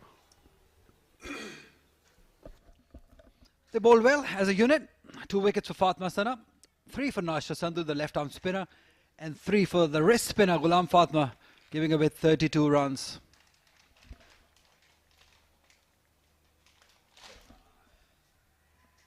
The Centurion from the last game, Munib Ali, played a fantastic inning.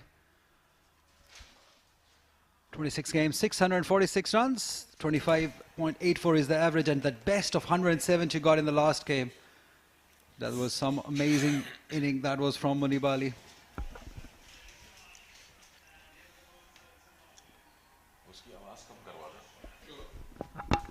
Sidra Amin posting the highest individual score by any Pakistani batter for women, 176 not out. And she's looking to continue. She's got 300s maximum by any player in the Pakistan lineup for women. And she's got those last 300s in the last 11 outings for her. So 2022 has been brilliant.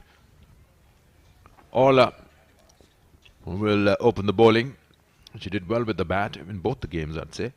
2 for 4 her best. Can she repeat something like that? Put pressure on the home side and see where it goes. There was a 210 or 220 run opening partnership day before yesterday from the 2 Pakistan openers. If they can get one of them, or either or both of them likely, earlier, then pressure on. And we did see that the swinging ball did worry, especially when you look at Muniba. She doesn't really fancy that ball swinging away. Did well to just see that new ball off. Can they do that today? Pakistan should look to capitalize. They got 195 to get. They shouldn't be eyeing and looking at 50 overs.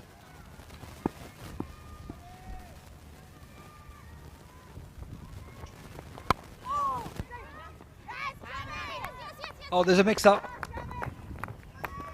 Thankfully, nothing happened. The Pakistan batters, they're off the mark.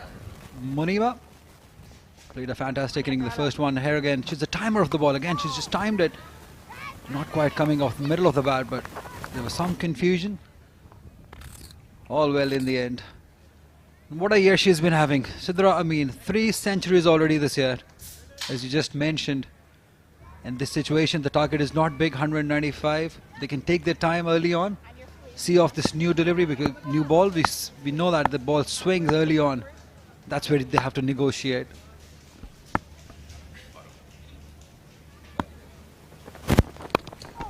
Brings that one in.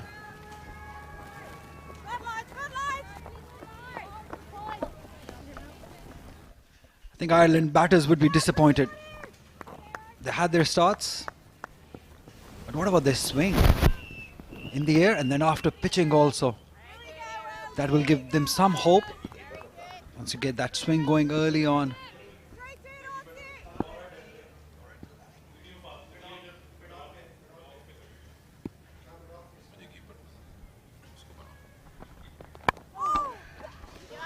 Just closing the face of the bat. Runs for Muniba here.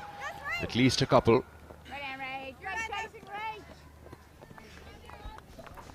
Fielding is going to be the key for Irish bowlers and fielders, because we know that they missed out on few opportunities in the last game. They gave away too many easy runs. Again, this one, just placing it right between the 2 fielders, not looking to hit hard, just timing it. That is the quality of this batter. She'll do that all day.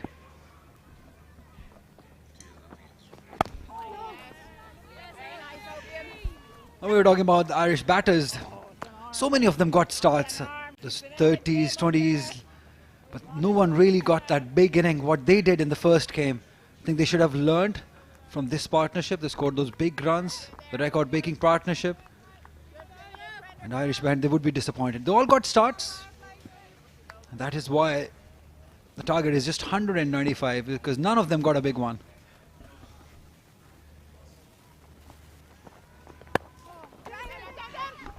Well fielded. That's well done. That will be the key from the first game. That they had quite a few misfields and they looked out of sorts today. A good stop there. End of the first over. It's 4 for no loss.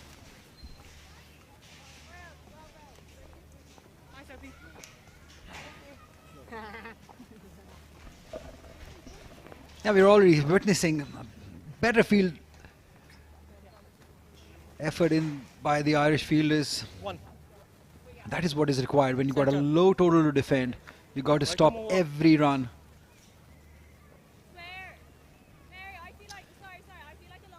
Would be interesting to see what batting order Pakistan goes for. We saw some changes in the last game. Ali Riaz was promoted. As we see Jane Maguire, 9 games, 4 wickets. Best of 1 for 24. New ball is the key.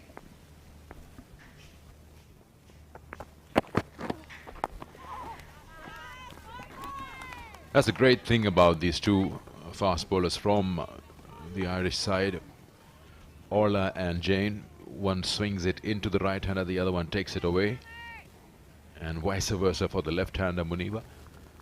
So they always mean business whenever you see them around. You can see yesterday they bowled first early in the morning. They were getting a lot of exaggerated swing, and now second half of the day still that ball is moving a bit, this time a shorter length. Yeah, the problem which I see is the pace. They don't have much pace behind them, Jane. We know that gentle medium pace up. They did get some swing, but the pace is the problem. They're easily negotiate when there is no pace behind that. So swing is not that of a concern.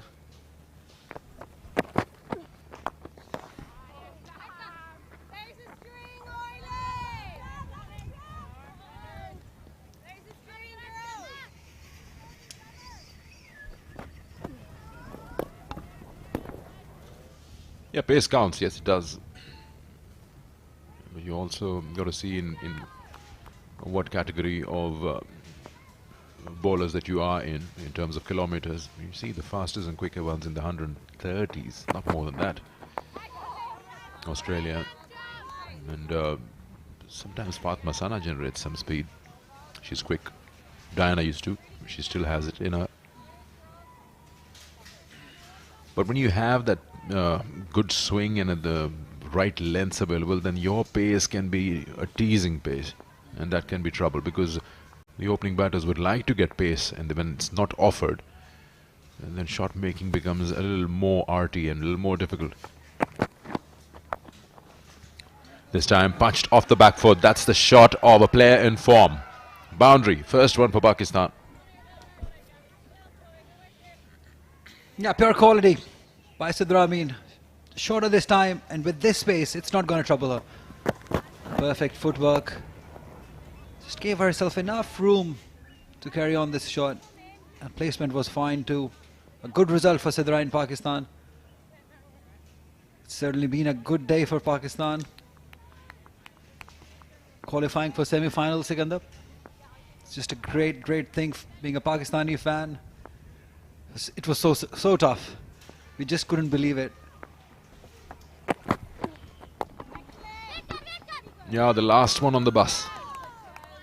They always tend to make it, don't they? 2 overs gone, 8 for no loss.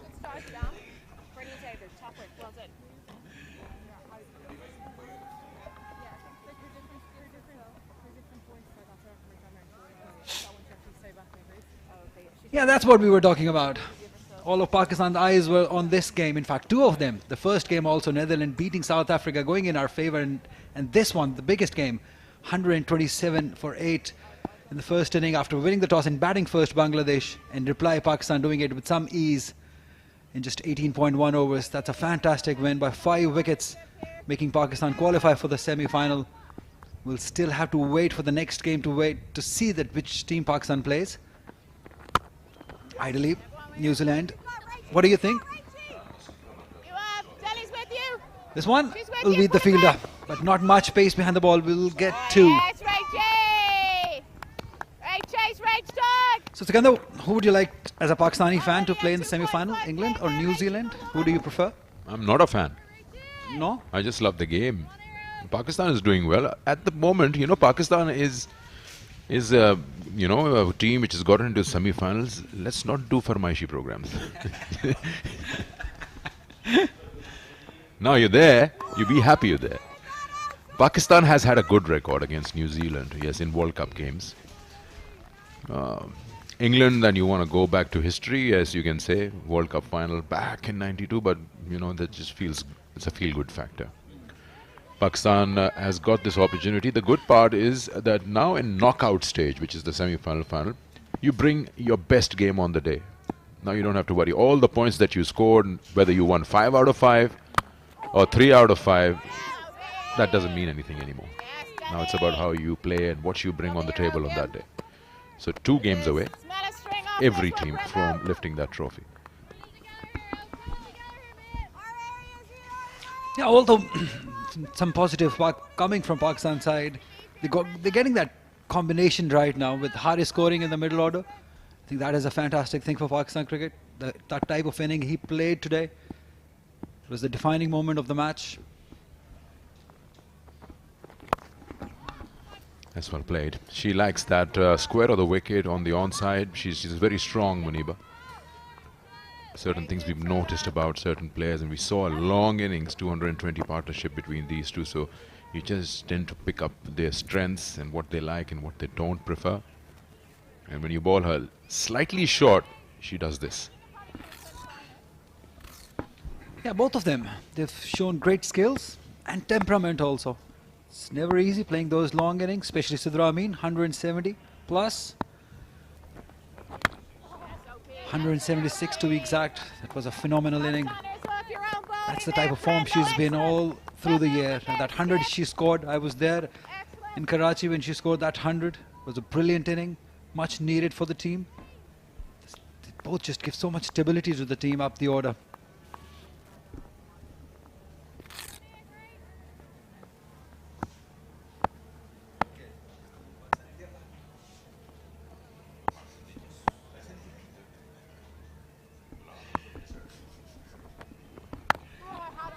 Three overs gone. It's 11 for no loss, Pakistan.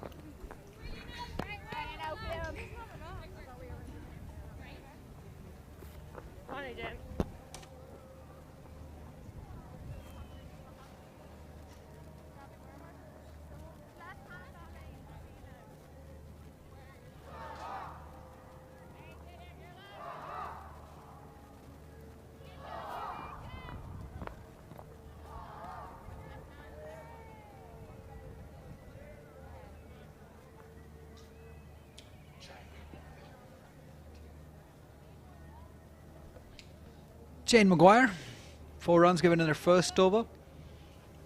They're looking for early wickets. That's what they want. These Irish players, if they have to make a comeback in this game. Because Pakistan is a very solid batting lineup. We've got Bisma Maroof, Sadaf Shams, didn't get to bat. Ali Arias, Nidar Dar, Kainat Imtiaz, they all can bat. So can Fatma Sana, she's got that potential in her. She can score some handy runs. Probably Pakistan definitely will be looking to win this game and seal the series here.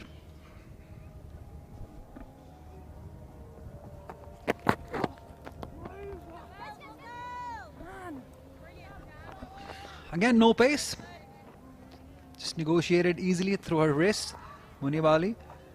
She liked this bowling lineup. Not much pace, not much movement. The ball is coming nicely onto the bat. She's a timer of the ball. She'll like it.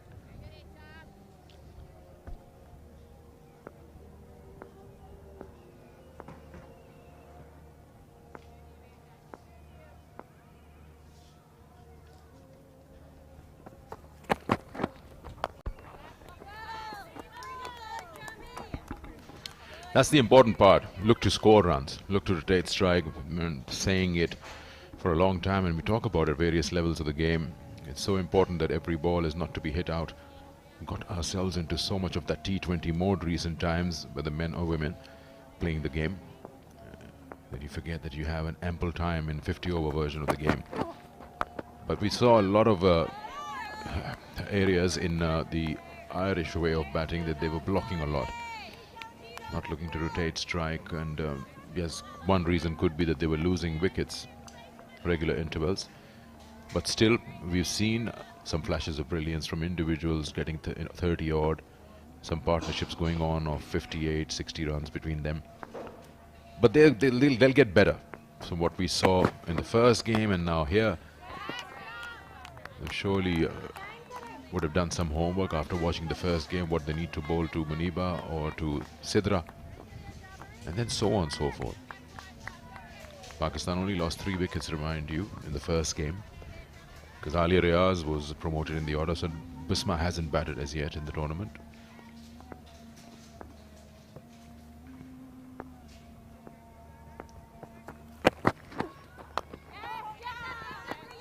You just get that feeling that this is how Sidra is making room and trying to play something through extra cover. 4 overs gone, 12 for no loss.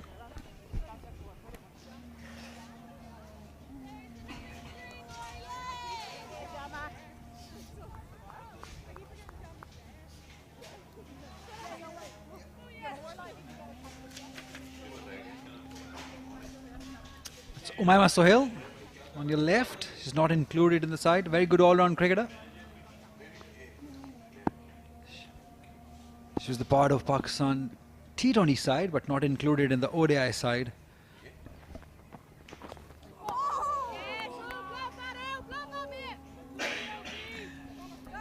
Wide called.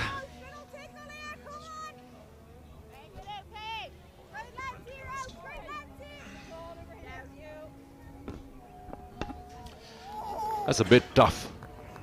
She's angling that away, but yes, it's always going. The ball when passes the batter, that's what's the important and the key moment to decide where it was.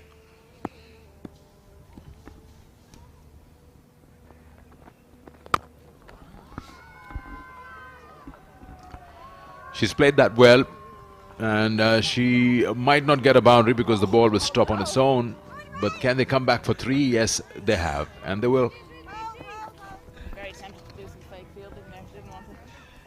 That's good running. They run 3. Oh, look at that. Pitch top. Nicely timed. The fielder was not at the usual mid-on position. It's more of at mid-wicket position, covering that also. She had a long way to go.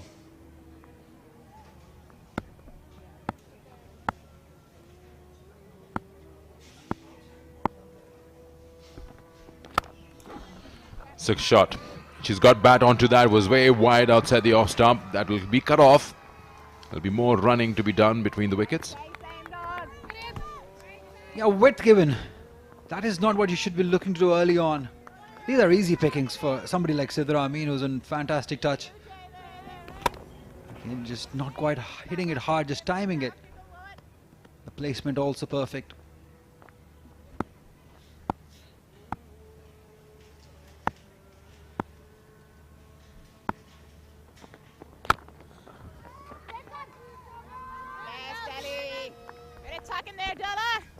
If you look at the Ireland inning, I think it was those 10 overs from 20 to 30 overs time, that passage of time when they lost 4 wickets. I think before that and after that things were all right. But those 10 overs, I think they didn't score many runs. They lost 4 wickets in that time. Or else we would have found them scoring at least 250, what they were eyeing on early on.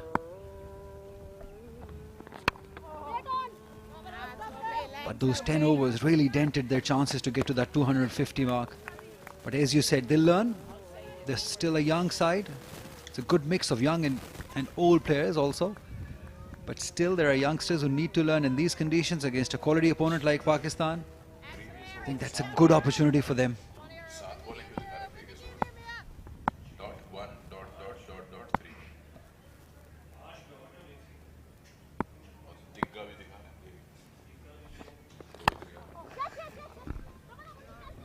There's no one there.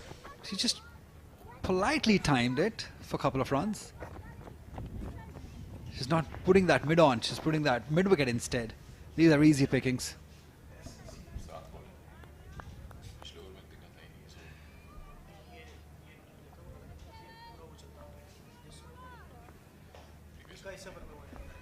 Muniba did well. She realized it that there was 2 available. She was the one who had to come at the danger end.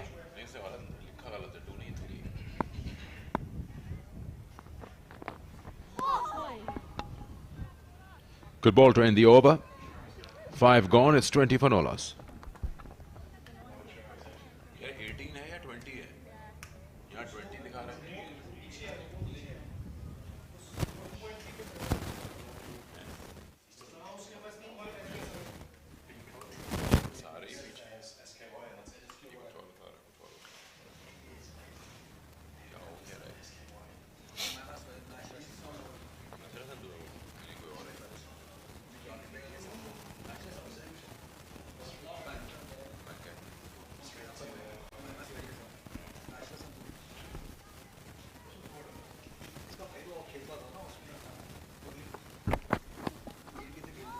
That'll have to be reballed. Starting with the wide, Jane Maguire. 20 is the score. 21 rather after that wide. 195 to win for Pakistan as the Irish camp.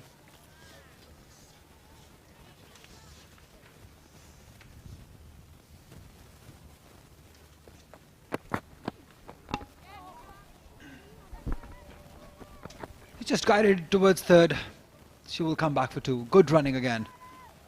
Realizing that the fielder is quite square and so she can always come back for 2 whenever she hits there. Rather, she times it there.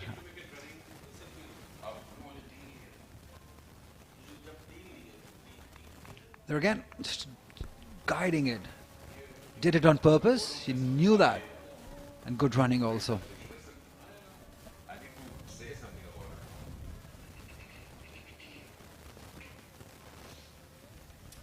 Good solid start by Pakistan, 23 without loss. We're into the 6th over.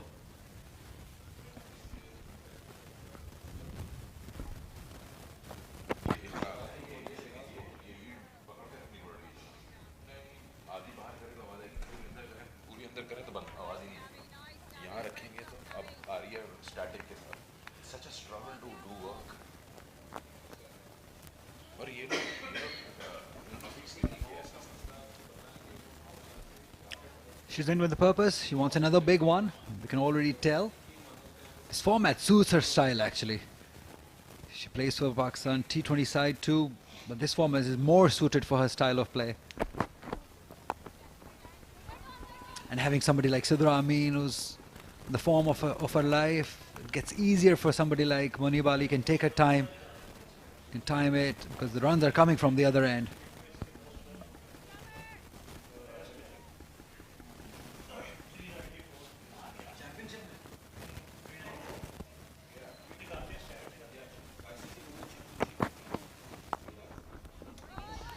I like these improvisations. You got that short cover, a catching position, just to think out of the box and try to create something. Even if that fielder is not going to do anything, she is in the eye line of the batter.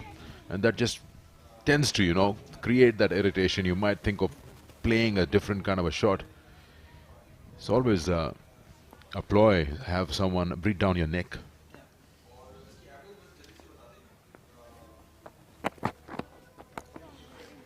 Yeah, the length is wrong. It's been put away for a boundary. Good shot. Yeah, it has been powered towards onside. You cannot ball on this length. With this space, these are always going to go towards boundary. There's a fielder plays extra cover. That's not going to come in play if you keep on balling on this length. She could have hit it anywhere. Beautiful shot. Yeah, we were talking about that extra cover fielder. I think it's a very good fielder, field placement. But you got to be bowling up to the batter if you want that fielder to come in play. It's gone through.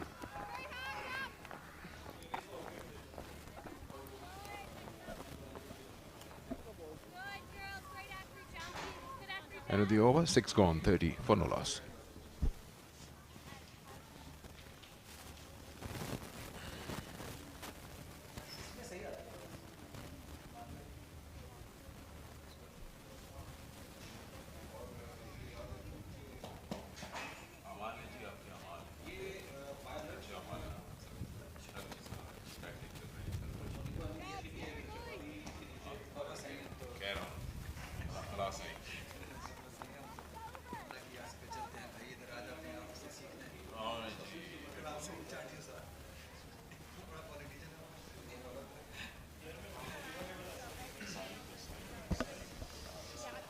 A slip in place for Arslan now. This is a good move because Muniba has been looking to guide that ball towards that third area. And they're looking to get wickets. That's a good move.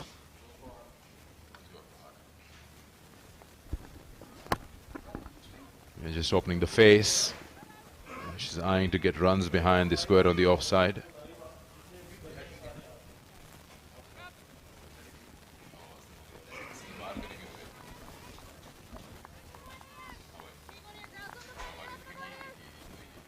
(31 to 6.1).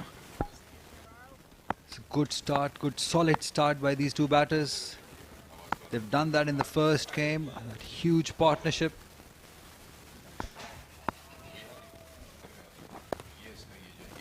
Wrong line again. She'll just guide it towards that fine leg area for one.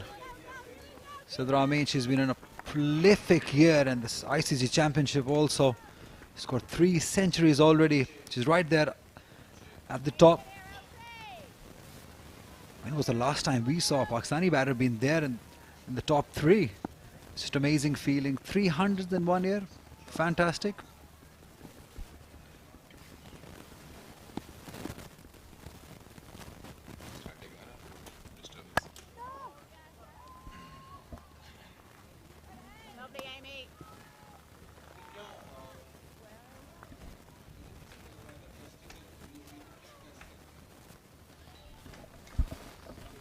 Amazing scenes. All these young girls in the stadium witnessing the stars in front of them.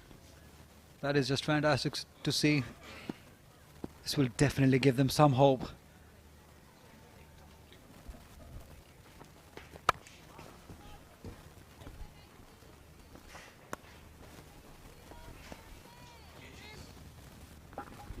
Important games in the world stage for the ODI Championship. The points are very important. Pakistan will go up in the order further up. They're just behind South Africa at the moment. If they win this one, they surely up to strengthen their positions in there. And they jump up to number 2. At the moment, they are 3. That should be a wide. And it is.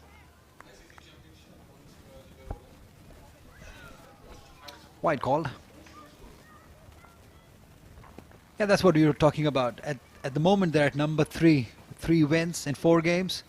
But this series also will give them a lot of points. They already have 1 game in their belt. So they will definitely move up the order in place of South Africa after this series, if they win this one.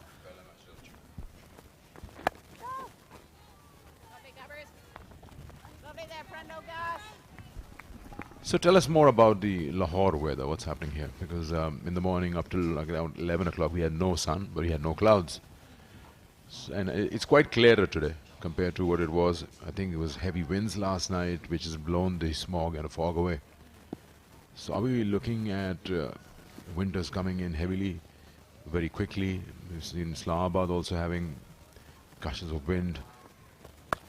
That's a short ball, and that's a nice shot. She'll punish you every time you bowl that length because she's so good square of the wicket. 7 gone, 37 for no loss. That was gorgeous. That was forced. Beautiful by Muniba. The length again. You cannot bowl her. She's in very good touch, and if you bowl her there, she's going to punish you all day long. She just muscled it for 4. Fantastic.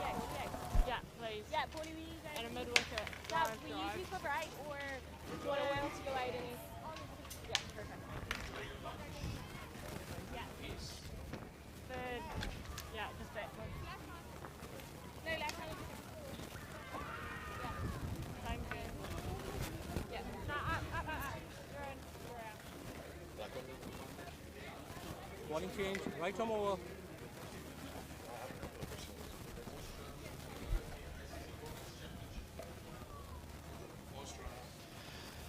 So look at the leading run scorers so far.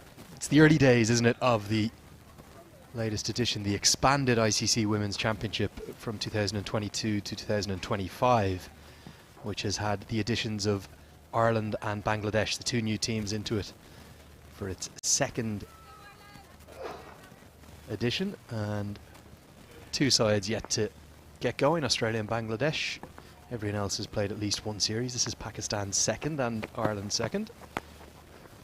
Ireland were quite heavily defeated in the opening series as this one's carved away for 4. I thought it was just a single, maybe 2, but such is the timing from Sidra Amin at the moment that the ball is just flying to the boundary. Here at the Gaddafi Stadium, you get full value for your strokes. So beautiful. No force behind that stroke. Just through the hands, just carved it and just really raced across the outfield. Sweeper was there.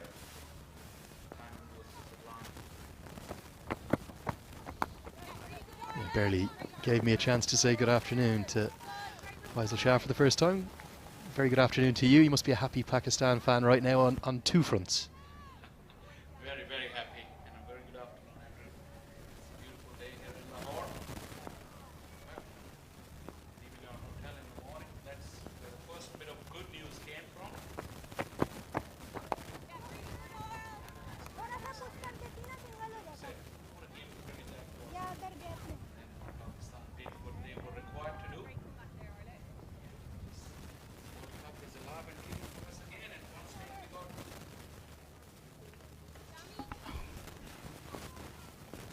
Yeah, we'll just welcome Faisal in a moment, halfway through the 8th over.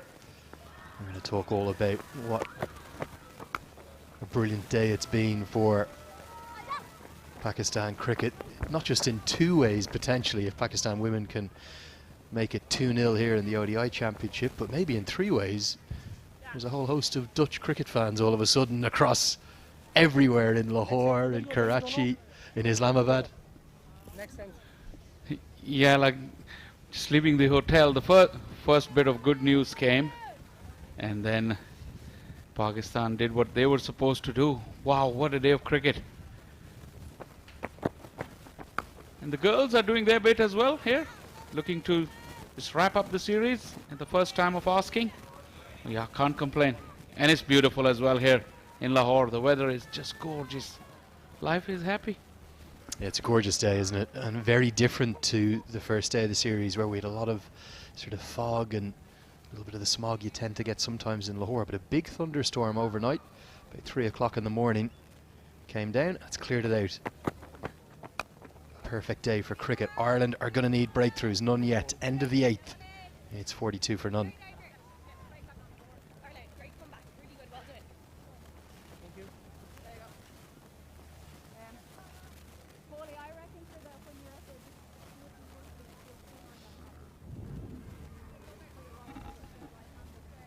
It's a long batting lineup, and like Andrew just said, Ireland would require breakthroughs. This opening partnership already scored the record-breaking one in the first game, 221 runs, these two put together. Ireland, yeah, they need breakthroughs, and quite a few of them just put this batting lineup under pressure. Yeah, and in the hunt for that initial breakthrough, they're going to have a change of bowling. Jay Maguire will come into the attack for the first time, replacing Orla Prendergast, who has that extra yard of pace. It's actually a change of ends for Jay Maguire. She bowled 3 overs from the far end and now will bowl her 4th. But Prendergast's extra pace has just created those run scoring opportunities. And you can see the field set here. Very much a run protecting one. Silly mid-off comes into place. It's a packed offside field in particular.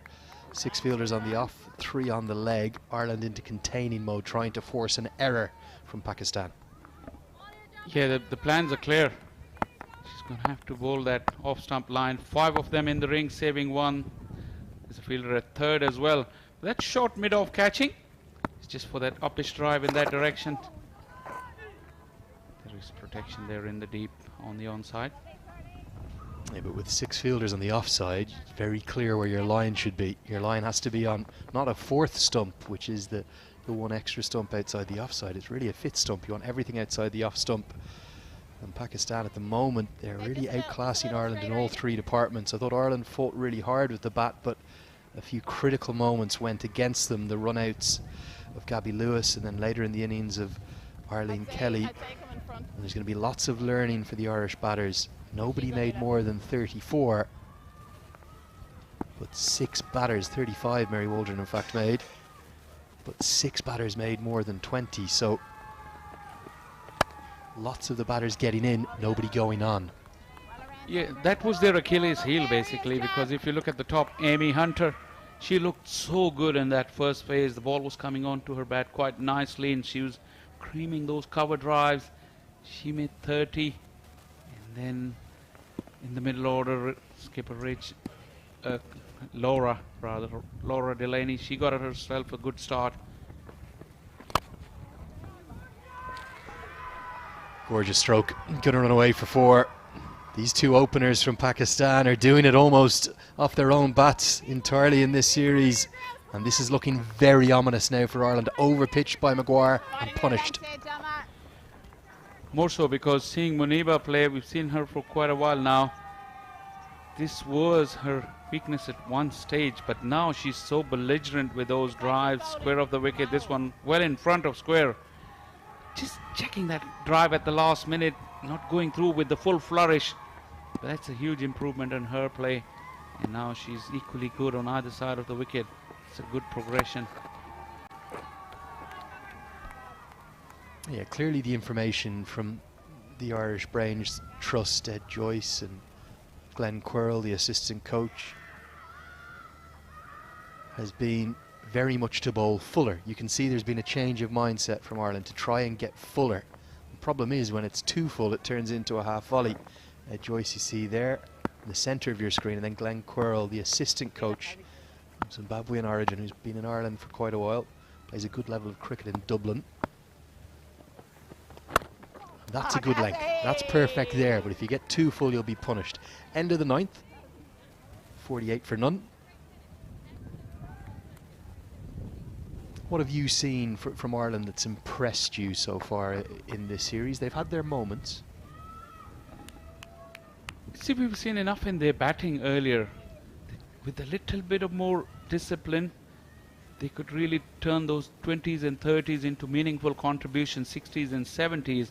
And once you have runs on the board, 250, 260, you could really be competitive. And also, like you just mentioned, quick turnaround in bowling as well. They were too short the other day. Now they're looking to bowl fuller. Just tighten up on that line a little bit as well, because if you allow the batters to free the hands, they can hit through the line on this pitch. That's much better. Very tight, no room whatsoever, and the length is good as well. And if we look at the first innings, 6 of the 8 wickets that fell to the bowlers fell to the spinners. Nashra Sandhu and Ghulam Fatima sharing 6 wickets between them. Fatima Sama, the opening quick bowler, bowled really nicely with her 2-wicket haul, and then the 2 runouts alongside that. But to me that indicates that Ireland A, have a small issue against spin when they're batting, but B, possibly don't have the quality within their spin bowling to provide that penetration that Pakistan have. You make a good point here, because the spinners have really put the batters in trouble. In the condition, you can always say here in subcontinent that will favour the slow bowlers. We saw Ghulam Fatima get quite a lot of turn, and Nashra Sandhu not much turn for the finger spinner, but she varied her pace and trajectory quite nicely, and that's where Ireland came up short. To just execute any kind of plan against those spinners, you can't just let them bowl at you. We see Laura Delaney, she was keen on using her feet, but there had to be more purpose in that.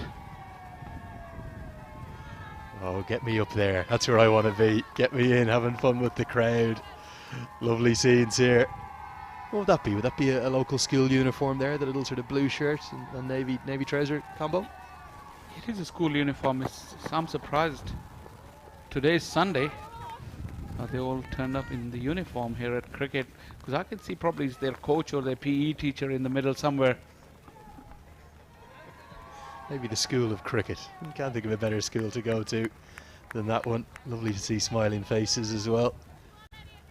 Passion for cricket here, quite extraordinary. Very hard to get across until you come here and feel it in person. Amazing place. Half a stop will allow a single. The 50s come up now in the 10th over. This is cruise control for Pakistan. Yep, these two are making it look quite easy. You have to give credit to the Irish bowlers. They're much more disciplined today in terms of their lines and lengths. But such is the good form of these two that they really took everything in their stride. Just merrily brought up 50 inside the 10 overs.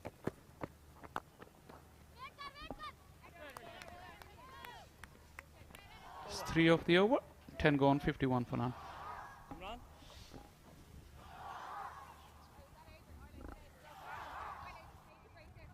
Richard, that's great attack in there. Well done.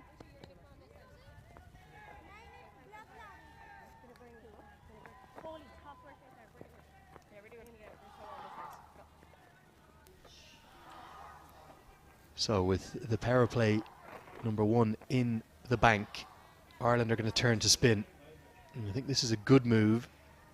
And the reality is, if Ireland don't take wickets here, this game will drift away very quickly from them. So they're getting their wrist spinner into the attack. I think this is a good move from Laura Delaney. It's a positive move. What I'd like to see as well is a slip in place, because we did see turn on offer mainly just for the wrist spinner in the first innings. Can Cara Murray extract some turn from this wicket just in the same way that Ghulam Fatima did? Absolutely, Cara will have to respond to the call. It's a good time for her to come in. Power play has just come to a close. And yes, slip would be a good idea. 14 games, 20 wickets for her. She's a wicket taker. But she has to get into her stride really quickly. And then her skipper probably will show more confidence in her and probably get a slip for the right-hander.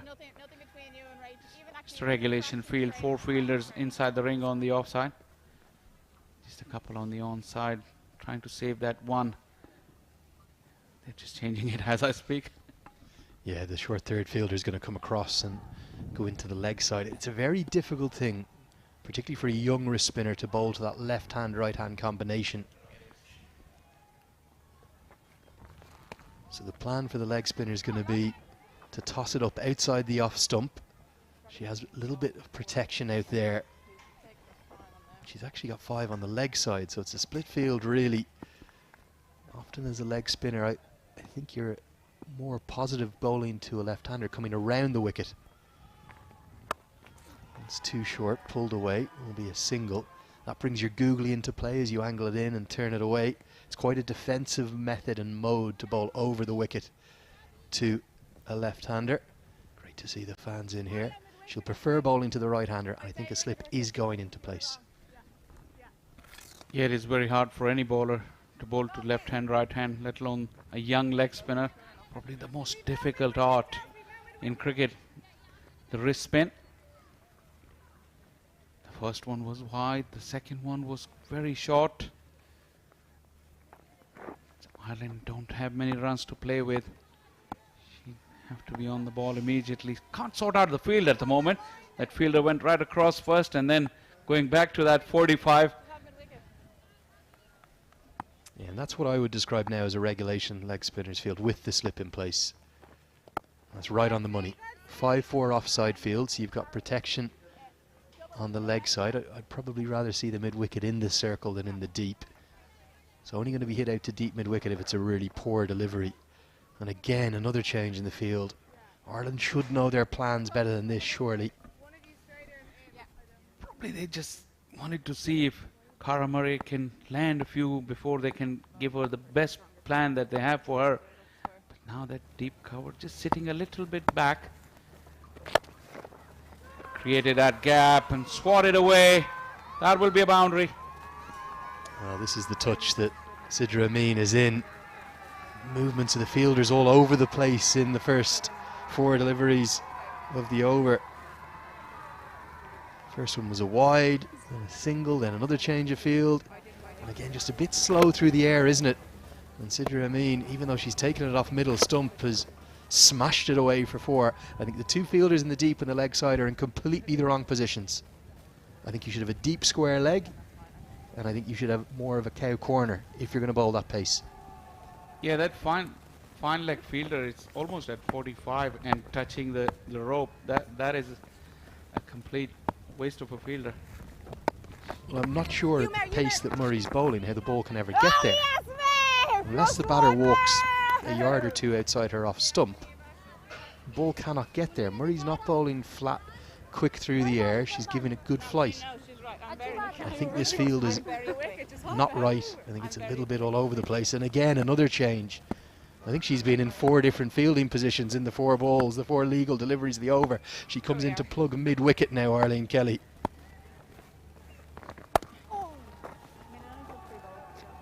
Looks like she might have annoyed her captain. She's giving her the run around from one position to the other. But yeah, that square leg can be, even it can be in front of square, that deep square fielder. And then the mid-wicket can be a lot straighter.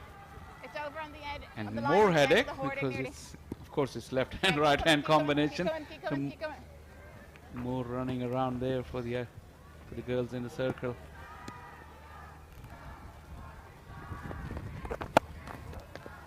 Been a little bit too short to the left-hander, but she's through her first over. 8 runs come from it, 11 gone. 59 for none.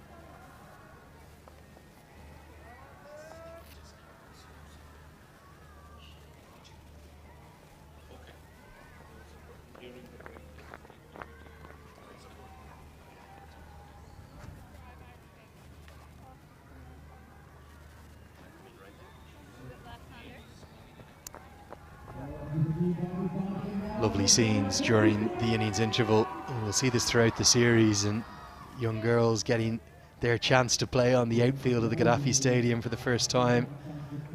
Plenty of enthusiastic coaches. There's Julian Fontaine, who does a lot of work with the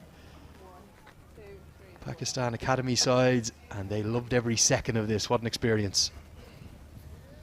Fun and learn, and that's exactly it was. Great to see that. PCB is really trying to up the women's game in Pakistan. There's a lot of focus on that department.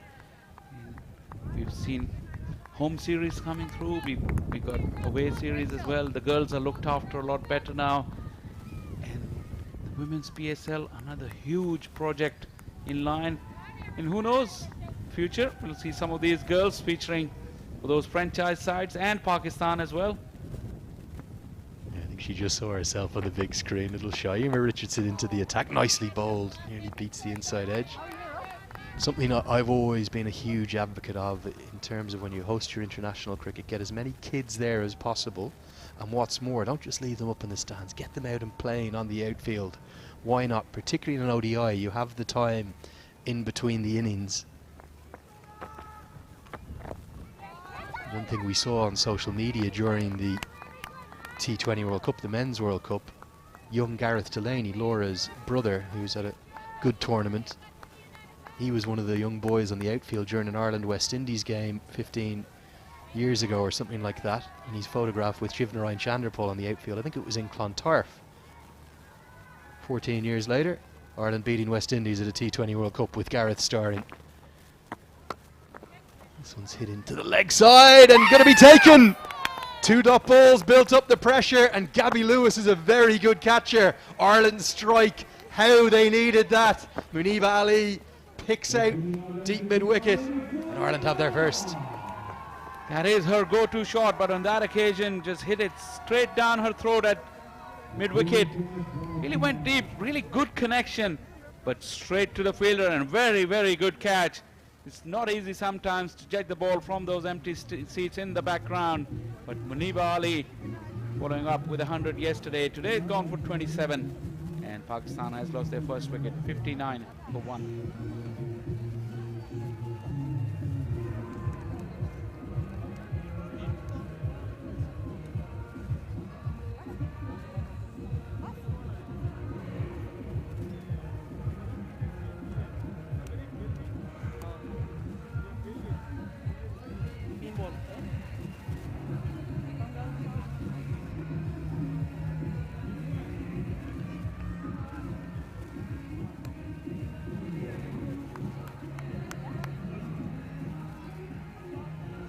Pakistan's skipper to the crease at number 3. She didn't bat there in the first one-day international. Pakistan had such a phenomenal platform. They pushed Delia Riaz up the order to look for some quick runs. So here she comes, most experienced player, alongside Nida Dar, 31 years of age, 120 ODIs really good record, approaching 3,000 runs, healthy average. Isn't the swiftest scorer, will take her time generally, a little bit like Ireland's captain Laura Delaney. Will certainly get her eye in at first, but that wicket for Ireland just gives them some light. And that number, 120 games, she's the most capped player now for Pakistan. And Sana Mir, she's got the equal number of caps as well. So Bisma Maroof will probably go past her in the last game of this series to become the most capped player for Pakistan. And good news for Emma Richardson as well. She's got another left-hander to bowl too. Cara Murray may not enjoy that as much. Maybe Richardson can do her a favour. Get rid of the Pakistan captain quickly.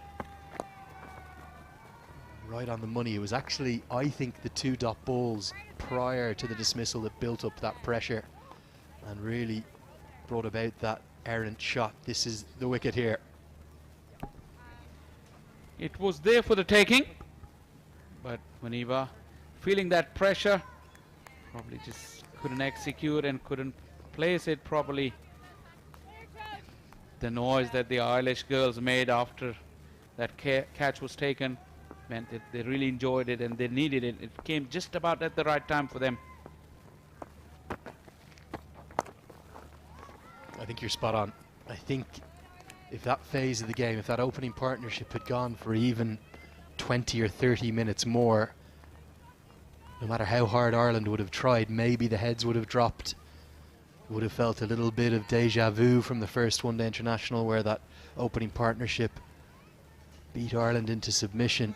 But instead, a wicket just changes things. And if Ireland can find another couple to go with it, we may have an interesting finish to this second game in the series. 12 gone, 62 for 1. I want to ask you a bit about the impact of the likes of Sana Mir and Bisma Maharouf, Javeria Khan, Nida Dar, the 4 most capped Pakistan internationals, and their status compared to the real superstars here in Pakistan that you see on the billboards, your Shaheen Shah Afridis, your Babar Azams. Is the profile of the women's games really starting to grow here in Pakistan? It has. It has really started to grow in the last few years, and they're not there as yet. The likes of Sana Mir and Nida Dar and Bisma, where Shaheen and Naseem and all Babar Azam is. But in their own right, they have got the profile now that they have got so much following, and before like 5, 8, 10 years ago, they wouldn't have that kind of profile which they have today. That is a sign of the progress that the women's game has made in Pakistan. I was talking in the first innings with Ali about the possibility of this group of Pakistani players maybe making a breakthrough at an ICC global event. That T20 format seems to suit them, and it will be a really interesting World Cup there in February in South Africa, just a few months' time.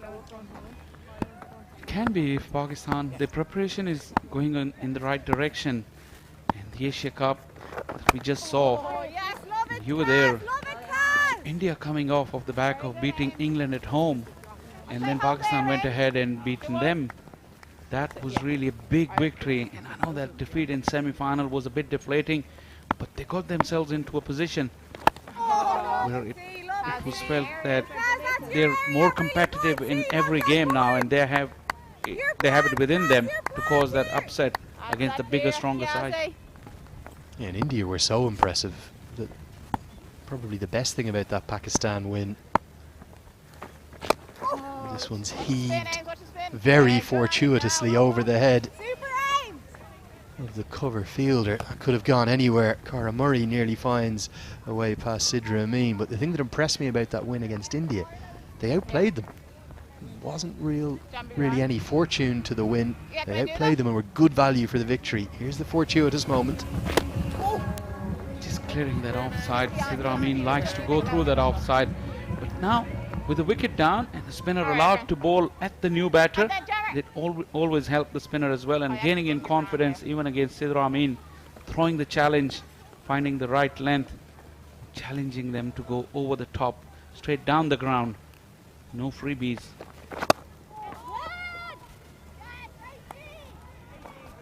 Yeah, and I think Cara Murray is a young leg spinner finding her way. Very tough at any level of the game, but against some of the best batters in the women's international circuit, which is exactly who Cara Murray is going to be coming up against in this women's championship. You're going to learn every game you play. She's a lot of talent. Good second over from her. Only 2 runs coming off it. 13 gone. 64 for 1 now.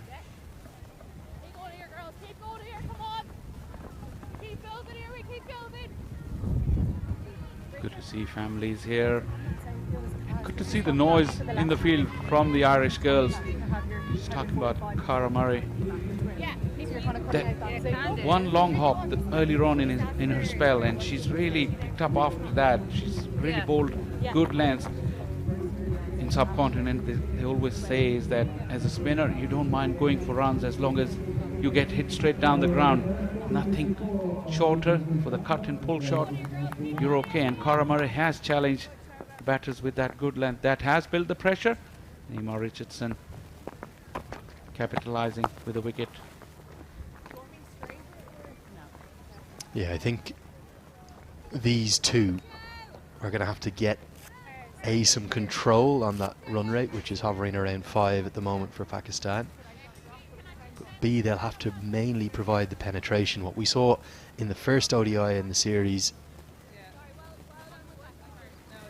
was probably some slightly confused plans from Ireland. 8 bowlers used.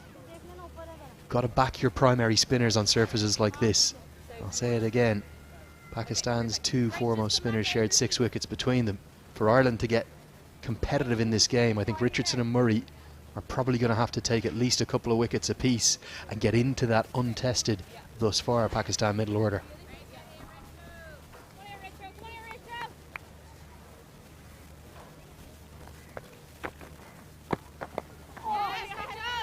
It's good for Ireland.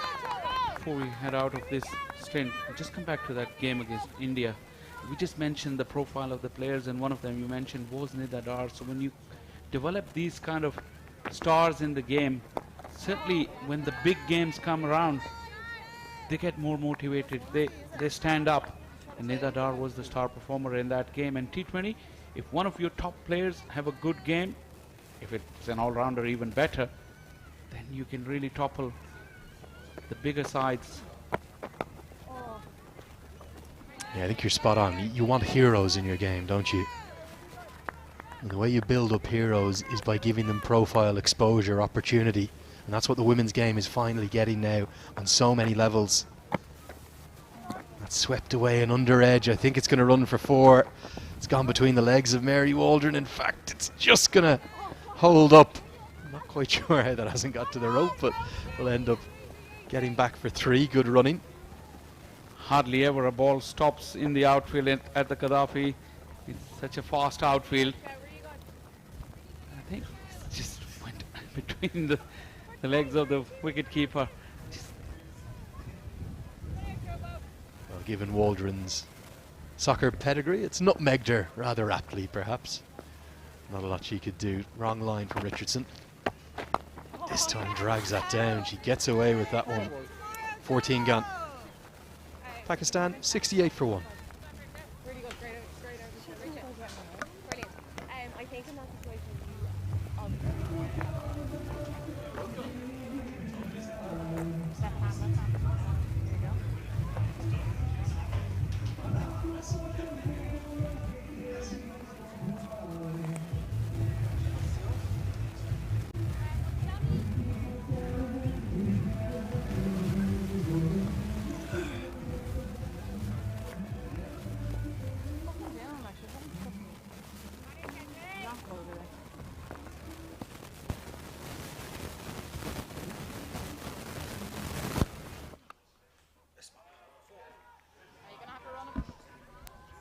Oh, that's a boundary.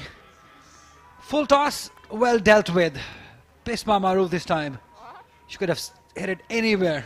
But that cow corner coming into play.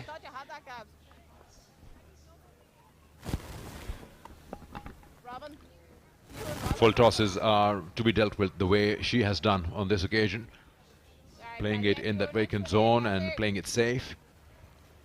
Got to have full control of every shot, whether it's a full toss or not. Bisma's first outing, She's had a good run in recent times in the Asia Cup as well. This time a shorter length. She'll find the fielder on a couple of bounces.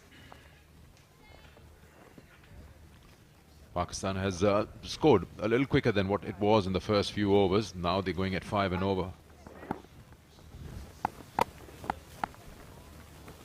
It was 10 overs 51. Now they've suddenly jumped to 73 in the next 4.2 overs.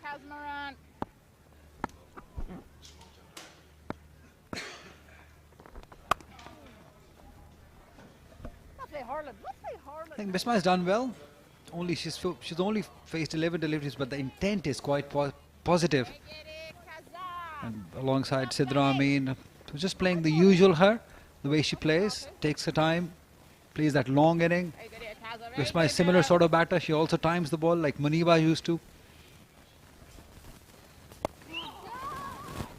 It's a good time for Bisma because there's not much pressure off the board. They're just chasing 195. That will suit her to kind of play. She takes her time. She's been a prolific scorer for Pakistan, the captain of both formats.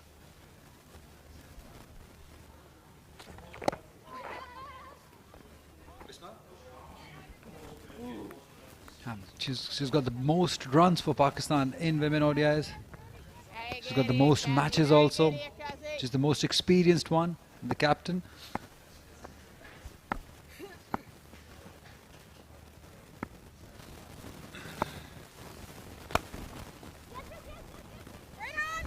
It's a better fielding side today, Ireland.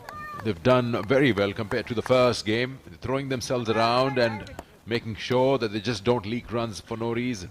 15 gone, 76 for 1. Again, excellent effort. Just throwing themselves around.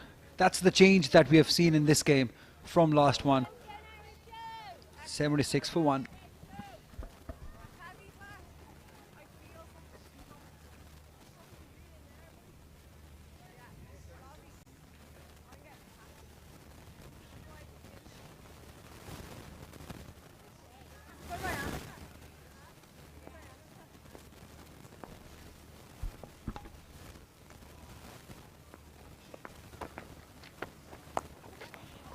Just passing near the fingertips and will be a boundary. Now you can feel Sidra Amin is now shifting gears. She's trying to get closer to the number of balls faced. Gets 37 of that boundary. 45 balls faced by her. Yeah, she's unstoppable at the moment. Again, just clearing her leg. She knew that the fielder is inside the circle at mid-off. All she needed to do was just go past that bowler.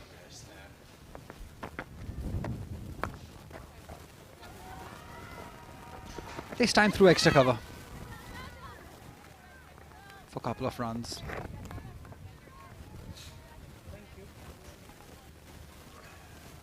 I think that's where the change has been in Sidra Amin's batting. Her ability to hit it towards offside. In the beginning of her career, she was too much playing on towards onside. But now she's playing all over, all around the ground for another boundary. That's what we're talking about. Three boundaries, but different areas. Yeah, it was a low full toss or a gift. She played that very straight. No chance for long on to cut it off. 2 boundaries in the over. Plays it, hits it hard and along the ground. Bowling round.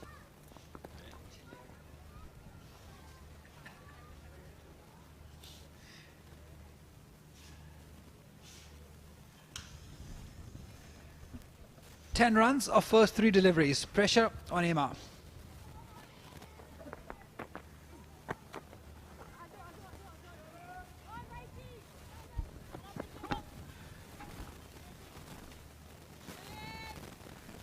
The more wickets they get, the more confidence they'll gain. It matters, yes, for every team and country to win a match. In terms of just getting themselves into the groove first time around in Pakistan, the conditions and everything. A side or an opening pair that scored 220 opening partnership. They broke that and got a wicket early when the score was 59. So just small victories and gaining those confidence moments in the game.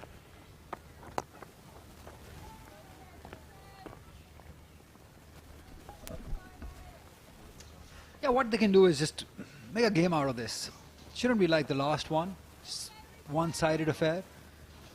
So if Ireland can make life tougher for Pakistani batters to chase on that 195, I think that will be a small milestone that we were talking about. Shouldn't be a one-sided victory like it was in the first game. 16 overs gone, 88 for 1. It's time for drinks.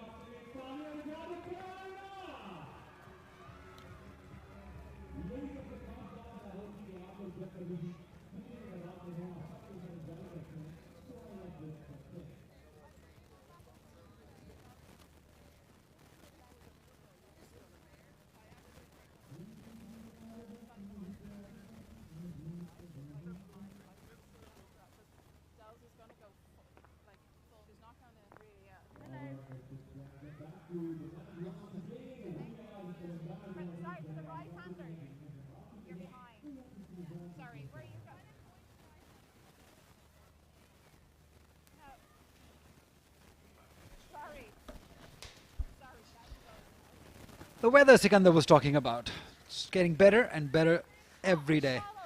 194, winning the toss, batting first. 35 by Mary. Arlene scoring 34. Amy also getting 30 runs. 3 wickets for the leg spinner. Nashra also getting 3. Fatma getting 2 wickets. And in reply, Pakistan are 88 for 1. Sidra is not out on 44.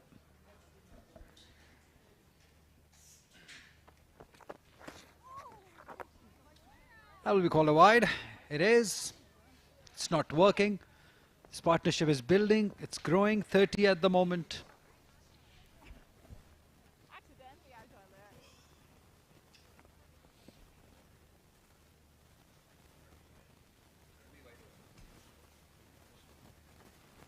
Oh yes!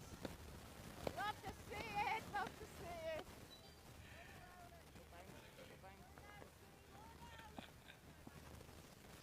Love it, Adriatic.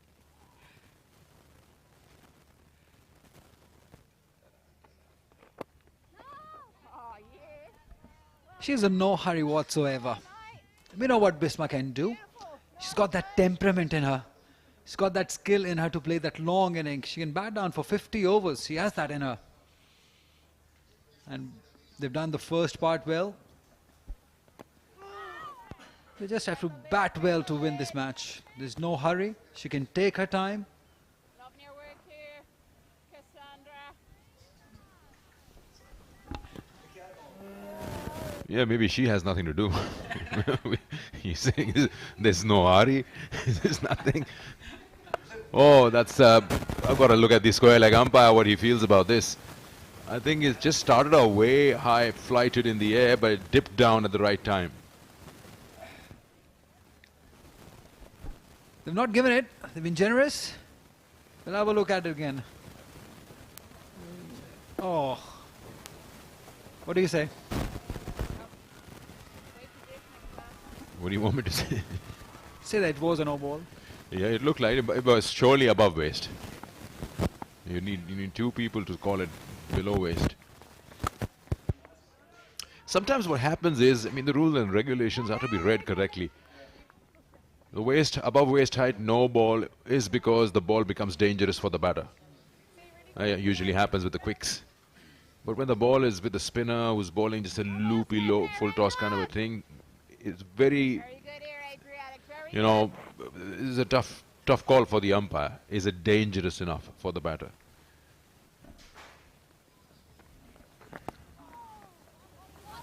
And this one, that the ball we are in discussion, whether it's a no ball or not. Meanwhile, this is going to the boundary for 4. That was flighted above the eye line. And then it just started dipping down. 17 overs gone, 95 for 1 with that boundary, Pakistan. Yeah, again, just timing it politely. And placement also excellent. She knew that there are two fielders, but they are quite square. All that she had to do is just put the pad on the ball.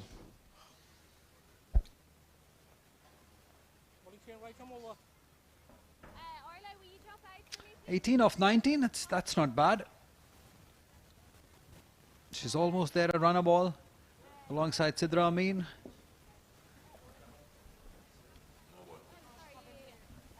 Yeah, coming back to that no ball, which was definitely not a no ball called. But I really thought that was a no ball.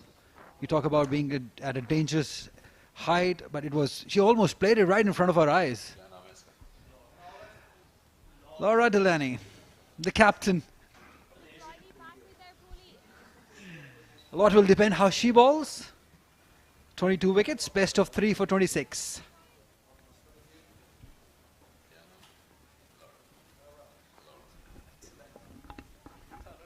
She's got experience on her side. She's batted well in the first game. Second game also tried to get in a partnership going. Her bowling spell will be important as well.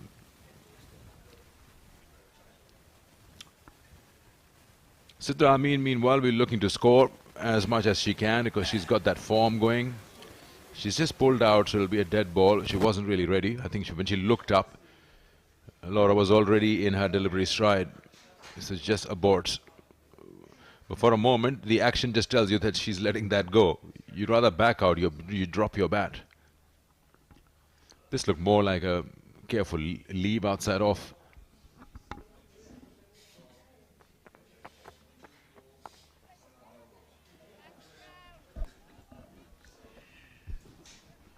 She started off with those cutters. Laura Delaney, the captain. Probably their best cricketer in the side. I think it's fiber, isn't it? Yeah, it's got to be fiber. On the baseball keepers, I don't know. Do they call them keepers in the baseball? The catchers, they usually wear these. But the space between the visor and the guard for the forehead is quite big. I think the ball can pass through it. So the purpose is lost. It's quite wide, that gap. Yeah, probably it's more there to secure those lips and the teeth. Lips? You mean the jaw? Yeah, the both critical part, yeah. Okay. Yeah, you don't want a broken jaw, you'll do with a broken lip. It's a ladies' game. No. You got to be careful. The shades, yes. The gap between, of course, the visor and the forehead guard is quite big.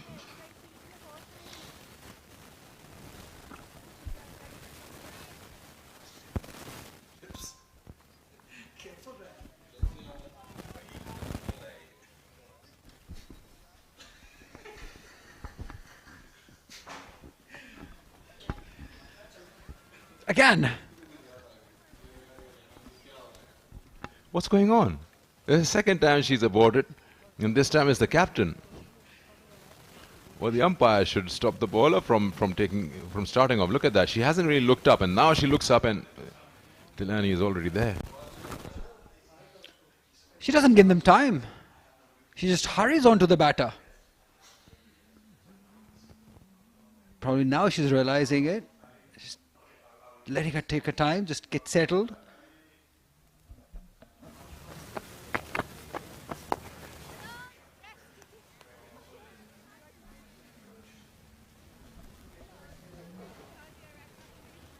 The pace is missing. That's what I think about this bowling lineup. Although she's learned well, she's bowling those cutters into the pitch. But once you don't have much pace behind you, it's always trouble. It's always easily negotiated. That's what these batters have done. They've taken the time. They have enough time.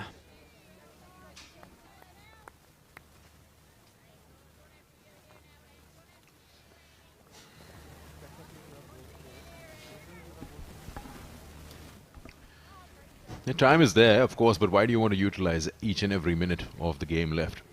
You got a good position. You halfway through the score, 195 to win. You batted almost what 18 overs. You give yourself 35 over number 37 and finish the game off. Yeah, you can. Yeah. I think you can turn out. See how close you want to your neck. You can sit next to the last one. Just a bit there, fine. Yeah. Yeah, she's kept that mid-off in the circle.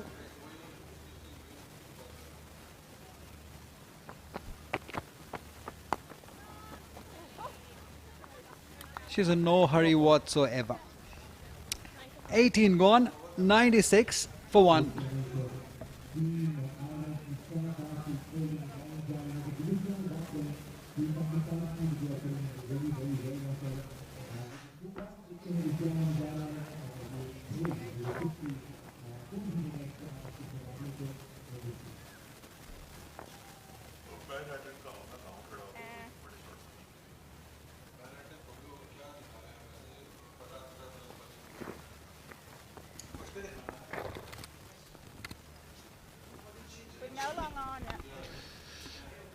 This looks like an old town with small houses. I think that's probably fine, that line. Yeah. Well, you got a couple of overs there. You see one with around 12 runs in the over from Ireland in the power play. Pakistan has been going consistently. So just that over number 16 seems to have got them around 11, 12 runs. Rest has been pretty much quiet. Where is James? Oh, yeah. She doesn't need to be that much backwards. Bowling change, Rachel Delaney.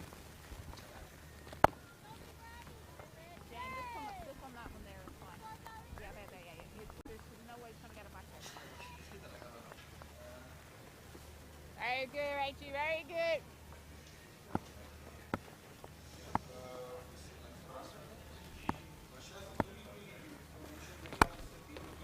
Right. Well covered, Jelly. Good work off the ball. Right on. Pakistan just moving very slowly at the moment. They are maintaining 5.2 runs and over.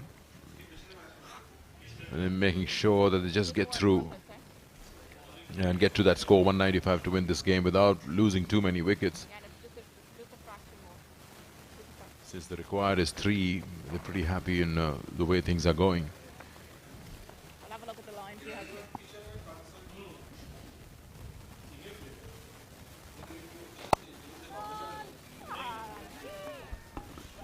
It's good. She's spending some time in the middle. Look at the action. Right from above her head. Not the orthodox one, but it'll work.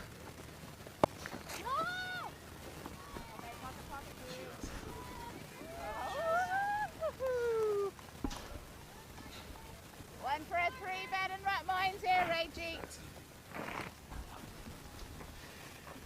Sunday, and kids are most welcome to come and enjoy this. In fact, anyone is. Good to see the kids coming in numbers. Watching Pakistan and Ireland playing each other. Ooh, direct hit would have been interesting. 3 ODIs and 3 T20s up to the 16th of the month. Let's have a look at this again. So just that flight, I always find it so amazing. The kind of flight that's given is just so above the eye line that you can actually wait for the ball to come down to earth and then hit it. Now that's much better, but length is a little short. It's been pulled away. There's good fielding there. They come back for 2. Yeah, picking up that length pretty quickly with Ramin. It's 100 up in 19 overs.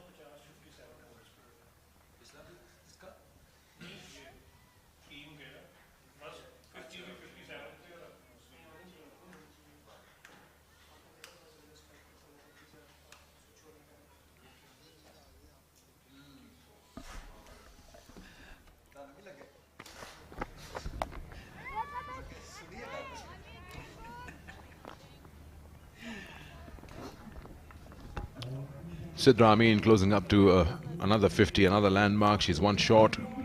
Faced 55 deliveries for her 49. How amazing it was to witness that 176 not out in the first game.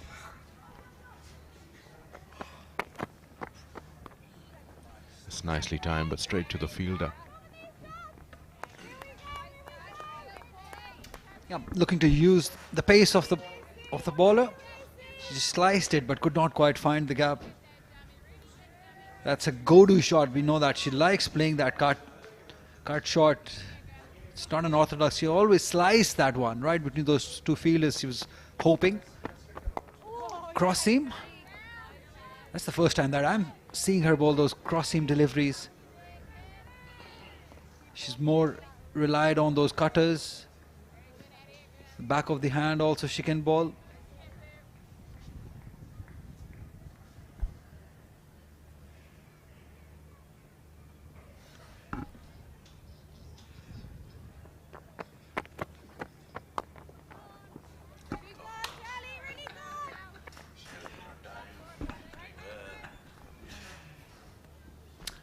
Good solid inning by Visma, the captain. According to the situation, good game awareness. In the first game, it was different. She promoted Alia Riaz, but now she has got that luxury of time behind her. She can take her time, spend more time and play shots like that. She just creamed it beautifully. She'd look to get 2. She does.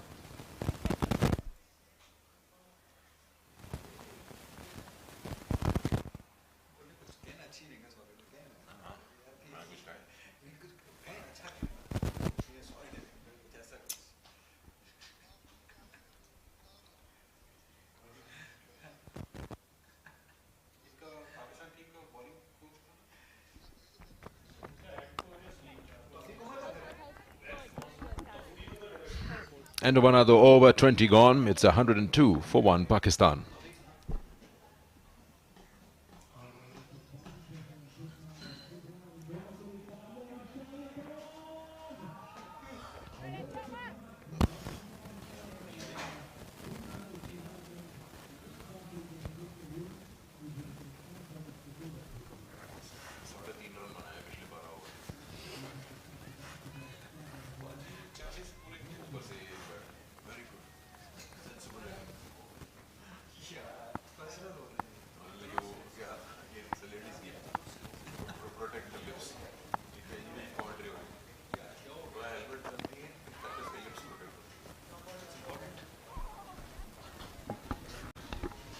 One short of 50.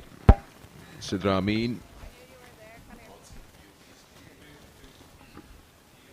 She gets there, she'll be putting on a 5th ODI 50. She's already got 300s as well.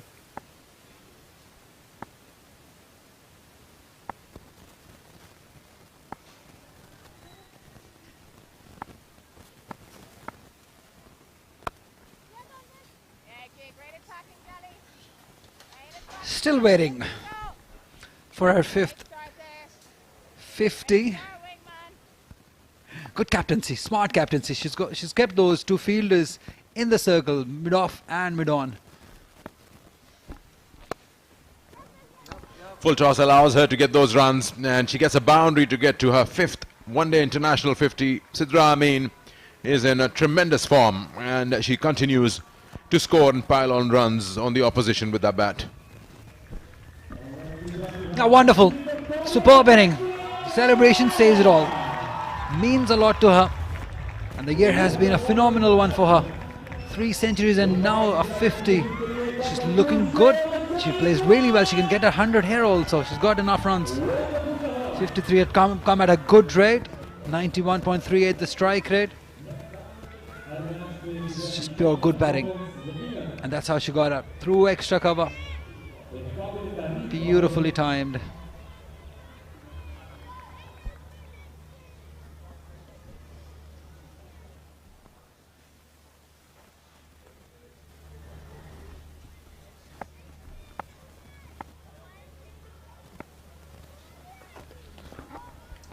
Be wide.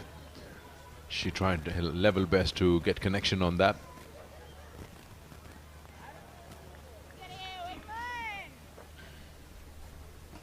Pakistan require 88 more to win this match, and they've got plenty of overs, 29 and a half. That's a good stop at short cover. Oh, there's a chance. Direct hit. No. Took a little time to realize which end to go. Bisma had no will to go for that single. Definitely there was a chance. She took so much time, probably couldn't realize which end to throw. And that was enough for Sidra to get back.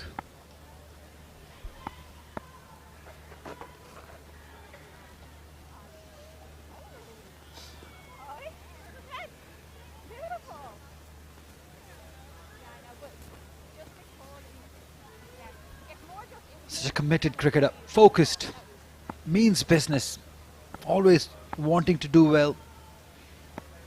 That's Sidra Amin. We hardly have seen her play a false shot. Everything on merit.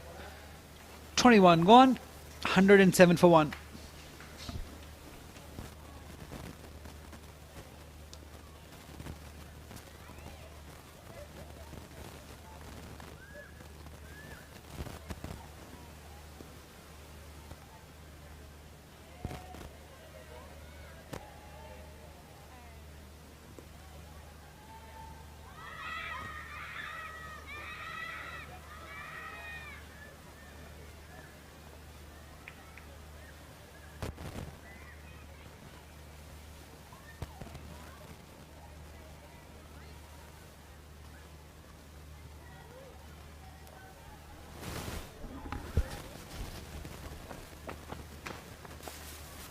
Ireland desperately in need of wickets. There's just been too many poor and inconsistent deliveries from their bowlers, not just today but also in the first match of the series. And unless they can find some breakthroughs, and find them now in this next 4 to 5 over period, it's looking almost certain to be 2-0 up in the series for the hosts. Laura Delaney is just finding some control. She's turned to herself. I've got Faisal Shah with me again. Faisal, Pakistan are highly impressive. Yeah, after that loss of wicket, they really needed to build another partnership, and they did quite nicely. It's Maroof, but that girl Sidra Amin, she's unstoppable this year. We saw her score that 100 against Sri Lanka earlier in the year. That 100 in the first game. Yet another 50. Amazing consistency. Well, she's looked like she's batting on another level altogether, hasn't she? And not just a one-hit wonder in the first ODI, but backing it up in a big way here with an unbroken 50. Pakistan really yet to go through the gears either. Just in cruise mode. That one's hammered down the ground. It's going to be 4 more. Over pitch by Delaney. Amin cashes in. The full face of the bat shown, and it smiles aplenty for Pakistan right now. That's the 50 partnership as well between the two. She likes to clear that front leg and just open up that offside. On that occasion, she found the right length to go straight back down the ground. That is good power as well. Mid-off was slightly wide now. Field has been changed. Mid-off has dropped down. Deep mid-wicket is back inside the ring now.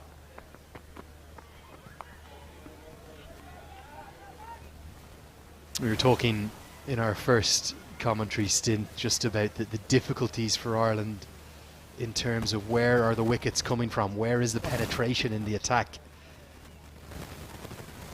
If you don't have that penetration, that natural penetration, you have to build up pressure with consistent bowling. And sadly, from an Irish perspective, there hasn't been that consistency in their bowling. Too many bad balls. And we'll get us to the end of the 22nd over with a single. 114 for one now. Yeah, Irish have had their own trouble, but Sidra Amin has been prolific. Just a century the other day, and today she likes that offside more than the onside. But she will punish you if you provide her with the length. Pretty good against spin and pace. That was half a chance. Imar, after that, she provided her an easy full toss. Yeah, but we've seen it perfectly in that package, haven't we? The inconsistency in the Irish bowling. They've tried to go fuller today. Too short in the first ODI. Today probably a little bit too full, if anything. 8 4s she's hit in that innings of 58. Plenty of runs down the ground, and she's favoured both sides of the wicket. Off-hand leg, and Ireland are going to turn back to Cara Murray. Just the 2 overs of Rachel Delaney with her off breaks. They are desperately in need of wickets. Murray's bowled nicely. A lot of potential with her leg breaks, but again I go back to comparing her to Pakistan's wrist spinner Ghulam Fatima. 10 overs, 1 maiden, 3 for 32. In every department Pakistan are outplaying Ireland right now. That is correct, and if you look at those bowling figures, Cara Murray, yet another freebie. Cannot get away with this kind of bowling. Bisma Maroof, too good a player to spare you. Easy boundary. And a big smile from the captain, and smiles too for those fun cricketers who enjoyed their moment out on the outfield during the halfway stage. And they're in the action here. Look at this. Hammered out. I don't know if that rolls on. Good pickup. Good stop as it goes over the rope by one of our young ball girls who's in and around the ground enjoying the action here in Lahore. For me, I think there's a lot of learnings for Ireland in these conditions. Direct hit is given not out, well short. They're getting taught a lesson as to what happens if you bowl maybe 1 or 2 bad balls and over it, you get punished. Yeah, that's good learning curve, but a very steep one. Rachel slightly on her heels when you're up in the ring. Got to be saving those singles. Allow the bowler to build pressure. Just have to go back to lengths, don't we? Look at the lengths that the Pakistani spinners hit compared to the Irish spinners. Richardson, Murray, they've been too full and they've been punished, particularly down the ground. That's a good length, but the innovation from Sidra Amin is magnificent. That's a world-class stroke. Gets on top of the bounce, gets it behind square on the offside. 4 more to the total. What a few days she is having. This is beautiful. This is brilliant batting. A couple of balls in good areas, and Sidra Amin had the answer for that. She came up with the reverse sweep. She does play quite a few variations of that reverse sweep. This time went behind square. She can play that power stroke, the switch hit as well. 10 runs coming from the over And it's come without any real risk for Pakistan. Just excellent batting. 23 gone. 1-2-4 for one.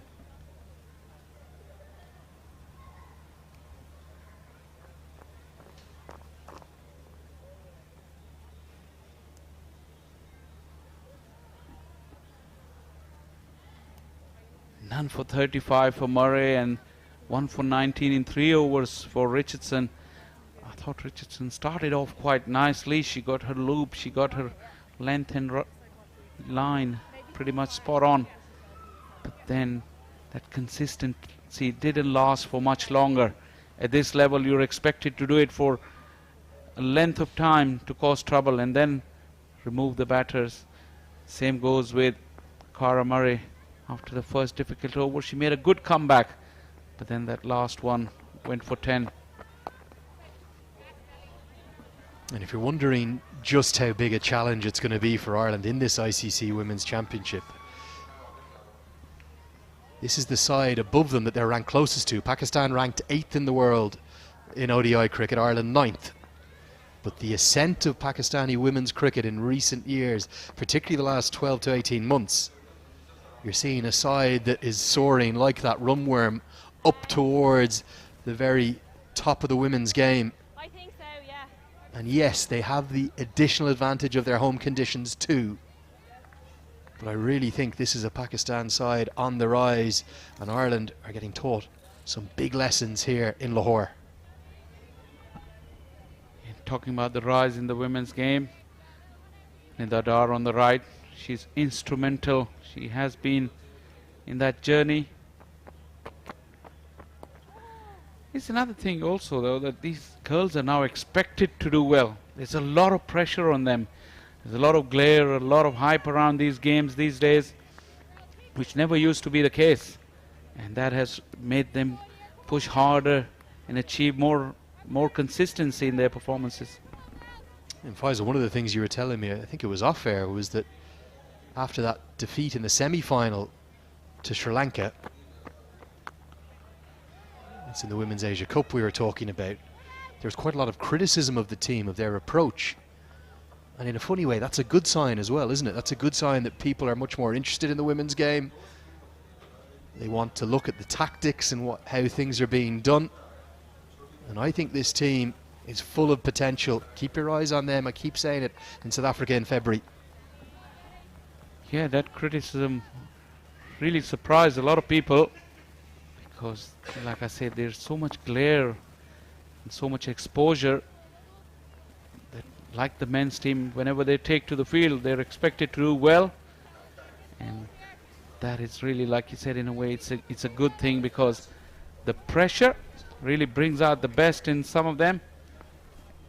And if you're good enough to handle that pressure, only then you will survive, which means that you will be tougher come tough situations in big competition. Pretty good, Arlo. 24 gone, 129 for one.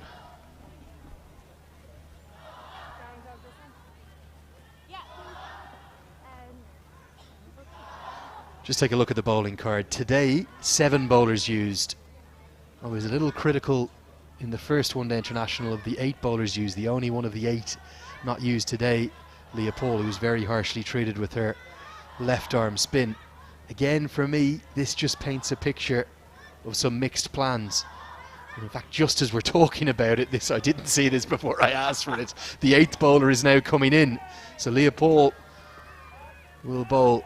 And one thing that was very, very noticeable, just having a chat to the Irish coaching staff out before the start of play, was there's selfies aplenty in the crowd. Paul bowled significantly flatter through the air, and she'd been instructed to bowl quicker. So let's see, can she replicate that? In the first ODI, she was hammered around the park, very slow through the air. Well, if you look at it in one way, Irish are being consistent. They used 8 bowlers in the first game and they're using the 8th one now in the second. But if you do the critical analysis of the 2 games, whatever we've seen so far, Ireland can really pick some moments from both games where they've done quite well, both with bat and ball. and then they can concentrate on those areas and make sure that the length of those good periods are prolonged over 100 overs. Easier said than done, but it's somewhere you can start off. We're just picking off those moments where you've done well and just see how you can do that for length of period and just that consistency throughout the 50 overs of a batting or a bowling innings.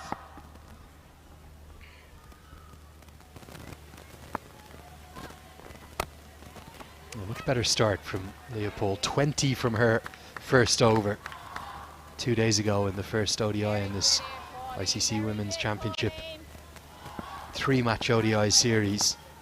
Definitely flatter through the air.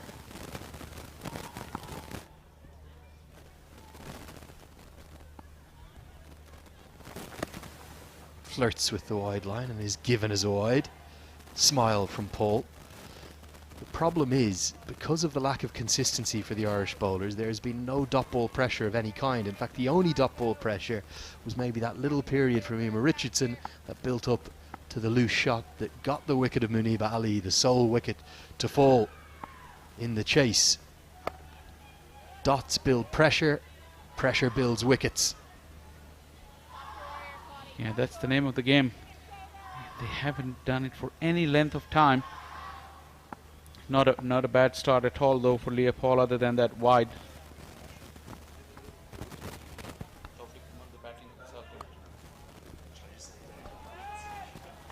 Once again, very firmly placed. Just a single. That's good outfielding there on the boundary line. Sidra Amin, very prolific. We saw her wagon wheel just a while ago. How many runs she got through that offside. You'll see here from the side-on angle, Paul much flatter through the air. Yes, this was dragged down a little. Good work in the deep. But clearly a different tactic from the left-arm spinner, the all-rounder. She opens the batting as well. Hasn't had joy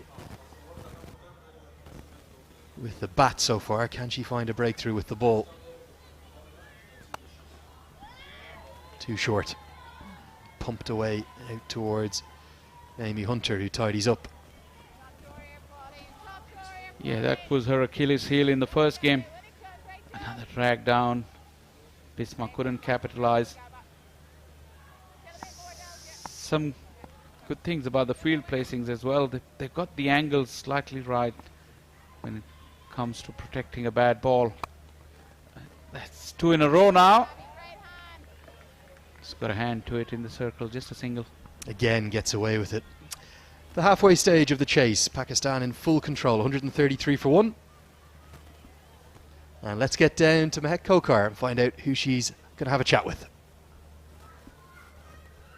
I've got with me the latest addition to the Pakistani cricket team, and he is there as a batting coach at the moment, Tawfiq Umar.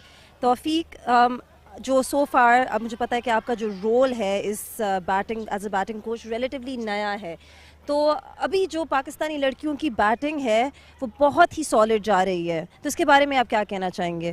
देखें, बिल्कुल बहुत अच्छी potential है, और जिस तरह से last match में सिद्रा अमीन और मुनीबा ने एक हमारी बहुत ही अच्छी पार्टनरशिप गई और उसको कंटिन्यू किया हुआ है। अभी सिद्रा अभी स्टिल 60 ऑड पे रन्स पे खेल रही है। So I think potential wise talent है, पोटेंशियल है, और इसको इसी तरह कंटिन्यू करेंगे तो डेफिनेटली जो फ्यूचर हमारी सीरीज़ हैं उसको जैसे अब रन्स एज ए बैट्समैन आप रन्स के साथ जाते हैं नेक्स्ट सीरीज़ में, तो आपका डिफरेंट कॉन्फिडेंस के साथ आप जाते हैं। तो आई थिंक ये चीज़ जो है ये हमारे बैट्समैनों के लिए बहुत इंपॉर्टेंट है कि ये सीरीज़ में वो कॉन्फिडेंस गेन करें, लंबे रन्स करें, और नेक्स्ट सीरीज़ से पहले जो है वो अच्छा परफॉर्म करें। आपने टैलेंट की बात की है तो हम बात करते हैं सिद्रा अमीन, और मुनीबा अली तो हैं ही हैं, लेकिन सिद्रा अमीन के बारे में कि उनमें इतना पोटेंशियल और टैलेंट है, जिस तरह उन्होंने बैटिंग हमें दिखाई है और की है, तो इसके बारे में आपकी क्या सोच है स्पेसिफिकली उनके बारे में? देखें, सिद्रा जो है she is technically very sound, उसकी बेस बहुत अच्छी है, और वो उसमें सबसे अच्छी जो चीज़ है वो हंगर है रन्स करने की। तो आई थिंक कि किसी भी बैट्समैन के लिए ये सबसे इम्पोर्टेंट चीज़ होती है कि उसमें हंगर होनी चाहिए रन्स करने की, जो सिद्रा अमीन में ये चीज़ है।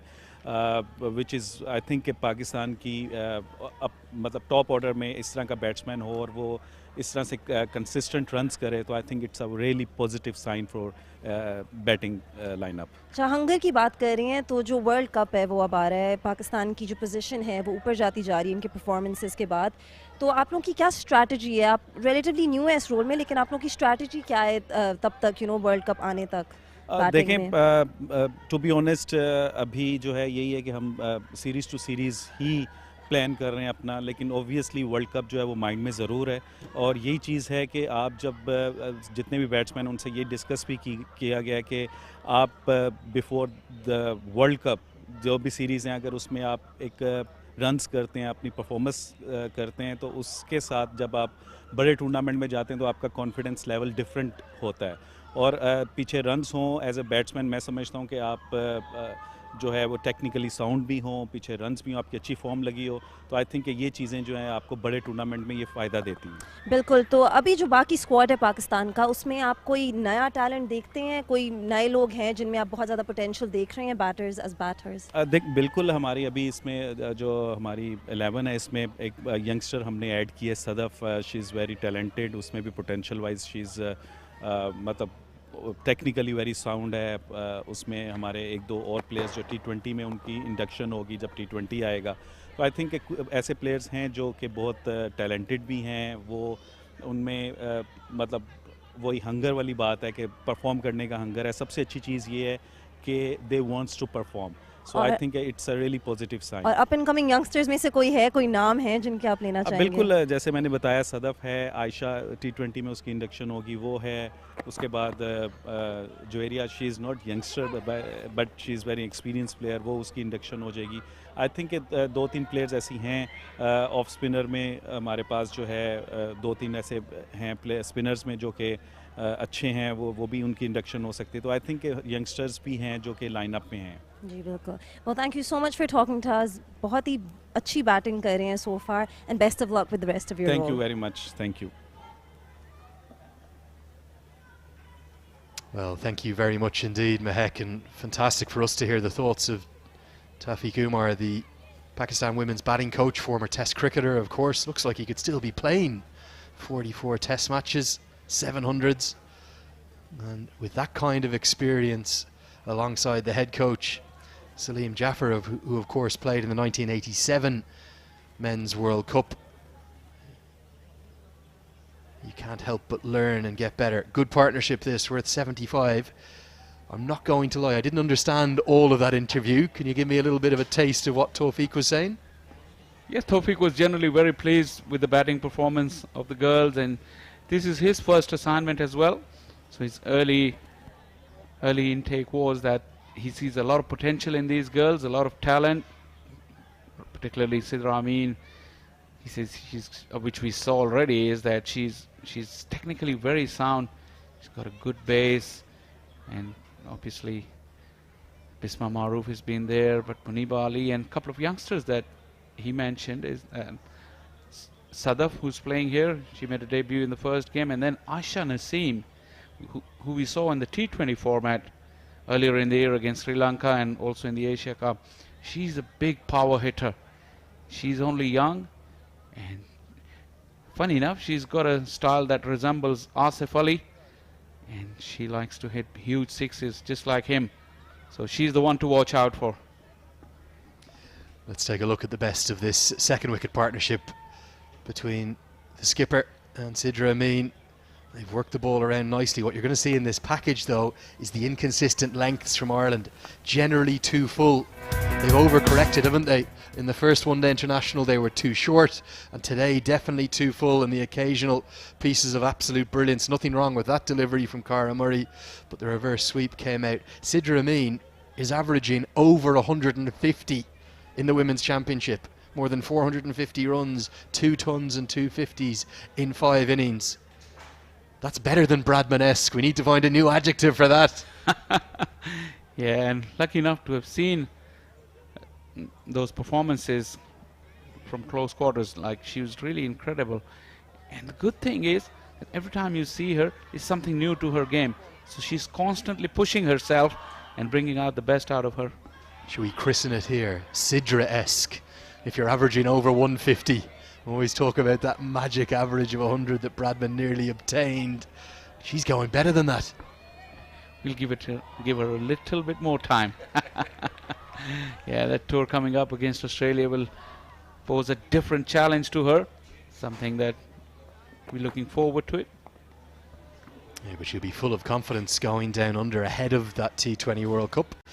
Get to the end of the 26th. I think we just had the one ball after the early drinks break. 1-3-4 for one.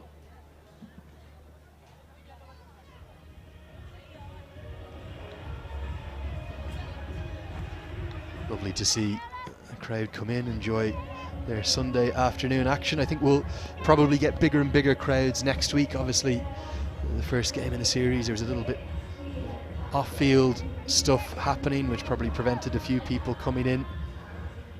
But we're going to see the crowds grow throughout the coming days. And lovely to see the youngsters in, boys and girls, the future of the game. Always good to see youngsters at cricket. And Pakistan is blessed in a way that you don't have to convince youngsters to take up cricket. We don't have that problem. They just take up cricket, and then all we need to do is just to find them and harness their skills, give them a pathway to come and fall into that system that the PCB is already working so hard on.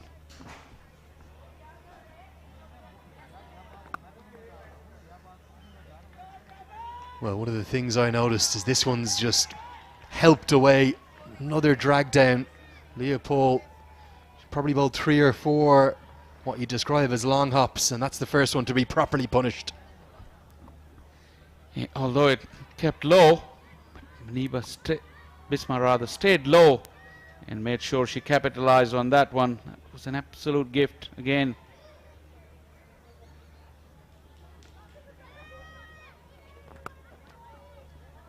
Going to be more runs here, and the drinks break has not stemmed the momentum. If anything, Pakistan are now going to move from 3rd to 4th, maybe into 5th gear.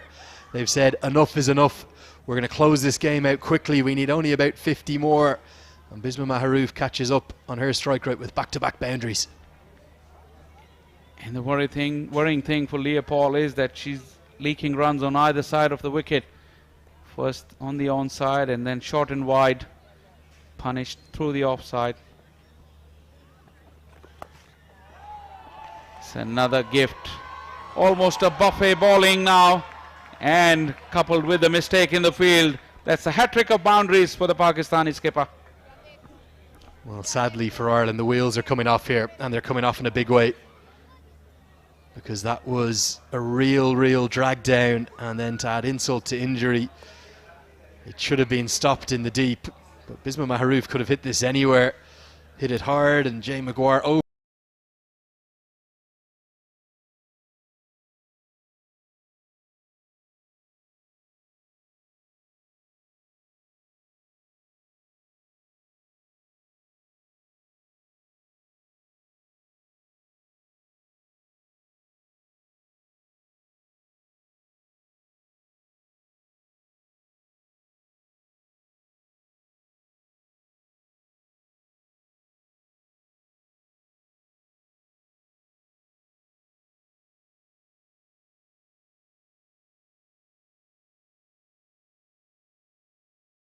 Leopold far too short, and Bisma Maharouf takes all the gifts that she was presented with.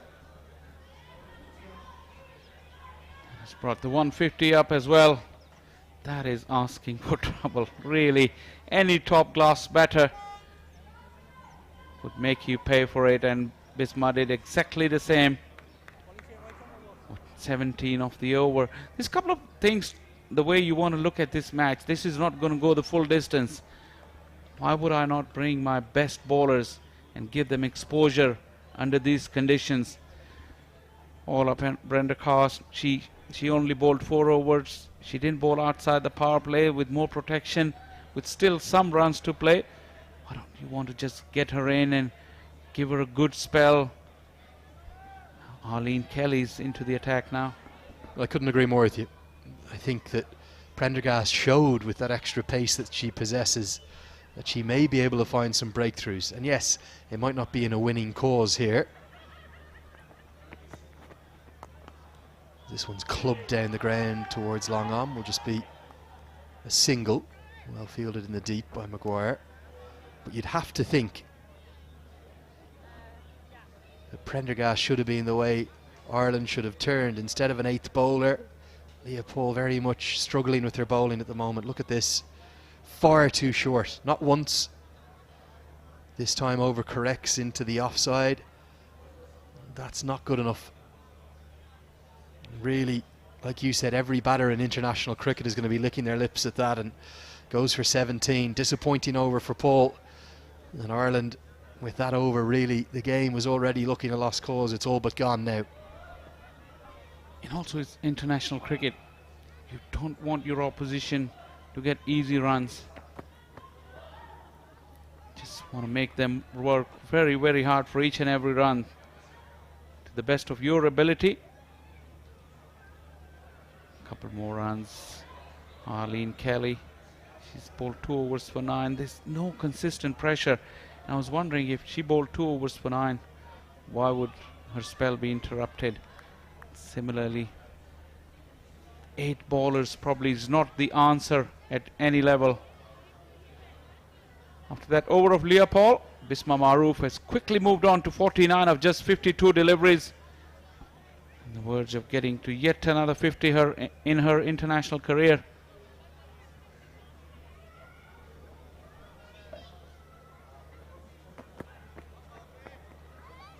Into the block hole from Kelly.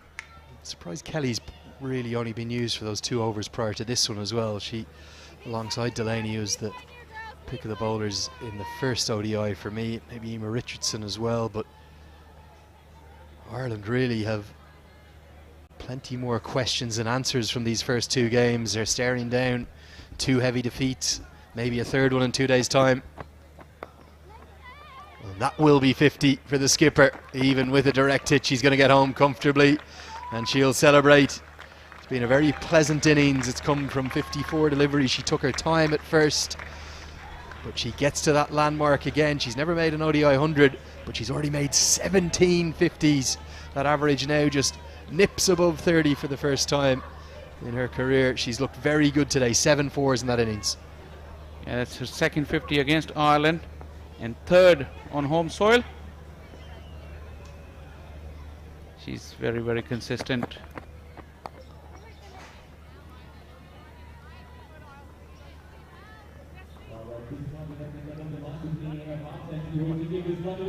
And for Ireland, you would have to feel that there's been an aspect of huge disappointment. I think all Irish fans knew it was going to be an uphill battle coming to Pakistani conditions, but this is a side that's generally competed pretty well against Pakistan. This one's helped away. It's going to be more runs, and 4 of them.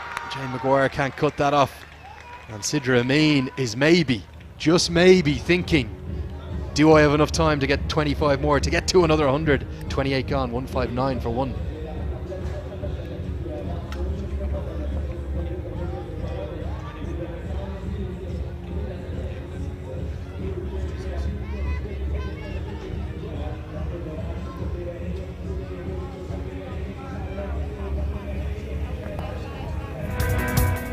Here's a look at some of the best of Bisma Maroof, hitting the ball all around the ground, particularly devastating on Leah Paul. She gets the ball where she wants it. And to be honest, Leah Paul just not good enough in those 2 overs. And then this was the moment to 50. 17th ODI 50, 7th as captain, leading from the front. She's caught up that strike rate really nicely as well. Approaching 100. We've had a slight shuffle in the commentary box, a bit of fond farewell for the moment to Faisal Shah. I'll welcome in Ali Yunus right now. Ali, another one-sided game. It didn't feel that way for much of the contest, but Pakistan are surely going to go 2-0 up in the series and take 4 critical Women's Championship points already. Absolutely. I think Ireland have missed out here. They had the start, they just could not capitalize it. Didn't score many runs. They're way behind in the game now. Another one-sided affair. That's disappointing. We were hoping, we were expecting some betterment. It hasn't happened. Once you score 195, it gets so easy for the batting side. Look at Bisma, the way she has played. She's taken her time. No, she's in no hurry whatsoever. This situation suits her. Yeah, the biggest learning for Ireland, whatever about the specifics of what they need to correct, it has to be that on good batting wickets in ideal batting conditions like we have here at the Gaddafi Stadium, 20s and 30s are not good enough. Not at this level. Playing the best standard of women's cricket in the world here, the ICC Women's ODI Championship. 1, 2, 3, 4, 5, 6 batters got to 20 and no one got more than 35. And in Pakistan's innings, it's been the polar opposite. Yeah, spot on. You get out, that's fine. But once you get a start on a pitch like this, it's a crime to get out. You don't do that. As we see the 100 partnership coming up between these two batters, that has not happened for Ireland. It's now way too easy for Sidra Amin. She's been in that sort of form all this year. Fantastic year. She's been having 3 centuries and a 50 here also. 75, eyeing on that 100 maybe. I think there's genuine thoughts of 100, and nice to see this. Look at that. Green of Ireland in the crowd as well. Mainly Pakistan fans here, but a couple of Irish fans in too. And then 2 of the key men in the Cricket Ireland setup. The High Performance Director on the left, that's Richard Holdsworth, and the Cricket Ireland CEO, Warren Dutram, who I believe has just got into town today. Shows those ever-closening ties between the two countries. But right now, on the pitch, very much one-way traffic. I'm sure he won't be liking this. They definitely wanted a fight out of this game. It hasn't happened. Again, look at the length. It's way too easy. They just ease it for one towards long on. The type of form Sidra and Bisma are in, they're not going to miss out on these length deliveries. What do you think they need to work on? What are the key areas? Very good here, Richo. The issue was the big feedback from the bowling in game 1, according to all of the coaching team, was that they had bowled far too short, just like that delivery, which has been carved away for 4 more. Amin is on the hunt for another 100. She knows that there's nearly 30 still needed to win, and she needs to get 20 of them. And you couldn't argue with her for going for it. She'd deserve it. She is on fire in Lahore. Absolutely, and she's been helped by some average bowling. This one again, shorter length. The footwork was perfect. The result also perfect. 29 gone, 166 for 1. It's time for drinks.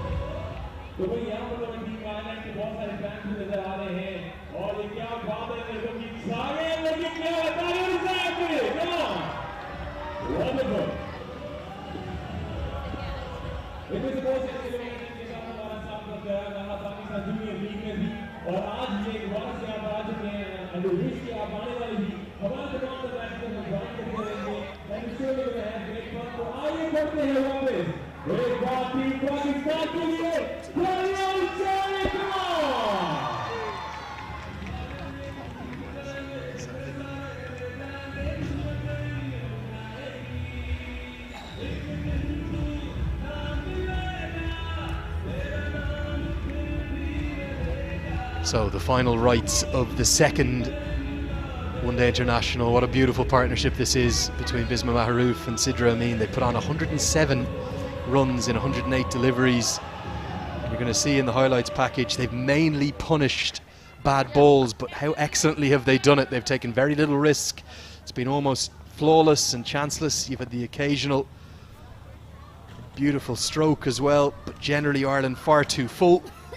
And the Pakistan batters have just helped themselves. That reverse sweep, the pick of the lot, and then a real horror show for Leopold, sadly. Yeah, some inconsistent bowling helping their cause. The length, look at the length. Shorter most of the time, and that has definitely helped this partnership grow. Again, either too full or too short. That has been the problem. Yeah, and I think this is where the coaching team for Ireland are really going to prove their worth, because all I would be doing with them is working on their lengths. I think of almost nothing else as a bowling unit. Spinners and seamers. Training session tomorrow, I would get them out and just working on good lengths. They don't have the pace to be off a good length. That's a good length. And a good length here in Pakistan might be very subtly different to a good length in Ireland. They've got to get that right, and they need to get it right quickly, Ali. Definitely. That has been the problem. When you don't have much pace, you have to rely on your line and length and the variations. We haven't seen many variations also from these medium paces. Not those slow bounces or the back of the hand deliveries, those knuckle deliveries. We haven't seen that happen.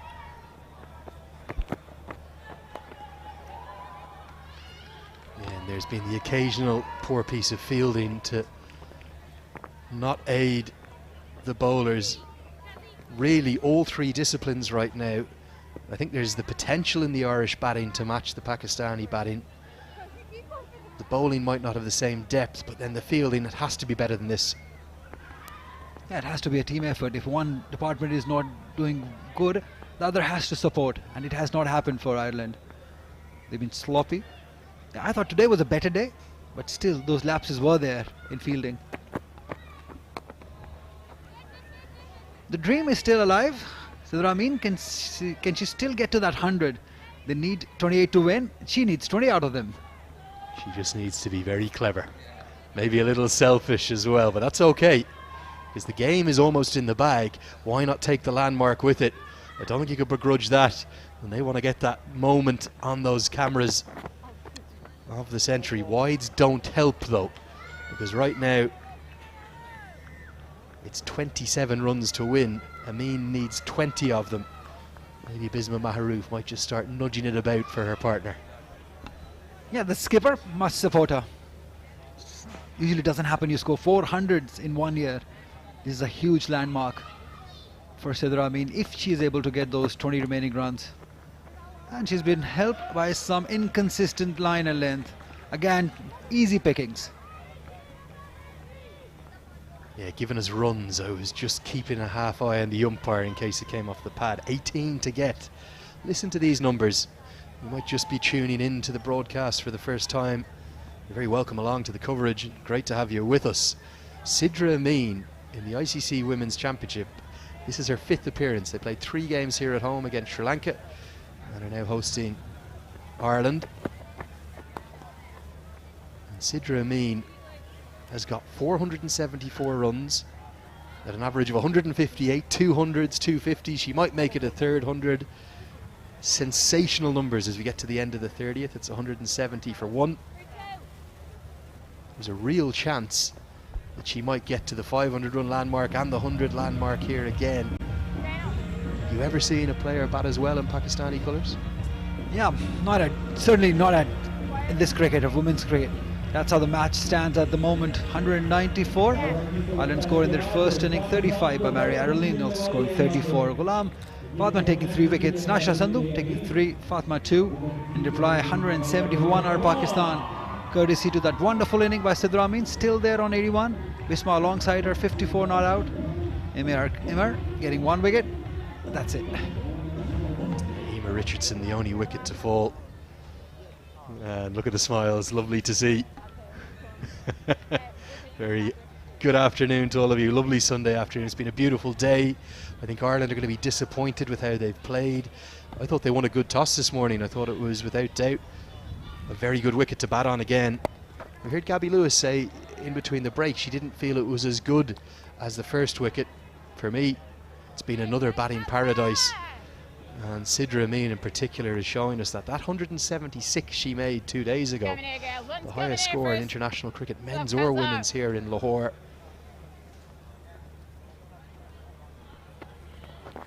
She is hitting a red hot streak of form, but her captain is not helping her here, because the hunt for that 100 might have been extinguished with that boundary. 4 more to Maharouf, and Sidra Amin is running out of time.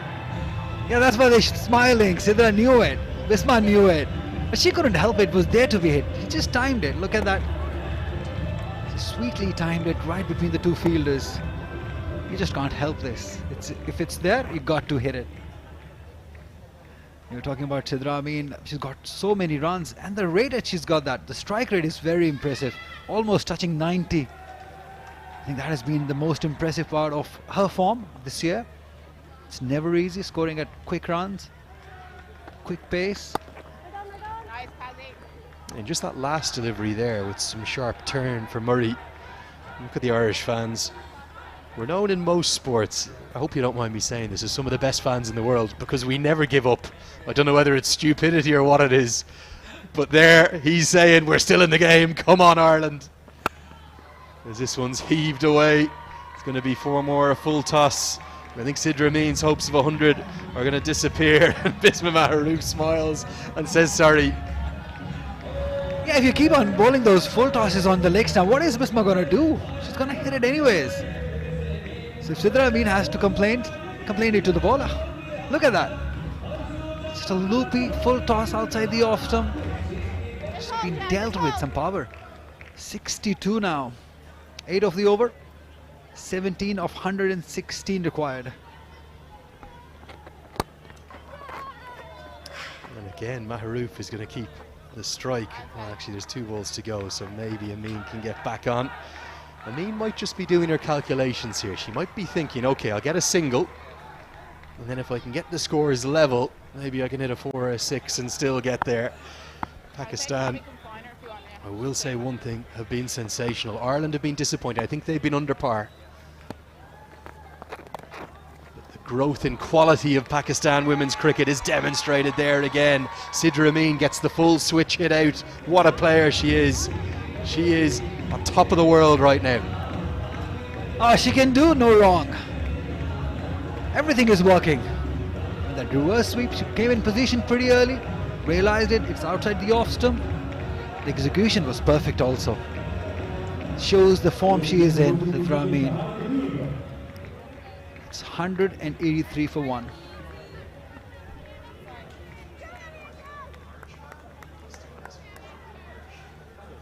Morning change. Right arm round.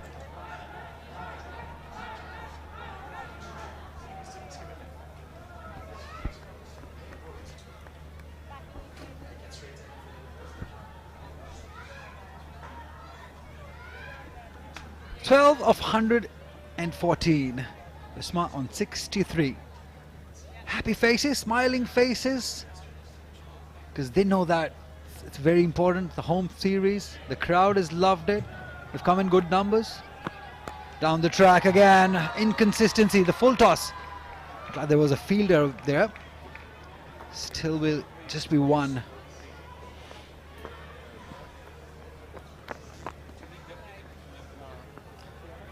For the first time today, I've been joined by Shah Faisal. A very good afternoon. A very good win, almost a win for Pakistan. Good afternoon, good evening almost, and almost a victory for Pakistan. That will cap off a wonderful day for Pakistan. I mentioned with Andrew earlier that leaving the hotel, we got the first good news, and throughout the day, the good news have kept coming. As Mohtashim Rashid, the support staff of the Pakistan team. Absolutely, it's just been a wonderful day. Who would have had thought, Shah Faisal? Even last evening we were talking about, oh, there are very few chances that Pakistan will qualify. And even before we woke up, we were almost there. We were not even playing, but we were almost there. Yeah, what an incredible day. Great day for Netherlands as well, and South Africa.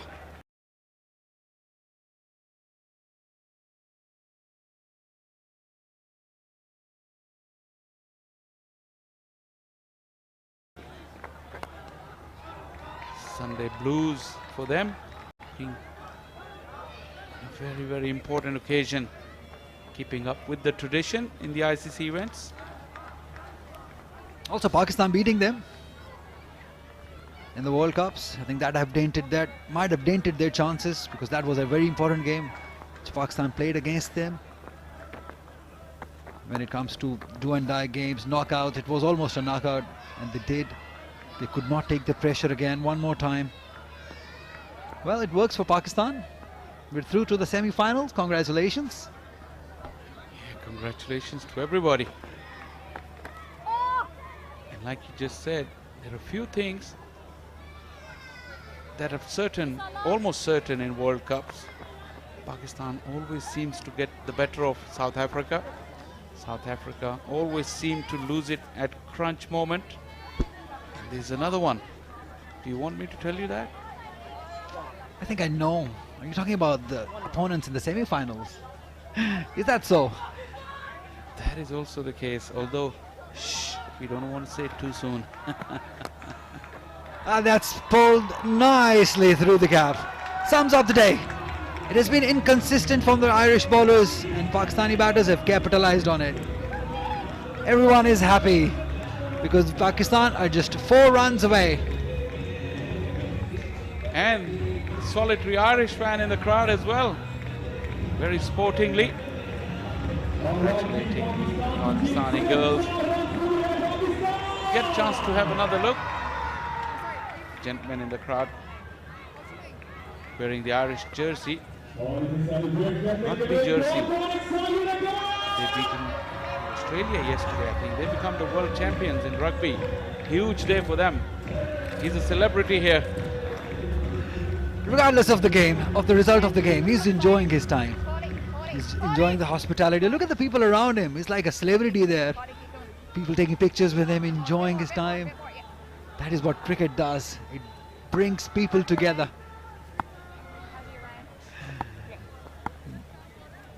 Now we are just 4 runs away of 108 deliveries.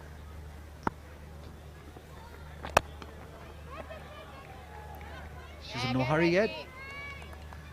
Scoring those runs in 32 overs, an authoritative win yet again for Pakistan. Bisma, who didn't bat in the first game, making a solid contribution. Sidra may not get a chance to get another 100. Top edge. Will it go to the boundary? Probably not. Good save. Leah Paul, she's had a tough day with the ball. Really fighting hard till the end. Again, inconsistency. A full toss. She was not in total control though, Sidra Amin. Top edged it, but it went far away from the fielder. It was a good effort in the end. She didn't give up the chase till the end. That's good commitment level. So right now, 2 runs required of 106 deliveries for Pakistan to win this game.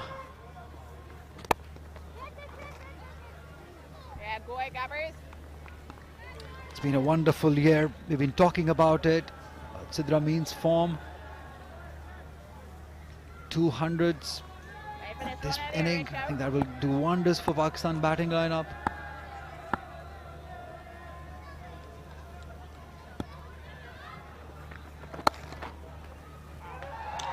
That's it. Pakistan wins She'll easily do it and come back for second as they go 2-0 up in the series. And they go past South Africa in that ICC points table also championship. They go past them and at number 2 now. It's been a complete performance. They've outclassed Ireland in every department they've played. It's a very good side. Wisma has led them excellently. And Ireland have got a few things to answer after this game. What a few things. But a thumping victory for Pakistan. Look at that handshake. Salim Jafar. Usher and then the crowd. And, good numbers. Gorgeous day in Lahore, and we witnessed some great cricket from the Pakistani girls. Very comprehensive in terms of the bowling, their fielding, and the batting was clinical as well. Ireland have got some soul searching to do with just the one game to go, and the series lost already.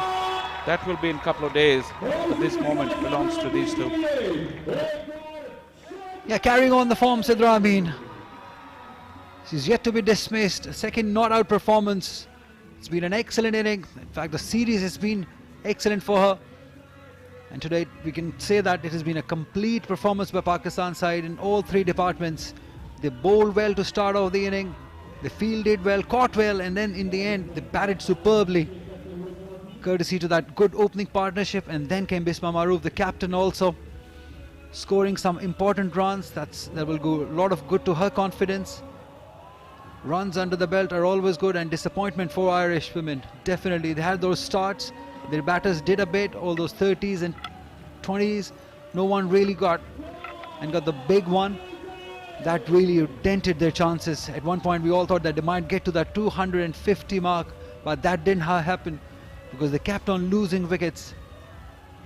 And in the end, it was these two, Bisma the captain and Sidra Amin, the girl in form, have done it for Pakistan as they go 2-0 up in this series. And as we mentioned earlier in that ICC championship, they go up to number 2 now. Very, very dominant performance. Muniba couldn't capitalize today. She was the only wicket. She made 27, not after providing a good start to the team. Sidra Amin, 91 of 93. Bisma Maroof, 69 of 70. The strike rate.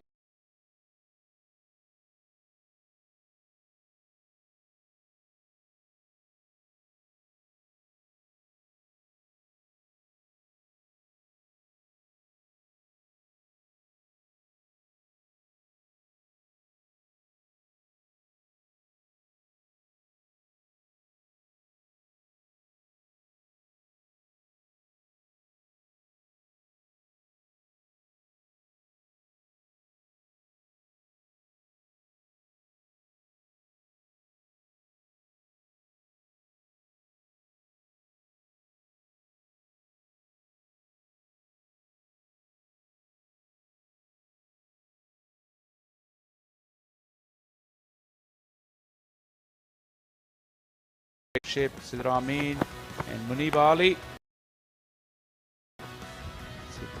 Very, very prolific through the offside, both of them. There were plenty of loose stuff around as well, which they really capitalized. Muniba will be gutted with herself for losing that wicket in that fashion. Yeah, again, they've been helped by some inconsistent bowling. The length on the shorter side, lots of loopy deliveries, nothing taking away from the abilities of Sidra Amin, the way she's playing, the type of form she is in. She didn't miss out on anything. Everything on merit, the way she's played. And Bisma in the end also scoring a 50. Again, that length has been the talking point. Look at that, not just once, but so many deliveries, the boundary deliveries rather. And Bisma Maroof, we know that she's a timer of the ball. She's a touch player, and if you ball short on her, she's not gonna miss out. She's the quality captain. This one in the end, just piercing that gap. She just times it so beautifully. And whenever needed, whenever given that opportunity, she go hard on the bowlers too. And that was the winning moment. Again, a full toss onto the leg side, being dealt with some power, and winning the game for Pakistan by 9 wickets. That is a huge victory. as far as the wickets are concerned. It is just amazing game that we have witnessed. 194 they scored after winning the toss and batting first. Ireland. Mary scored 35, Arlene 34, Amy scored 30. Ghulam Fatma getting 3 wickets, Nashra Sindhu getting 3, Fatma also getting 2. In reply, they did it with 9 wickets in hand. Sidra Amin again amongst runs, 91 not out. Bisma also 69 not out. MR the only wicket taker, 1 for 34. And what a wonderful result it has been for Pakistan, winning this game by 9 wickets. Right, who do we have? Mayor Coker is with a flash interview.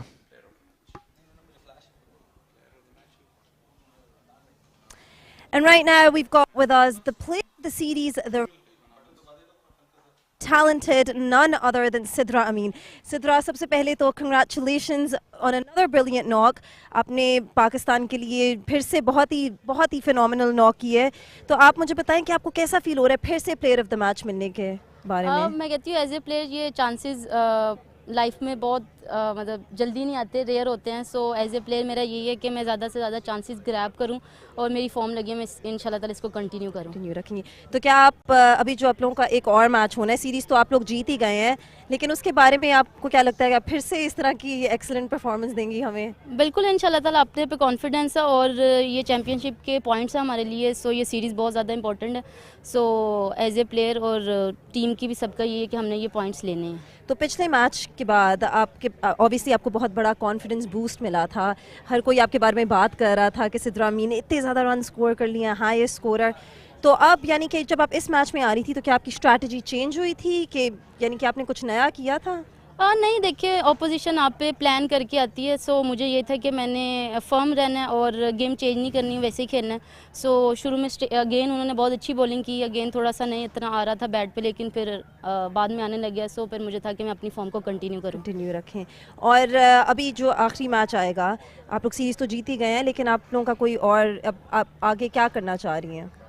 आगे यही है कि as a batter आपको पता है maximum runs करने पे जाएंगे और मैं बैटर हूँ, तो मेरा यही है कि मैं ज़्यादा से ज़्यादा रन्स करूँ अपने लिए भी और अपनी टीम के लिए भी और पाकिस्तान के लिए ऐसे रिकॉर्ड्स बनाएं ताकि जब कोई हिस्ट्री में पढ़े हमारा भी नाम लिया जाए. नाम, और आपका नाम ऑलरेडी आ रहा है, तो आपको बहुत ही ज़्यादा कंग्रेचुलेट करेंगे इस बात पे.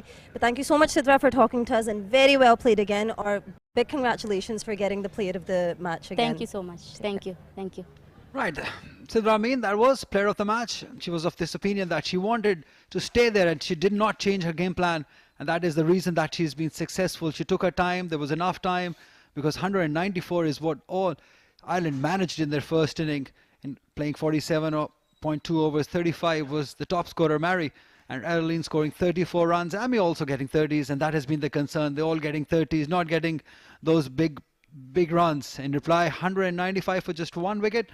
Sidra Amin again into runs, 91 not out. Bisma also getting some useful runs, 69 not out. MR just getting 1 wicket, and an excellent result for Pakistan, winning by 9 wickets. Well, we're going to take a short break. We'll see you in just a short while.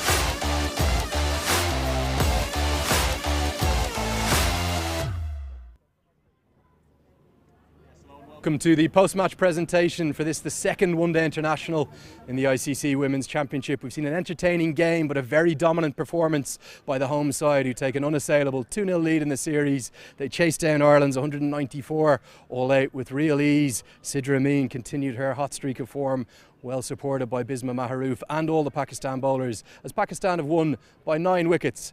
I'd like to start by introducing you to my presentation party across to my left.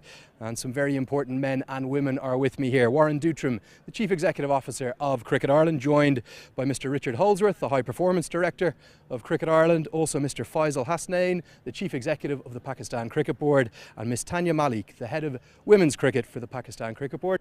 Guys, you're all very welcome. Thanks so much for joining us, and thank you for having us here. Great start to the series. We'd like to start with a presentation as well. Faisal, you'd like to present CEO, that's Warren Dutram, a very kind gift.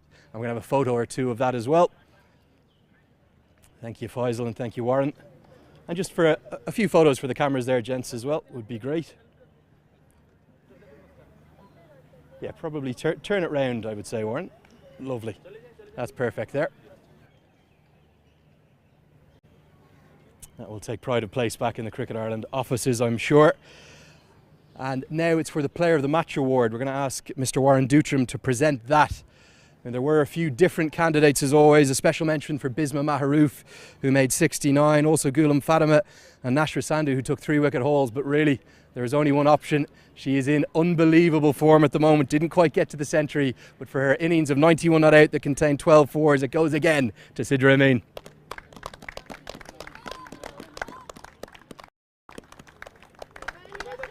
The leading run scorer now in the Women's ODI Championship, Sidra Amin. I don't think anyone in the world is playing quite as well as Sidra right now. Okay, time to speak to the 2 captains. We'll speak first to the losing captain. That's Laura Delaney of Ireland. Laura, great disappointment for your side. You won what I thought was an important toss. 190 was never going to be enough. No, I think we struggled again to build big partnerships throughout our batting innings, and then in the fielding innings again we just struggled to take early wickets, and fair play to the Pakistani batters. Any opportunity they've had out of the wicket, they've made the most of it.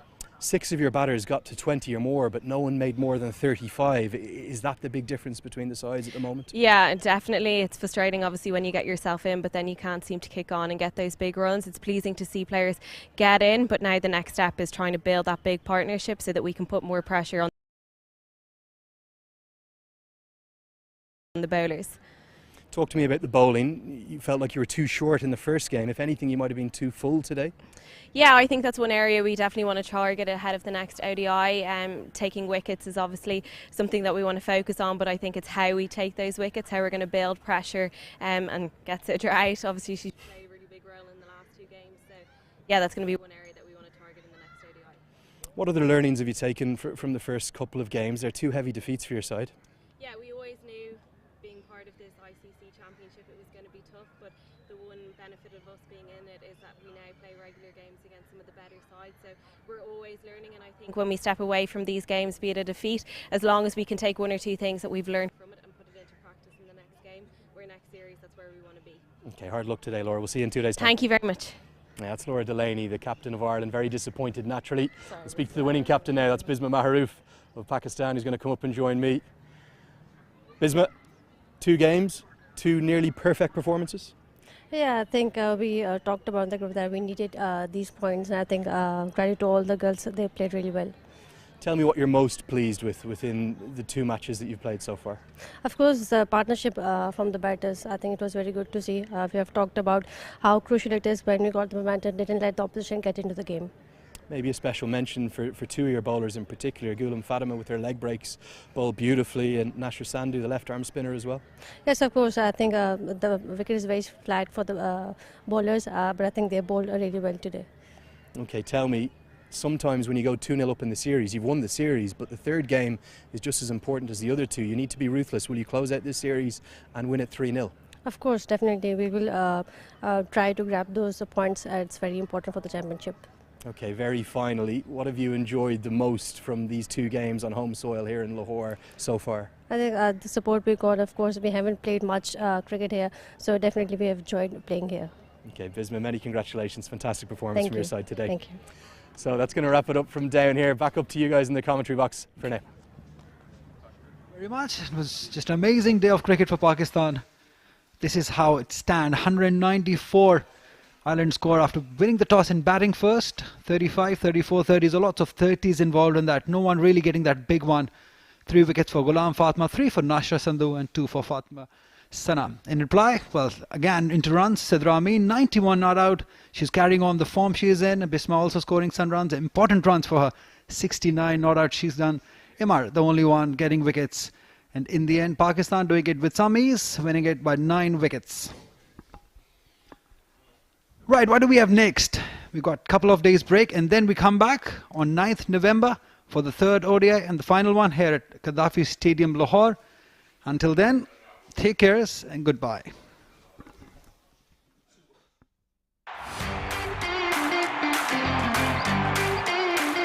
That's exactly what she was hoping.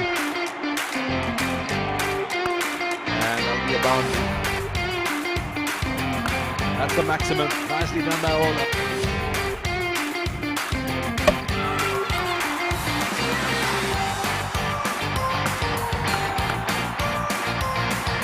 Side and going to be taken. She continues to score and pile on runs on the opposition with that bat.